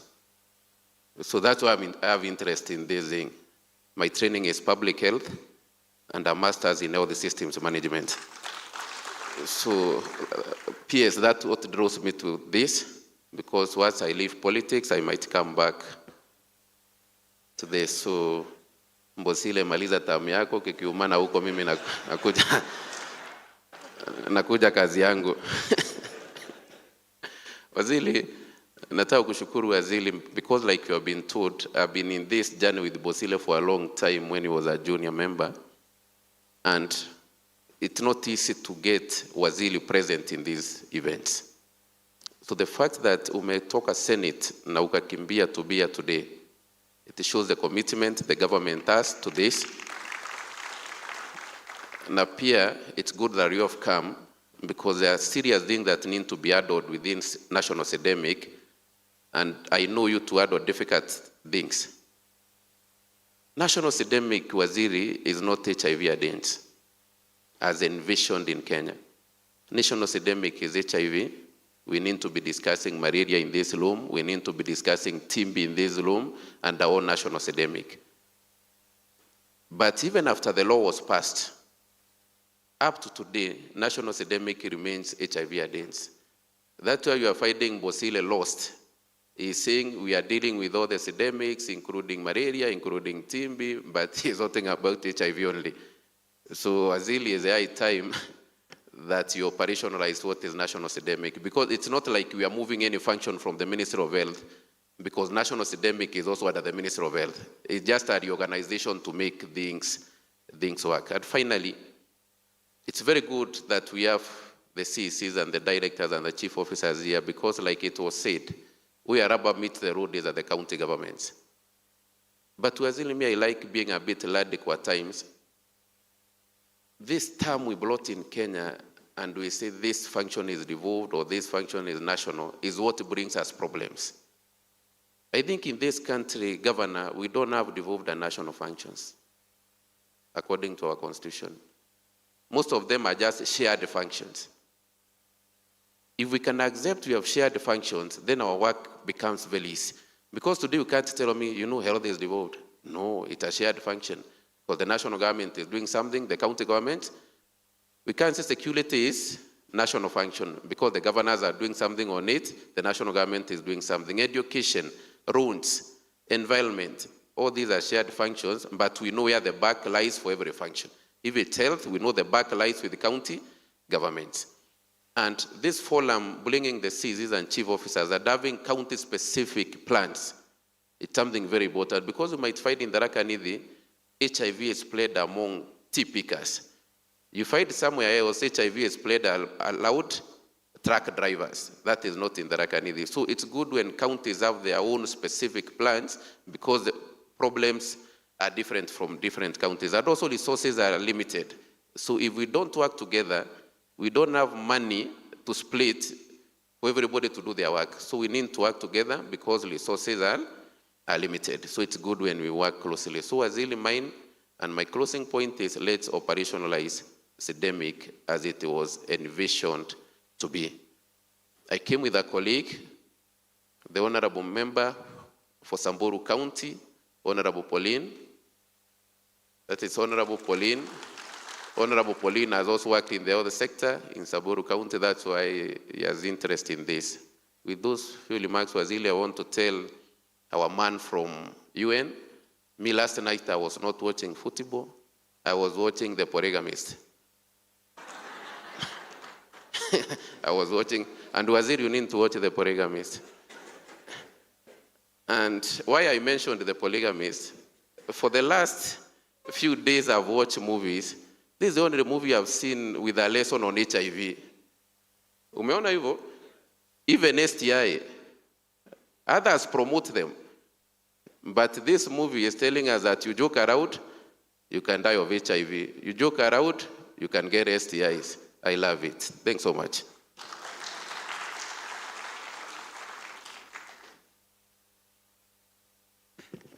Waziri, I'll show you where to get this movie called The Polygamist.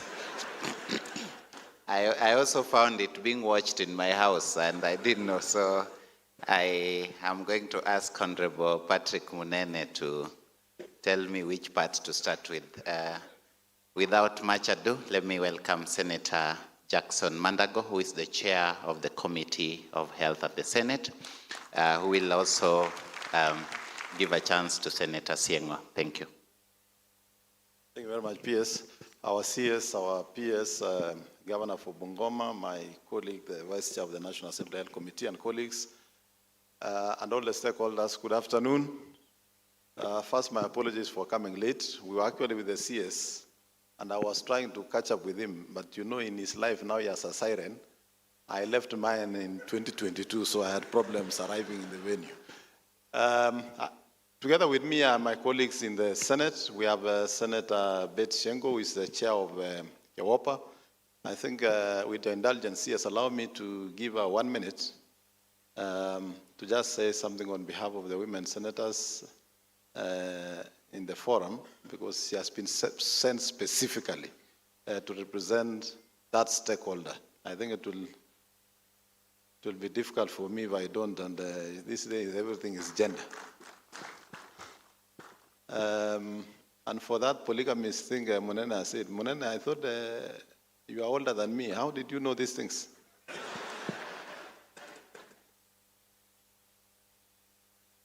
Thank you, Senator. We call you Senator Governor Mandago. Honorable CS, our chief guest, Honorable Aden Duale, Governor Bungoma, who was before our committee this morning, CEO and the chair of NSDCC, all protocols observed. I am Senator Beth Siengo from Kitui County, and I am the secretary, Kenya Women Senators Association, KEWOSA. I'm here on behalf of our chair and all women senators, and I'm grateful. CS, allow me, on behalf of the women senators and all women of this nation, because I also need to mention that I'm the ODM stroke, broad-based women president. So I speak on behalf of all the women to appreciate you, CS, for the launch and implementation of Ewene. That is every woman, every newborn, everywhere, for their safety. Thank you so much, we appreciate. CS, allow me also to appreciate National Syndemic Diseases Control Council. They have worked with KEWOSA, and we have done projects and programs in Busia and Bungoma, and I'm sure they are ready to work with us in other counties. So thank you very much, because you recognized the potential and the ability of the women senators. CS, I won't take a lot of time. I only want to say I request the county governments, as today we launch the syndemic operational plans, that will be implemented to the latter at the county level. However, we cannot discuss on syndemic diseases, Bwana CS, without mentioning the gender-based violence. That is also a syndemic disease. A woman who goes through gender-based violence cannot access quality health care, cannot also take care of those who are sick. So we must also make sure we discuss and talk candidly on how to address gender-based violence in this country and devolve it even to the county level. Bwana CS, allow me to finish by saying we are very grateful, and this journey will work together. The UN representative and all the partners. Please, women senators are ready, and we take care and we stand at the gap for the women, girls, and our children at the Senate. Where you think there could be legislative gap, call upon us. We are ready. Partners and the government, work with us. We are ready as women senators. even to give legislative backup where needed. And for sure, Kenya will be safe for all of us. Thank you so much. Thank you very much, Senator Beth Siengo.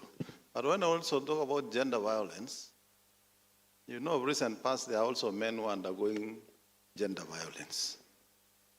So let us be sensitive. Allow me to introduce the Vice Chair of my committee, Senator Mariam Omar. She's the Vice Chair of the Senate Health Committee, and she's with us.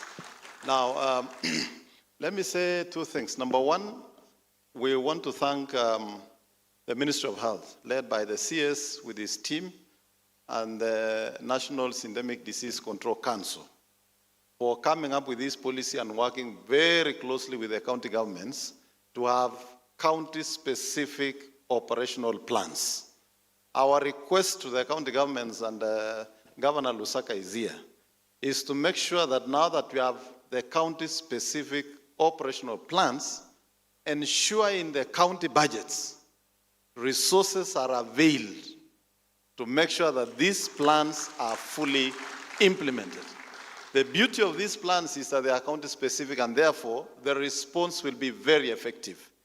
If I give you an example like my county is a county, and our city of Eldoret is now becoming a young city in terms of the population, because of the number of universities operating there, technical training institutes, the national polytechnics, the KMTC, and of course, being the city within a close range of so many counties, is also becoming the center for entertainment. In fact, in the next 3 years, I think we shall be the Las Vegas of Kenya.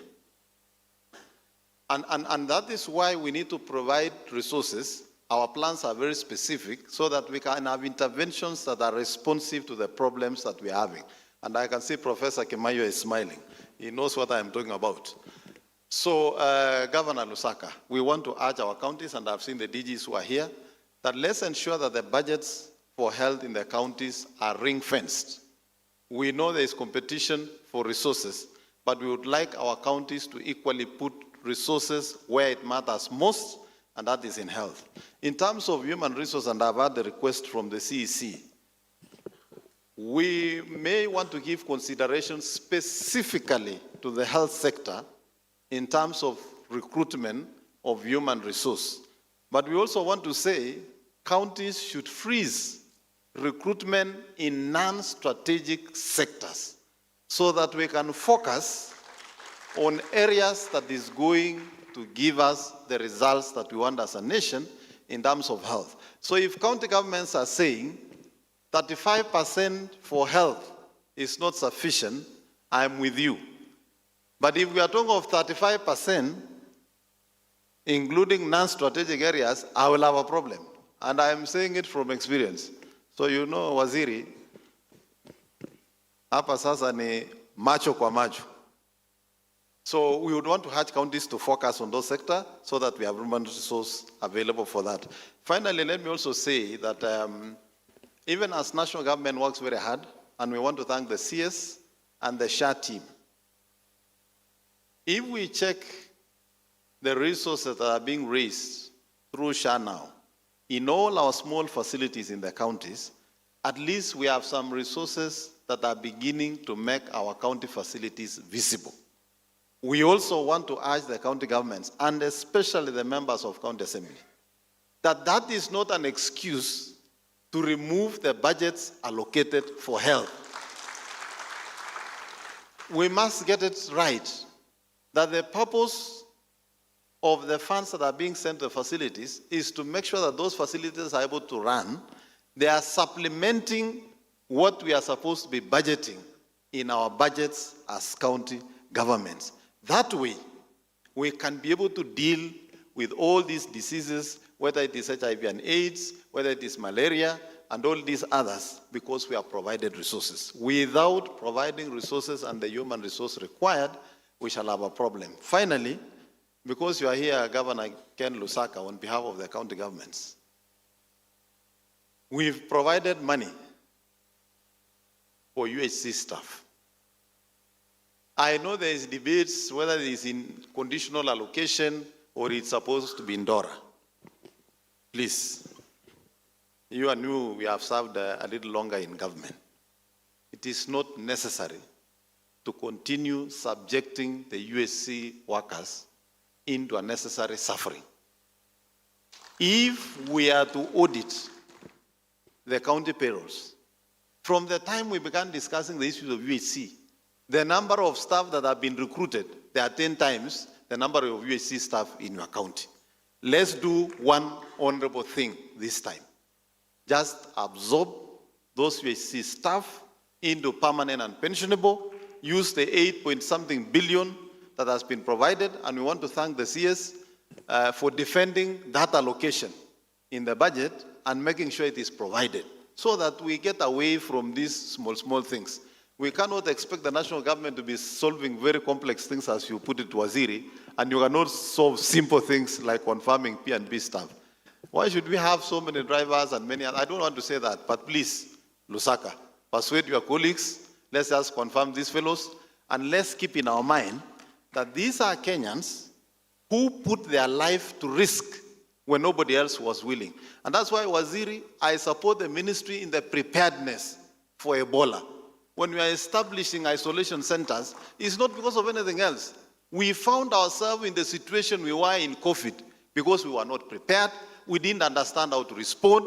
We didn't understand what was expected from us. You can imagine I even qualified to become a paramedic. I even created a funny cell to put anybody who is drinking during COVID because we didn't know what was supposed to be done. Ladies and gentlemen, now that we know, let us not fight with science. Let's deal with things, public health. And let's divorce it from politics because we can all perish for not being prepared. So please, as we keep discussing about these matters of USC staff, let's remember that these are the Kenyans that put their lives at risk to save the rest of the country when all of us could not do anything. A majority of those who are serving those days, I know quite a number of people who decided to buy oxygen cylinders and put in the houses. How many Kenyans would afford oxygen cylinders in their own homes if we don't prepare? So I don't want to say more than that, but I want to thank you as a Council of Governors and the team for working closely with the Ministry of Health and National Government to make sure that this health situation in Kenya is improved, and we must keep improving this health. We are in the right direction with UHC. We are in the right direction with SHA. Let's keep resolving the challenges that come. And finally, we shall have a working system that ensures accessible, affordable healthcare. Thank you very much. Thank you, Chair and Senator. Sir, Governor Lusaka was also a speaker. So I will leave to him the question. Those with similar opinion, like Senator Manda, got to say aye, because I have not yet gotten there. At this particular time, it's my pleasure to invite His Excellency Governor Ken Lusaka to make remarks on behalf of the Council of Governors.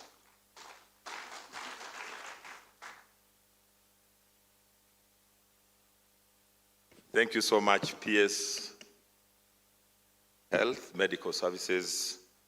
Our guest of honor today, CS Duale, who is my friend. We served together when I was a PS in livestock. He was our assistant minister, very hardworking person and with a lot of energy. That is why I'm sure that the ministry is headed in the right direction. I'm here on behalf of the Council of Governors. I had come for something else. I was actually at the Senate defending my county, and then I was told there was an important function going on here, and since my chair is away, I had to step in because power was a vacuum. So I'll make a few remarks that have been written, because when you talk on behalf of the council, you don't say things that can implicate you after this. So on behalf of the Council of Governors and county governments, it's my pleasure to be part of this convening today as we launch the county's syndemic operational plans and review the gains and misses for the last 1 year in implementation of NSDCC programs. This meeting reflects a growing recognition that the future of Kenyans' health response will ultimately be determined at implementation level within counties, facilities, and communities. Policies and frameworks are important, but the true test of any reform agenda lies in whether it changes service delivery realities for all environments. At the same time, communities do not experience these challenges separately.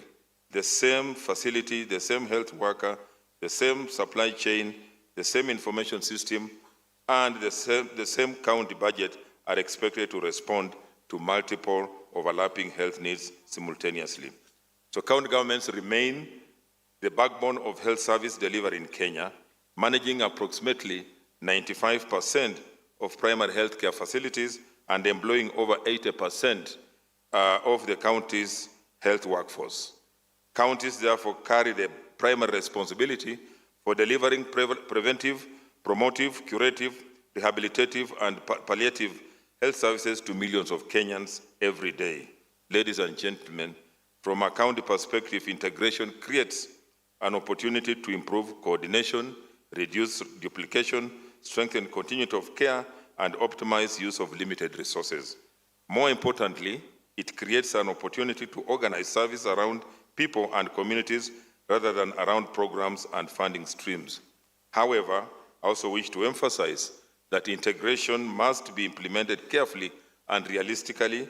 Integration cannot become an unfunded mandate transferred to counties without corresponding alignments in financing, community commodities, workforce support, health information systems, and partner coordination. So for counties, successful integration will require three things. One, flexibility. Counties are not the same, just like the honorable member said. Epidemiological profiles, geography, population density, workforce availability, infrastructure, and financing realities differ significantly across the country. Integration models must therefore allow counties sufficient flexibility to adopt implementation to local realities. Secondly, alignment. Counties often engage multiple partners, reporting systems, program requirements, and technical structure simultaneously. The value of KISEF and the county operational plans lies in their potential to create a common implementation framework through which national government and government, counties, and partners can align priorities and investments more coherently. All stakeholders should therefore be held accountable in budgeting, monitoring, reporting, and using data to make decisions that inform positive health outcomes. Thirdly, sustainability. Counties are increasingly concerned about the long-term sustainability of critical health programs in the context of changing donor financing landscapes. Integration must therefore help counties strengthen resilience, domestic ownership, efficiency, and long-term continuity of essential services. A transition framework for donor-funded programs in each county should therefore be developed and implemented. Distinguished delegates, I particularly want to commend the approach taken in the development of county syndemic operational plans. Counties have been actively involved in translating a national framework into locally contextualized implementation roadmaps informed by county epidemic realities, stakeholder consultation, and multi-sectoral dialogue. In conclusion, as county having a civil servant, I just want to agree with what my colleague Mandago, we were the pioneer governors, that I have noticed that the budget has been provided for UHC staff, so we are going to absorb them on permanent and pensionable group, and that I'll talk with authority. The argument was budget, because we were saying if these officers are handed over to us and then we have no money to pay them, then it will create a problem. So, but that is what that has been resolved. We have no problem. Then also just to agree that sometimes we, as counties, or many counties have recruited non-strategic officers. So we really want to focus on strategic human resource recruitment. Because sometimes you find a county has 10 drivers with one vehicle. Then you wonder what is happening. Then we don't have even extension officers in agriculture. We don't have enough nurses in, say, a Ministry of Health. So I want to agree that now we need to focus on strategic recruitment so that we have human resource that is going to take this country forward. I was also looking at the document there, and I've noticed that in terms of HIV, we have 10 counties accounting for 60% of HIV. So we know where to take the resources. We go and deal with that problem and also look at areas that we can prevent so that we don't increase the number of counties that are going to be affected by that. So I don't want to say much. I wish to reaffirm the commitment of the county governments to this process and to the broader vision of building a more integrated, resilient, equitable, and people-centered health system for Kenya. Waziri, I just really want to thank you because you are one approachable minister CS whom we have interacted closely so much, because it should not be a competition. We complement each other as we serve our people. And you are available, you are accessible. We have had meetings with you, and as a council, we support what you do and also support us in the counties. May God bless you as you continue with the meeting. Asanteni sana.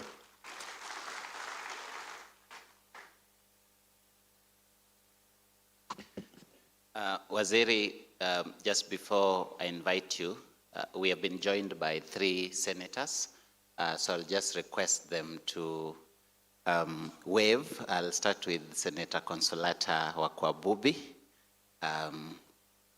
Please. We also have Senator Catherine Muma. And Waziri, she is my relative. And Senator Margaret Kamar, who was also my teacher at Moi University. So I had to introduce them because she was my teacher and she's my relative. And I will answer a lot of questions when I leave here. So with those many remarks, we have come to invite now our chief guest. I will request that we all be upstanding as the CS comes to address us and officially launch the Syndemic operational plans. Thank you, PS. Let's be seated. Our governor of Bungoma, representing the chair of the Health Committee, and our other governors, our deputy governors, honorable members of Parliament, of the National Assembly and the Senate, the chairperson and members of the board of the National Syndemic Disease Control Council, my PS, chief executive officers present, our county executive members, our development and implementing partners, representative of the civil society, faith-based organization, our communities and the private sector, distinguished guests, ladies and gentlemen. It's a pleasure for me to join you at this annual program review and the launch of the Kenya AIDS Integration Strategic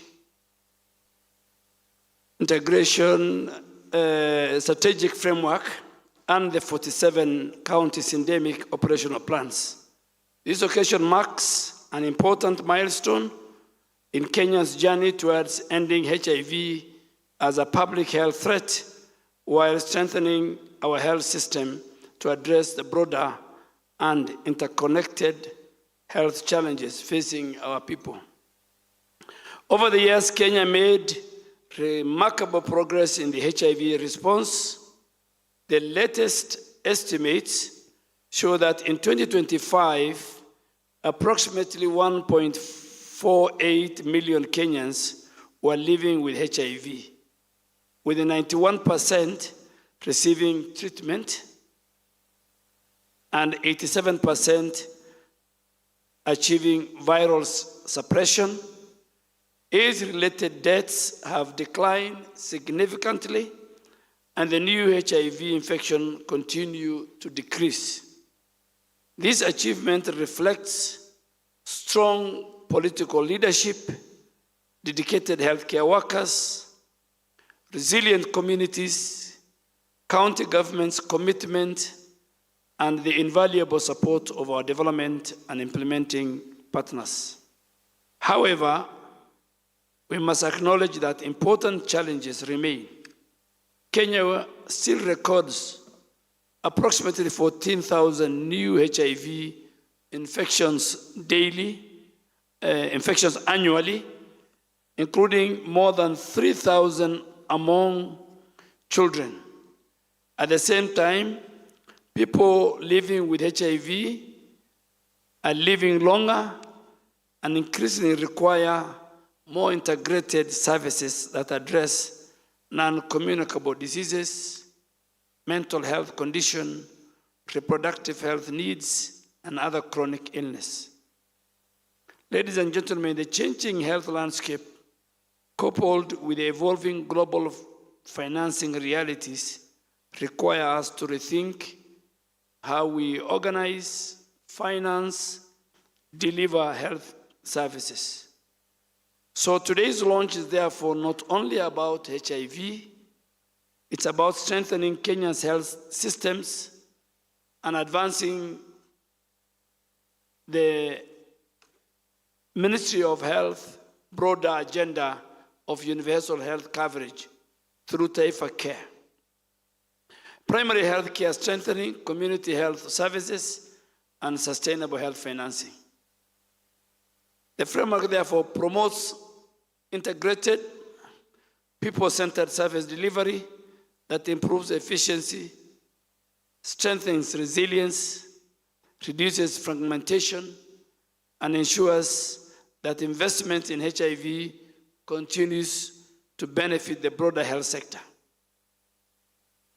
Let me emphasize that integration is not a shift away from HIV. Rather, it's a strategic approach to sustain and protect the gains we have made while leveraging HIV investment to strengthen health systems, improve our service delivery, and advance UHC. At its core, this framework is about ensuring that every Kenyan can access quality, responsive, and coordinated health services through stronger system, stronger communities, and stronger partnership. Distinguished delegates, the launch of the 47th Syndemic Operational Plan is equally significant. These plans translate national policy into county actions and reaffirm the central role of counties in delivering health services. And I want to commend the county governments, the National Syndemic Disease Control Council, our development partners, civil society, and our communities, and all stakeholders who contributed to this very important process. We must also strengthen collaboration between the national government, county government, development partners, academia, civil society, faith-based communities, and the private sector. No single institution can achieve these goals alone. As a ministry, we remain committed to strengthening domestic ownership, improving efficiency, expanding sustainable health financing, and building resilient health system that can withstand the future challenges. Kenya AIDS Integration Strategic Framework and the county syndemic operational plans are important instruments for achieving universal health coverage. They will strengthen our health security. They will advance the better agenda, and they will ensure that no Kenya is left behind. Let us work together to protect the gains we have achieved, accelerate the progress where gaps remain, and build a healthier, resilient, and more prosperous. I thank the National Syndemic Disease Control Council and all the partners for their leadership and commitment to this important milestone. Just to add on two things, which Senator Mandago, you know, he asked me some hard questions in the Senate. So that is why I didn't want him to enjoy the traffic. You know, and I didn't know he was following me. Because I thought maybe if he comes again, he will come up with the same questions. But I agree with you on two things. Number one, and I'll say this to set the stage, because I am told the UHC staff are demonstrating in front of my office. I thought I finished all demonstrations, but governors need to help me. You know, in 2020, over 9,730 healthcare workers were employed as UHC, and they were deployed to the 47 counties. And they were paid on contract terms. Those who had diploma were paid 50,000. Those who had a certificate were paid 40,000. Because we required healthcare workers time of COVID. And they did a fantastic job. So in April of 2025, when I became the Minister for Health, we did an audit and the number came to 7,789.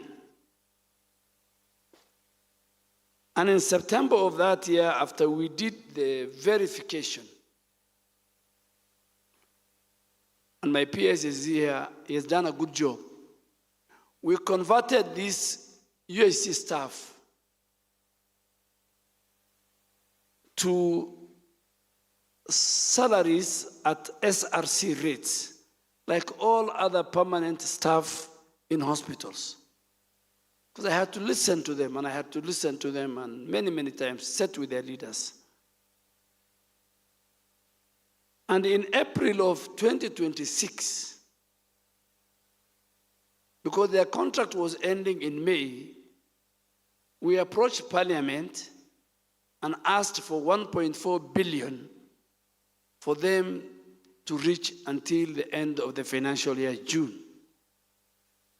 So we wrote to PSC to approve the extension of their contract to 30th of June of 2026. Then we approached Parliament, and the members of the Health Committee are sitting here. First, they gave us the 1.4 billion, and I want to thank the National Assembly and more so the Health Committee in the supplementary to cover them. But again, in this budget of 2026-2027, the Minister of Health has allocated 8.94 billion to provide to counties to absorb them as permanent and pensionable staff. His Excellency the President, not once, not twice, has directed that the transition to permanent and pensionable be done immediately. Until last Sunday, he was somewhere in Kajiado. So from where we sit, myself and PS Oluga, all the 7,789 staff will be transited into permanent and pensionable terms. And this morning we had a meeting, so we have a small issue to resolve administratively between us, the Council of Governors, and I really want to thank the Council of Governors because the last 1.5 years I have been the minister, I have resolved a lot of issues together. So between us, the Council of Governors, the Commission for Revenue Allocation, the Public Service Commission, and the National Treasury. If we sit on a table, we can resolve those issues and make sure that these good Kenyans, over 7,000, go work in our counties as permanent and pensionable. So I want to assure them, wherever they are, that by next week, we are leaders to find solutions. I mean, you don't occupy an office just to go and have a cup of tea. You must be faced with the problems and you must be ready to solve.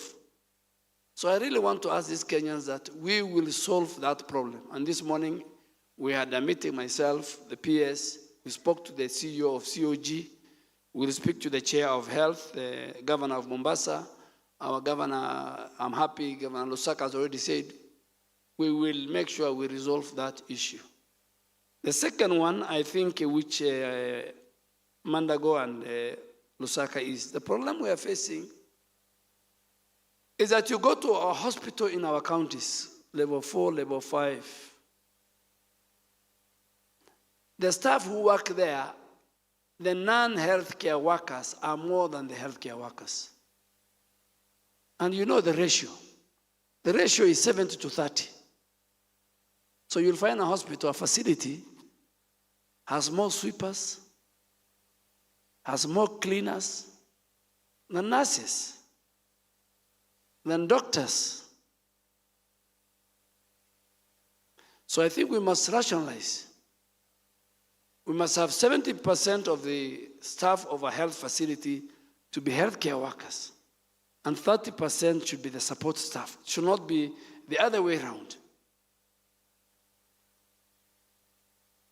Thirdly, the president has pronounced when we were launching the awareness, the every woman, every child, every newborn, everywhere, that we are going to recruit 5,000 nurses and midwives. These days, digitally we receive how many mothers die in this country every day, particularly those who go through the SHA ecosystem. How many newborns die? Both, postnatal, neonatal. We have the numbers. The numbers are not looking very good. The numbers are not looking very good. No mother should die in our country. When a mother is going to hospital, she's not a patient. She's going to a hospital to go and bring another life. No child should die in our country. Kenya is a leader in healthcare delivery system in Africa. People want to learn from us. So I think we have discussed with our governors, we want to make sure that we reduce the number. Our maternal and newborn mortality rate is not looking good. They are preventable, and these are all preventable. So Syndemic, thank you very much. I have finished, and I think I'll just say God bless you, and God bless Kenya. Thank you very much. Let's appreciate our CS. Bwana CS, before you leave, we'd just like you to stay on the podium for a few minutes, kindly, humbly requesting you to just stay there to help us perform this very noble task of officially launching the 47 Syndemic operational plans. As our technical team is assisting us with that, I also hope that the CECs are being given their copies. I want to invite the PS, Dr. Ouma Oluga, to join the CS. Governor Ken Lusaka also just to be up on the podium. Members of National Assembly who are present, kindly join the CS on stage. The Country Director UNAIDS, Karibu Sana. Executive Director NEFAC, join the CS on the podium. The NSDCC Board Chair, Ahmed Abbas, also join the CS on the podium as we are just about to do what is going to climax this two-day high-level forum of taking this to the counties. All the CECs who are here, we are welcoming you to come and take your positions just right down here with your plans. Carry your plans. If you've not gotten it, you'll be given. Just come and stand here as we launch this. The county CECs present, carrying the plans that are going to. All right. And the county directors of health, if you're here, we are also calling you to come and take your position with the county CECs. If you have a plan the operational plan. Come and take your position down the podium as we are just about to launch this significant document that is going to operationalize the Kenya AIDS Integration Strategic Framework 2025 to 2030. And right now, let's settle down. Once we've taken our position. MCAs in the building, we appreciate you also come and find your space on this front side. Members of County Assembly who are in the room, come and take your position as well to join the CS in officially launching this Syndemic operational plan. All right, so CS, we want to move to the next step. On my count, you will just press the buzzer to officially begin this journey for us to make it action from the document to now actionable interventions. I want to begin the countdown. Are we ready, ladies and gentlemen? Are we ready? Kayamba Africa also be on standby. You'll be giving us something nice to celebrate this moment. On my count, let's all focus on the CS. On my count, 3, let's begin. 4, 3, 2, 1, let's go! Ladies and gentlemen, it is now official.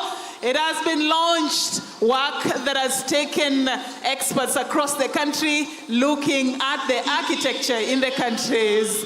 Thank you very much, Bwana CS. This is a very important step. Let's celebrate this.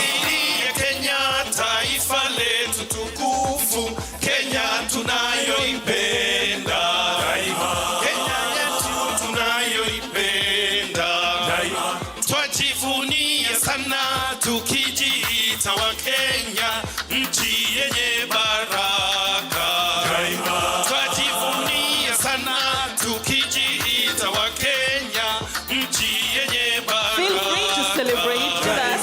Kenya nchi yenye baraka daima. Kenya makao yetu ni nchi ya usalama, kamwe hatutaiacha daima. Kenya makao yetu ni nchi ya usalama, kamwe hatutaiacha. Thank you very much, Kayamba Africa. Hatutaiacha.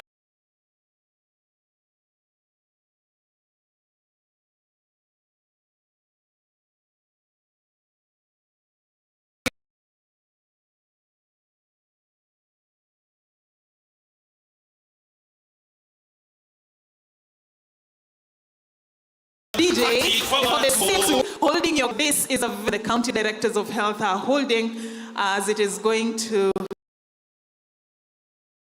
take us into a significant step in the journey to address HIV in a more realistic manner. We want members of County Assembly to be the next to take a photo with the CS. Members of County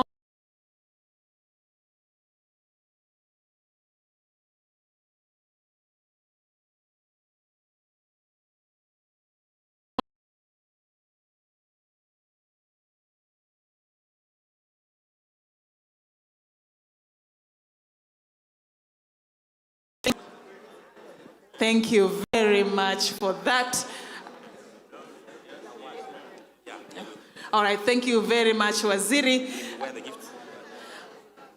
All right, I think that is well done.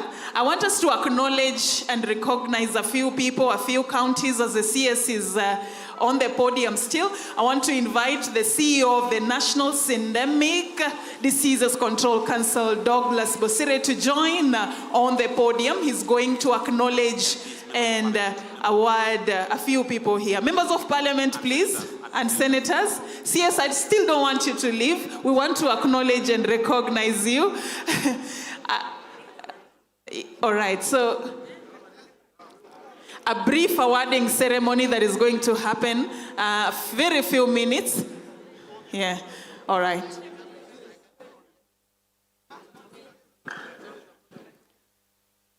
Okay, so senators, members of parliament, join the cabinet secretary for a photo as we finish. Anyone who's on the podium, if you're not a member of parliament, if you're not a senator, if you're not a governor, kindly exit. We want to take a photo. As they do that, the board, NSDCC, be on standby. Come next to the podium to take a photo with the CS NSDCC board. Please, very fast. Let's make this very quickly. The board led by the chair, who is already here with me. I think that's okay. NSDCC board, let's transition very fast. NSDCC board to take a photo with the cabinet secretary. Just take your position. He's going to join you as we take this photo. The others can go on the other side. NSDCC board, they've been very pivotal in putting this up, putting this together. Waziri, we just want you to take one final one with the NSDCC board. One final one, Waziri, with the NSDCC board.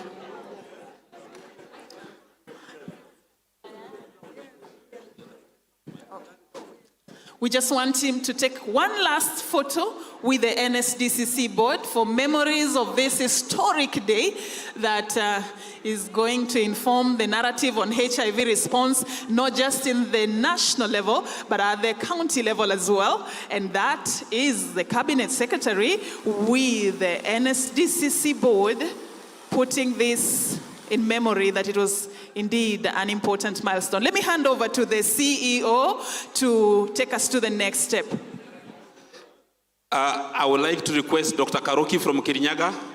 Dr. Karoki from Kirinyaga, please to come. CS, we are recognizing some of the best performing counties of the 5-year period, and the county number 1, which managed the epidemic excellently, is the county of Kirinyaga. Dr. Karoki is a CEC member for Kirinyaga. Makofi. Makofi, Makofi, Makofi. Thank you, thank you, thank you. The Kisii County representative for the 95 cascade. Kisii County, please come very quickly. Kisii County, karibu haraka tafadhali. And then we'll be followed by the County Director of Health, Kiambu County, for the success in the response against the triple threat. That's Kisii County, Makofi. Kiambu County, where are you? All right. Now, I would like to request Governor Lusaka to come and receive a special award from our chief guest in recognition of the work the counties are doing in the response against HIV and other syndemic diseases. The county award, please. Give it to the CS to give Governor Lusaka. Makofi, Makofi, tafadhali, Makofi, Makofi. Thank you very much. Where is Nelson Otuoma to receive on behalf of the communities or people living with HIV? Nelson Otuoma, please. Thank you. Governor Lusaka, don't go. Governor Lusaka, don't go too far. Nelson Otuoma. Thank you. That was Kiambu County. Nelson Otuoma now receive. Nelson Otuoma, please. Makofi ya communities. Makofi ya communities. Lastly, we wish Governor Lusaka to specially recognize our CS for staying at the front and leading from the front.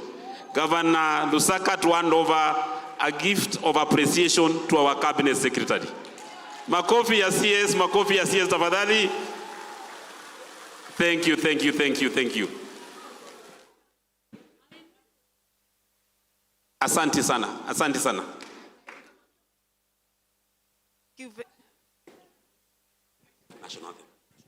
Thank you very much for that. We want to close this with a word of prayer from Abu Hamza, Sheikh Abu Hamza. Kindly come and close for us as I invite on stage Mr. Tomo Kundi from NSDCC for a brief moment of closing remarks. Abu Hamza, kindly be on standby for closing prayers. Mine is to just pass a vote of thanks briefly. Kindly just bear with me.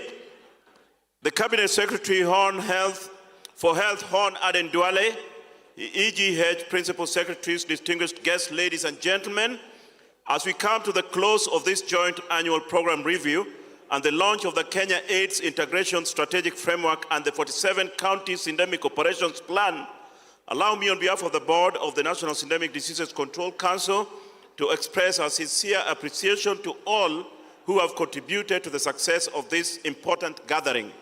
First and foremost, we thank God Almighty for granting us good health, safe travel, and the opportunity to come together in a spirit of partnership and shared purpose. Allow me to recognize the Ministry of Health under the exemplary leadership of the Cabinet Secretary for Health, Hon Adendwale EGH, and the Principal Secretaries for their stewardship and commitment to strengthening Kenya's response to HIV and other syndemic diseases. Our gratitude also goes to the governors and the county governments for their leadership throughout the development of the county syndemic operational plans, and to the honorable senators and members of the parliament for their continued support through legislation, oversight, and advocacy. We also acknowledge the county executive committee members for health, chief officers, caucuses, county directors of health, and chairpersons of the standing committees on health in county assemblies for their dedication and technical leadership in advancing this agenda at county level. To our development and implementing partners, public and private sector institutions, faith-based organizations, academia, and the civil society, thank you for your partnership, expertise, and continued investment in Kenya's health response. We extend special appreciation to the communities of people living with and affected by HIV and other syndemic diseases, whose voices, experiences, and resilience remain at the center of this work. Special recognition goes to HIV Estimates Task Force, the core review team, and the staff of the National Syndemic Diseases Control Council for their immense technical work and dedication that have culminated in the milestones we celebrate today. Thank you very much, and God bless you all, and God bless Kenya. Thank you, thank you. Thank you very much. Let's appreciate him. And help me appreciate yourselves for being here and for being so patient and for being so useful. Do I have Abu Hamza, the Sheikh? Is he already here? Do I have him near? Do I have him in the room? No. Any volunteer who can help us close with a word of prayer? A volunteer to help us with a word of prayer? Yes, the lady in pink. Let's appreciate her as she comes to close this officially for us.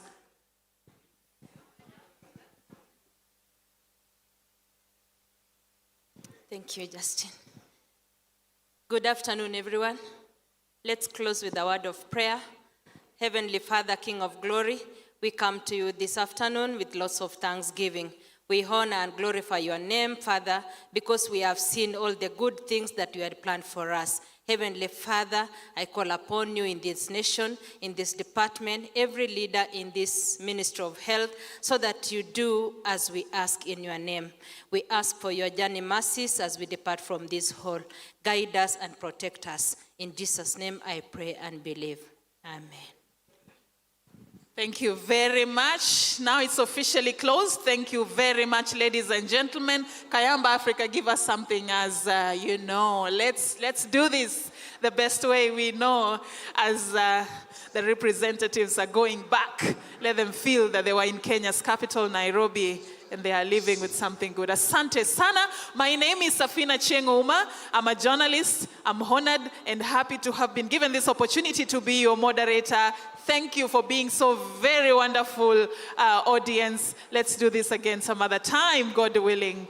Goodbye.